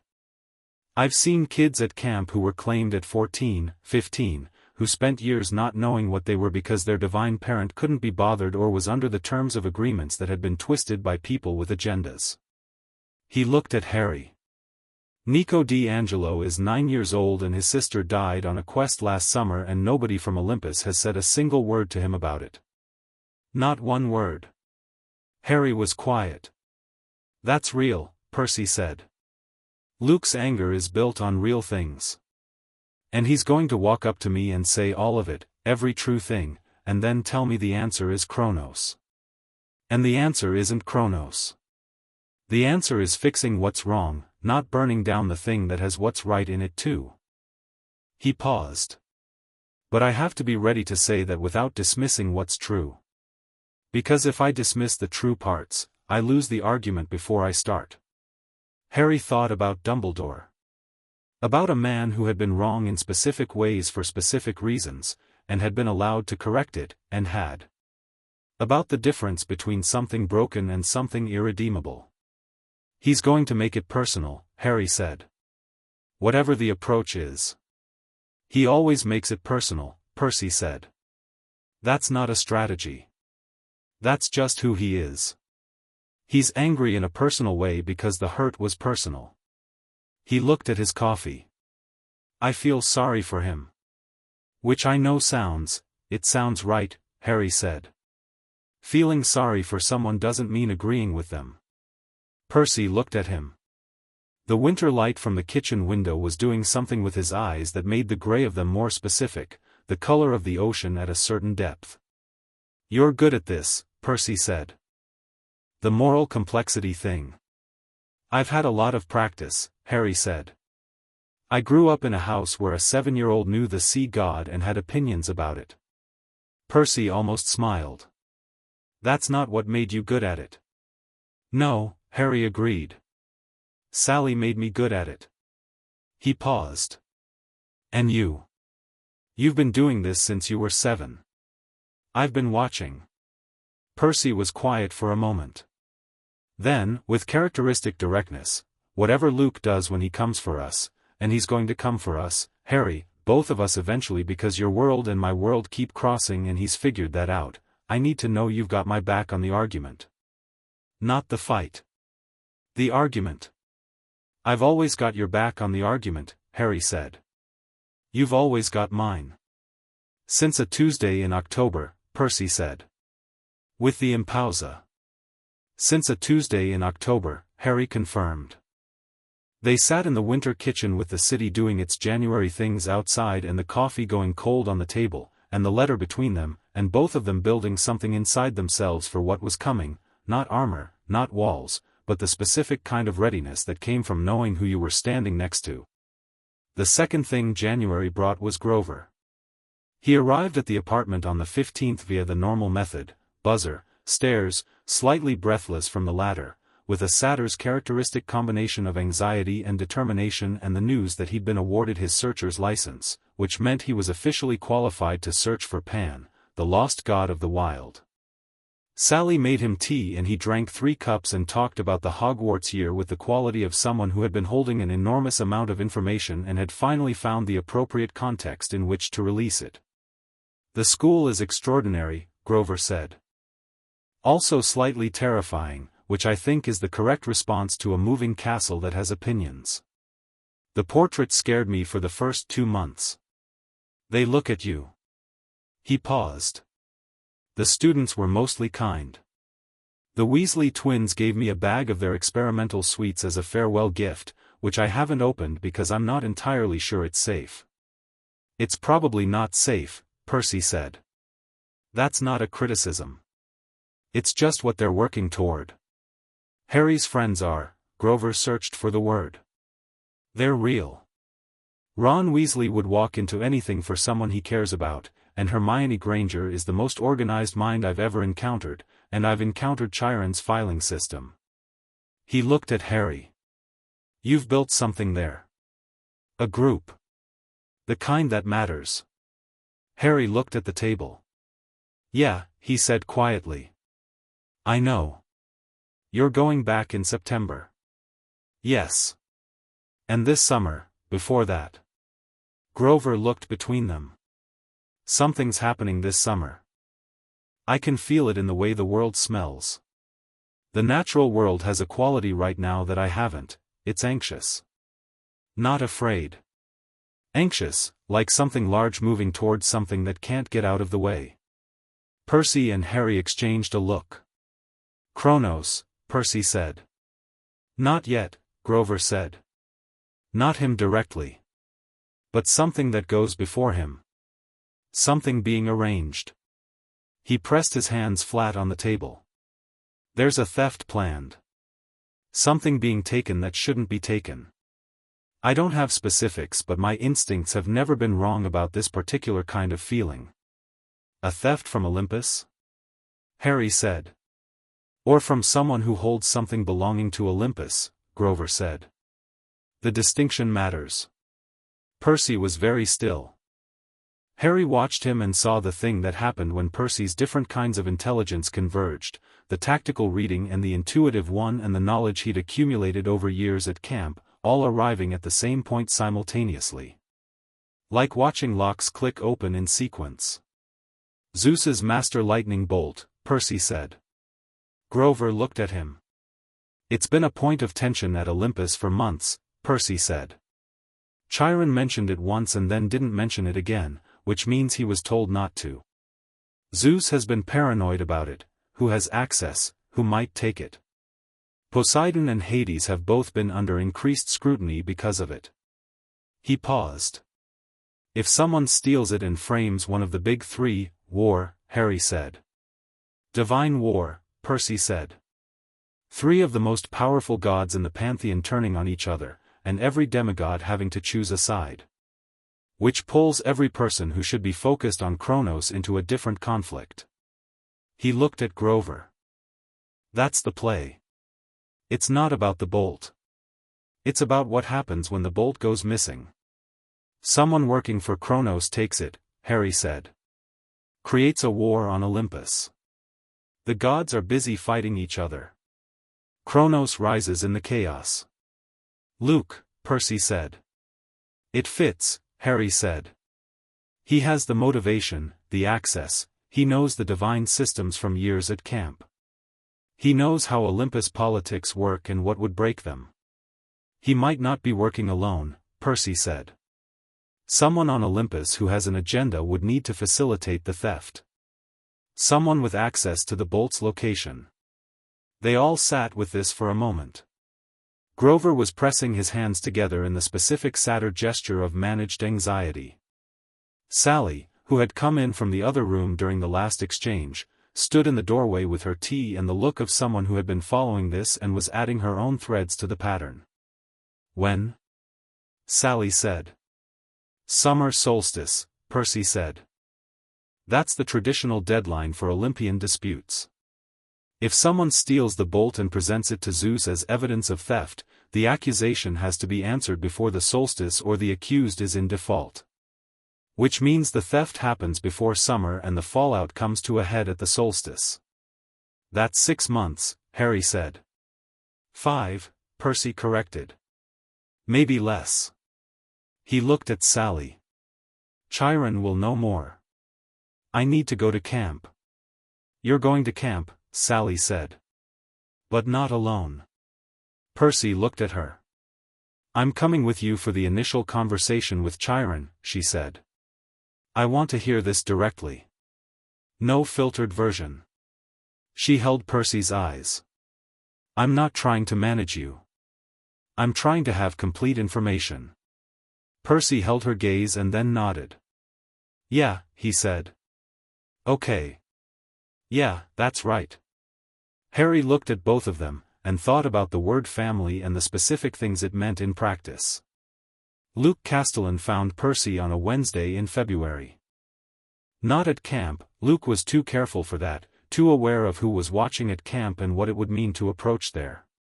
He found Percy in Central Park, which Percy ran through 3 mornings a week, because Percy's relationship with the natural world's water meant that running near the reservoir felt like a different thing from running elsewhere, and he had a consistent route. Percy was on the east side of the reservoir path when Luke stepped out of the tree-line. He was tall, taller than Percy remembered from the photographs at camp, which was the only context Percy had for him, photographs and stories and the specific hush that fell when older campers mentioned his name. He was 21, with the scar that went from jaw to eye that camp talked about in whispers, and he moved with the precision of someone who had been training seriously since childhood and had very good instincts about how to position himself relative to a potential threat. He put himself directly in Percy's path, about 10 feet ahead, with his hands visible and his posture explicitly non-aggressive, which Percy noticed and catalogued. Percy stopped. He didn't reach for Riptide. He stood and looked at Luke Castellan with the same direct attentiveness he gave everything. Luke was looking back. Assessing in the way fighters assessed, not hostile, just thorough. Percy let him do it and returned the assessment. Percy Jackson, Luke said. His voice was good, warm, the kind that had been used to lead things. "I've been wanting to meet you for a while." "I know," Percy said. "Chiron told me you were asking about me." Luke smiled. "Not the PR version. Something more genuine," surprised slightly. "Of course he told you." "He tells me things because I work better with full information," Percy said. "Which is something most people in my world still haven't figured out as a principle. You probably have something similar going on. The better the information you have about someone, the better you can talk to them." "That's a fair read," Luke said. He was still 10 feet away. "Not moving closer yet." "You're not what the rumors say." "What do the rumors say?" "Poseidon's favorite. Prodigy. The son who got everything the rest of us didn't." He said it without heat, which was more unsettling than if he'd said it with heat. "But that's not quite right, is it? You got your mother. That's the thing. Not the powers, not the claim, you got a mother who made you whole before you ever needed the rest of it." Percy was quiet. "I had Hermes," Luke said. "Briefly. He came once, when I was 7. Told me he was proud of me. Then he left because there was somewhere else to be, and he didn't come back. I waited." He held Percy's eyes. "I waited for a long time. And I went on 3 quests in 4 years and lost things on each one because the backup you're supposed to get from Olympus didn't come, and when I came back from the last one with a scar from here to here," he touched his jaw to his eye. "Nobody from Olympus said a word." Percy held his gaze. "I know," he said. Luke seemed to expect argument. The absence of it shifted something. "You know? I've seen the pattern at camp," Percy said. "Kids who were claimed at 15. Kids who went on quests and didn't come back. Nico D'Angelo is 9 years old and his sister is dead and Olympus has said nothing. He didn't move. I'm not here to tell you you're wrong about the failures. You're not. The failures are real and they're wrong and they should be corrected." "They won't be corrected," Luke said. "Not from within. The system doesn't fix itself." "Sometimes it does," Percy said. "Slowly, badly, imperfectly. But the way you fix something isn't to give it to the force that created it as a prison system to begin with." Luke's expression shifted. The warmth didn't leave but something underneath it tightened. "Kronos ate his children," Percy said. "He ate his children because he was afraid of them. That's not a reformer. That's a tyrant who got outmaneuvered." He paused. "You're using true things as the foundation for a conclusion that doesn't follow from them. Olympus is flawed. The gods fail their children. Both of those are true. And the solution isn't to hand it to something that defines its subjects by whether they're useful to it." Luke looked at him for a long moment. The path was empty, the February morning was cold and the park was mostly joggers and dog walkers at this hour, mortals moving through their routines with the specific obliviousness of people who had no context for the conversation happening at the reservoir path. "Poseidon's golden boy," Luke said, and this time there was more in it, not contempt, something more painful. "You sound like someone who hasn't been failed." "I've been luckier than you," Percy said. "That's true. I had my mom and I knew my dad from early and neither of those things are things I earned. I know that. But I'm not arguing from luck, I'm arguing from what I've seen.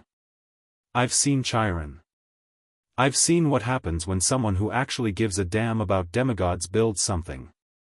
Camp isn't perfect but it's trying. And I'd rather spend my time making it better than burning it down for something worse." Luke was quiet for a long time. The cold moved through the trees. The reservoir reflected the February sky in gray and white. "You're really not afraid of me," Luke said. It wasn't a challenge. It was more like an observation, and under it was something that Percy could only describe as loneliness, the specific loneliness of someone who had built themselves into something they couldn't entirely walk back from, and occasionally saw clearly what that had cost. "No," Percy said. I'm not afraid of you. Why not? Because you're not trying to kill me, Percy said. You're trying to convince me. Which means you think there's something worth convincing. He held Luke's eyes. I think the same thing. Which is why I'm here talking to you instead of calling Riptide out. Luke looked at him for a moment. Then he looked away, at the reservoir, and Percy let him, gave him the space of it. I know about the bolt, Percy said quietly. Luke's eyes came back fast. I know it's the plan, Percy said. I don't know all the details. But I know what the theft is supposed to accomplish and I know what it will actually accomplish, which isn't the same thing. He held Luke's gaze. If you do this, Luke, if you take the bolt and frame one of the big three, you will start a war that kills demigods. Not gods. Gods are immortal. Demigods are the ones who die in divine wars. The people you say you're fighting for are the ones who pay the cost. Luke's jaw was tight. Sometimes cost is, don't, Percy said, and there was something in his voice that stopped Luke mid-sentence, not aggression, but a specific refusal, the tone of someone who had made a decision about what was true and would not be moved on it. Don't finish that sentence. Don't tell me that killing demigod children is acceptable cost for a better world. There is no version of that argument that I will ever accept and you know it. The silence between them had a texture. Walk away from it, Percy said. He said it without pleading, without pressure, just offering. I can't promise you Olympus changes fast enough. I can't promise anyone in that council sits down and has the reckoning they should have about what they owe their children. But I can promise that burning it down and starting over under Kronos does not lead anywhere except further from what you actually want. He paused. What do you actually want, Luke? Not the politics. Not the ideology. What do you want? Luke looked at him. Something moved through his face, a long, complicated something, the kind of expression that contained years. I wanted my father to come back, Luke said, very quietly. The truth of it, unmanaged, the foundation under everything else. I wanted it not to have been nothing. I know, Percy said. He didn't. I know. And wanting it doesn't change what it was. No, Percy said. It doesn't. He let that sit for a moment. But what you do with it changes something. For better or worse. Luke looked at the reservoir for a long time. Then he looked at Percy. And Percy saw, clearly, both things that were true simultaneously, the boy who had been failed and was owed better, and the young man who had built something terrible out of the failure and was not yet done building it. Both of those things were there, and Percy didn't look away from either of them. Not today, Luke said. Which was not yes and was not quite no. Percy accepted it as what it was. All right, he said. Luke turned and walked back into the tree line, and Percy watched him go, and when he was gone Percy stood alone on the reservoir path with the February cold and the grey water and his heart at a pace that had nothing to do with the run he'd interrupted and everything to do with the weight of what had just happened. He stood there for a moment. Then he took out his phone and called Harry. Harry answered on the second ring, which meant he'd been awake, which meant it was morning at Hogwarts. How did it go? He came, Percy said. A pause. And? I think he heard me. I don't know if it was enough. Percy looked at the reservoir. He's still going to try the bolt. He's too far into it to stop now, too many people depending on the plan, too much momentum. But I think he heard me. That might matter later, Harry said. Even if it doesn't matter now. Yeah, Percy said. That's what I'm counting on. Are you okay? Percy considered this honestly, the way Harry's version of the question always deserved. Yeah. I'm okay. He was what Chiron said he'd be. Real. The hurt is real. The anger is real. And so is the choice he's making with it, which I can't fix for him. He paused. I feel sorry for him and I'm going to stop him, and I don't think those two things cancel each other out. No, Harry said. They don't. He's going to move on the bolt before summer, Percy said. We need Chiron to escalate to Olympus. They need to be ready. And on my end? Your end is Hogwarts, Percy said. Voldemort's shade was just the beginning. He's going to come back properly, not this year, maybe not next, but he's working toward it. And when he does, I'll be ready, Harry said. Not bravado. Just fact. You need to keep looking for the other Horcruxes, Percy said. All year. Everything Dumbledore knows and everything you can find independently. Because the Horcruxes are the foundation, and if we can get them before Voldemort gets his body back, fewer pieces, Harry said. Fewer entries in the equation. Yeah. Percy started walking. Also, there's the thing neither of us has said directly yet. Which thing? That we're both going to have to go somewhere dangerous this summer, Percy said. Me for the bolt situation. You for whatever Dumbledore's going to ask of you. The Philosopher's Stone was this year, Harry said. Whatever comes next year is going to be different. Bigger. Yeah. We should probably tell Sally. She already knows, Percy said. She's known since February, she just hasn't said it yet. He paused. She's building something. I can tell. She's been making calls for a month, the kind she makes when she's lining things up. He smiled slightly despite everything. She's 3 steps ahead of us. She always is, Harry said. Always, Percy agreed. He walked through Central Park in the February cold, the city materializing around the park's edges in its characteristic way, steel and glass and sound, the largest city in the world doing its impersonal enormous thing with complete indifference to the gods' politics and the wars being arranged in high places. Percy looked at it, at New York, his city, the water moving under it in a network he could feel like a second nervous system, the distant pull of the harbor and beyond that the open Atlantic and beyond that the whole connected ocean, enormous and patient, and felt, as he always felt when he really looked, the specific solidity of knowing where he stood. He was 12 years old. Son of the sea god. Raised by the best woman in any version of any world. Brother to a boy who had been left on a pavement at 7 and had built himself, in the 4 years since, into something formidable and clear-eyed and good. They were 12 and they were pointed at by forces that had been operating for centuries and neither of them had been made small by the pointing. The bolt was going to be stolen. Kronos was waking.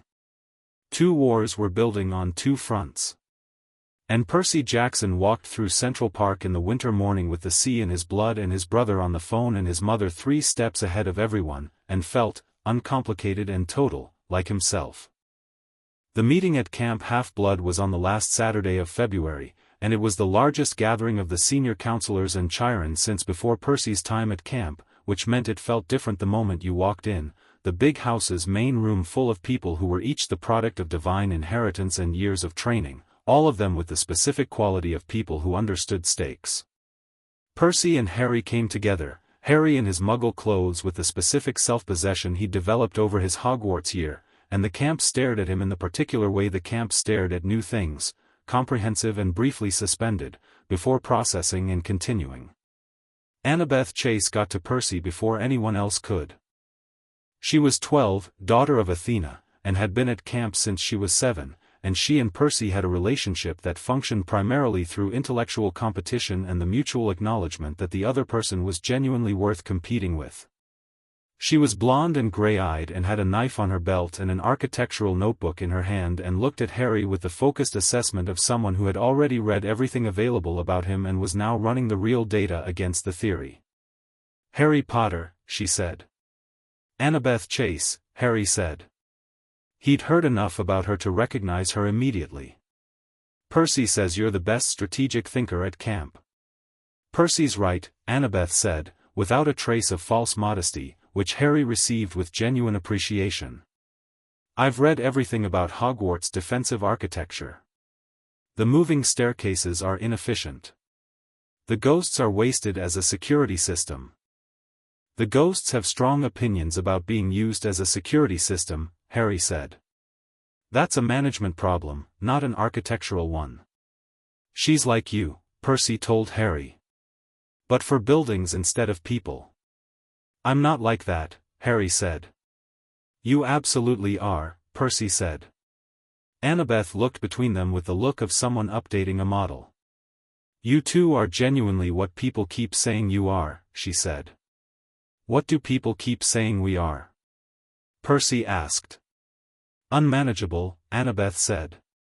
In the most useful possible way. Chiron called the meeting to order before Percy could respond to this, which was probably intentional. Chiron in the big house's main room was a different Chiron from the training ground version, more formal, the weight of centuries apparent in the way he held himself, the way the room organized itself around his presence without anyone deliberately arranging it. He told them everything. The Bolt situation. The intelligence from Olympus, fragmentary, because Olympus was not communicating clearly, which was itself a symptom. Zeus had been suspicious of Poseidon and Hades both for months, accumulating grievances, and the specific paranoia of someone powerful who felt their power threatened had made him less rather than more perceptive. Someone had been feeding that paranoia, carefully, deliberately, preparing the psychological ground for when the theft happened and the accusation needed to land. The bolt will be taken before the spring equinox, Chiron said. My best intelligence puts the window at 6 weeks. The accusation, when it comes, will point to Poseidon. The reasoning will be constructed to be internally consistent and will be presented at Olympus in a way that makes it look like overwhelming evidence. It'll be wrong, Percy said. It will be wrong, Chiron confirmed. But the accusation doesn't have to be correct to start a war. It only has to be believed. Clarice, from her place near the back, said, So what's the plan?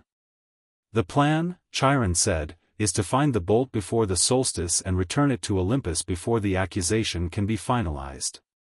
The plan is also to identify who is behind the framing, because Luke Castellan is capable of theft, but the internal Olympus piece, the feeding of Zeus's paranoia, the planted evidence, that requires someone with divine access.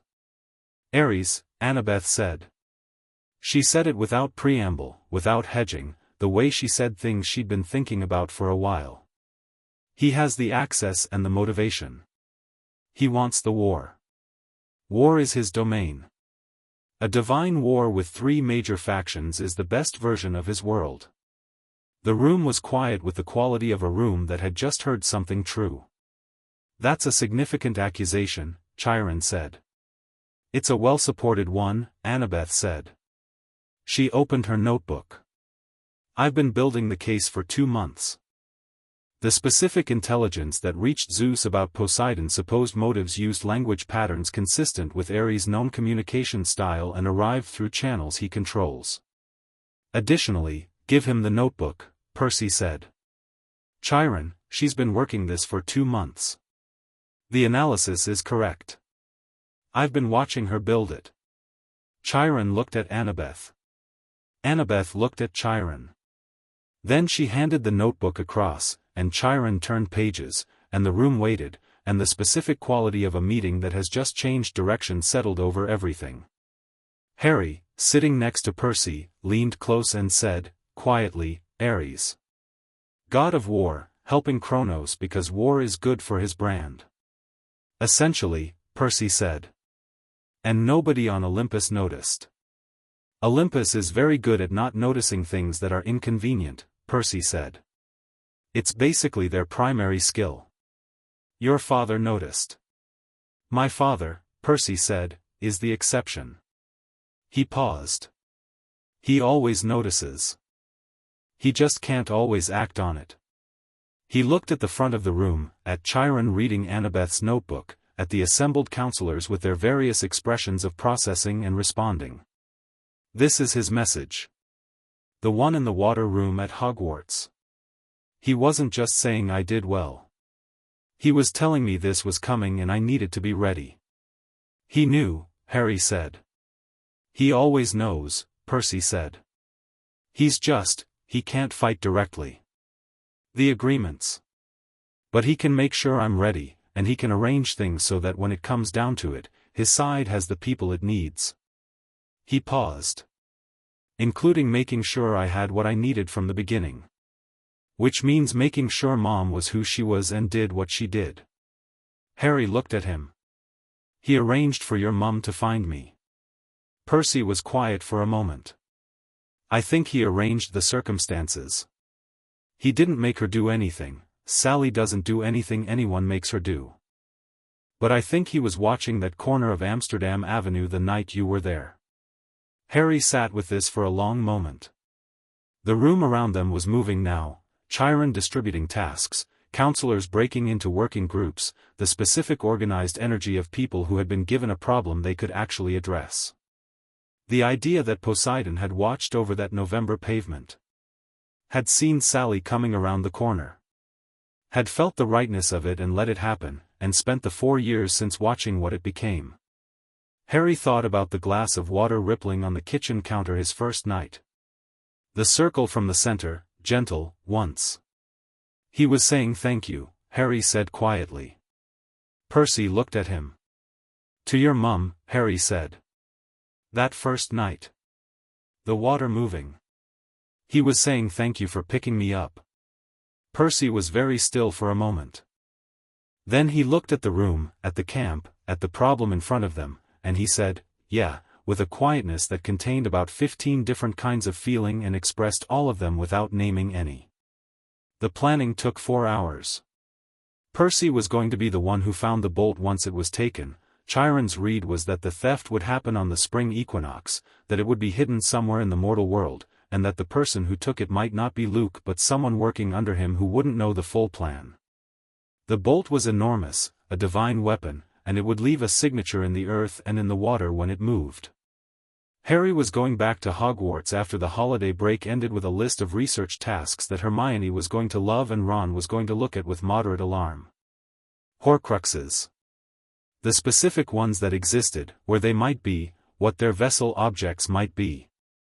Dumbledore knew some of this but not all of it, and Harry had the advantage of a direct connection to Voldemort's shade, not a pleasant advantage but a real one, the way all the most useful things were.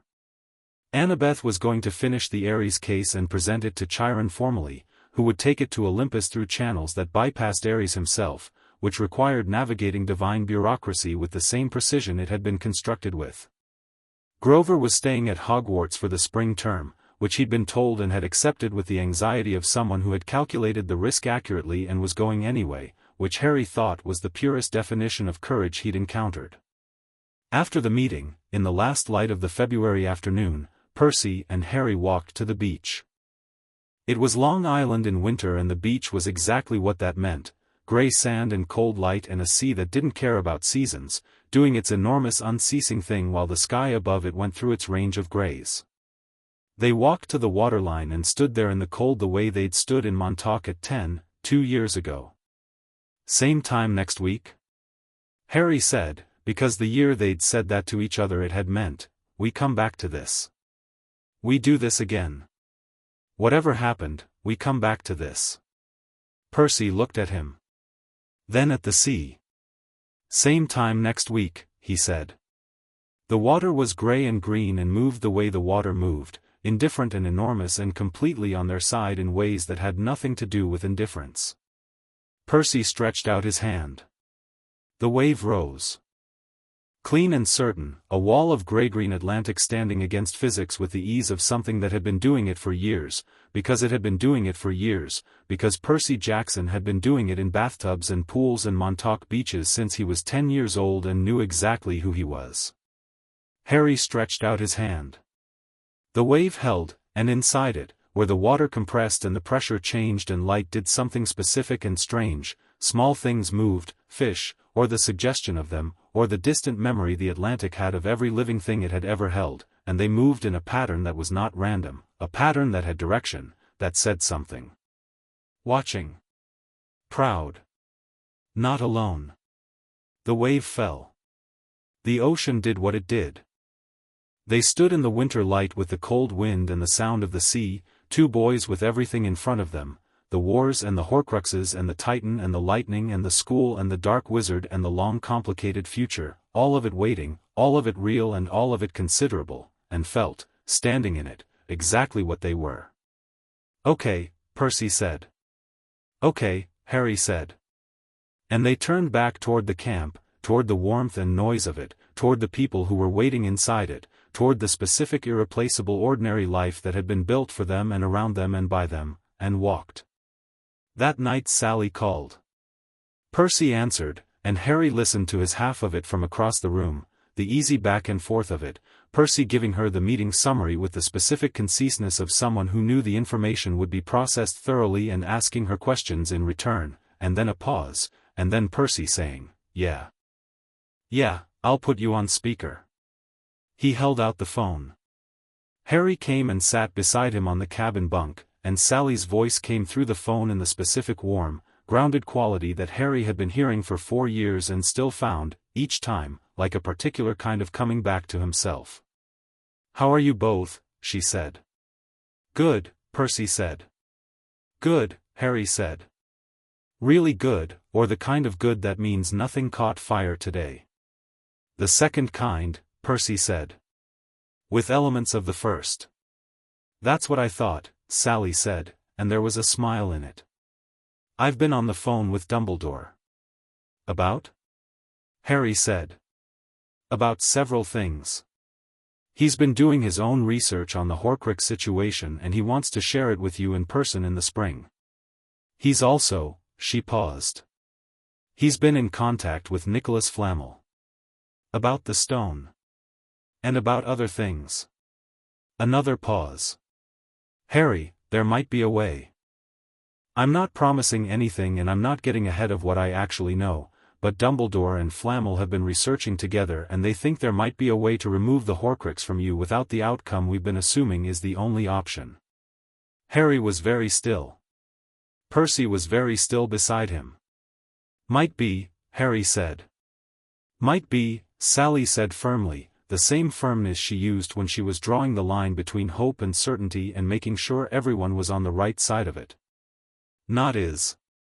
Might be. It requires more research and it requires some things I don't fully understand yet. But it's real enough that Dumbledore changed the word he was using from impossible to unlikely to under investigation. And knowing Dumbledore, under investigation means there are hands in it now." Harry looked at the wall in front of him. Then at Percy.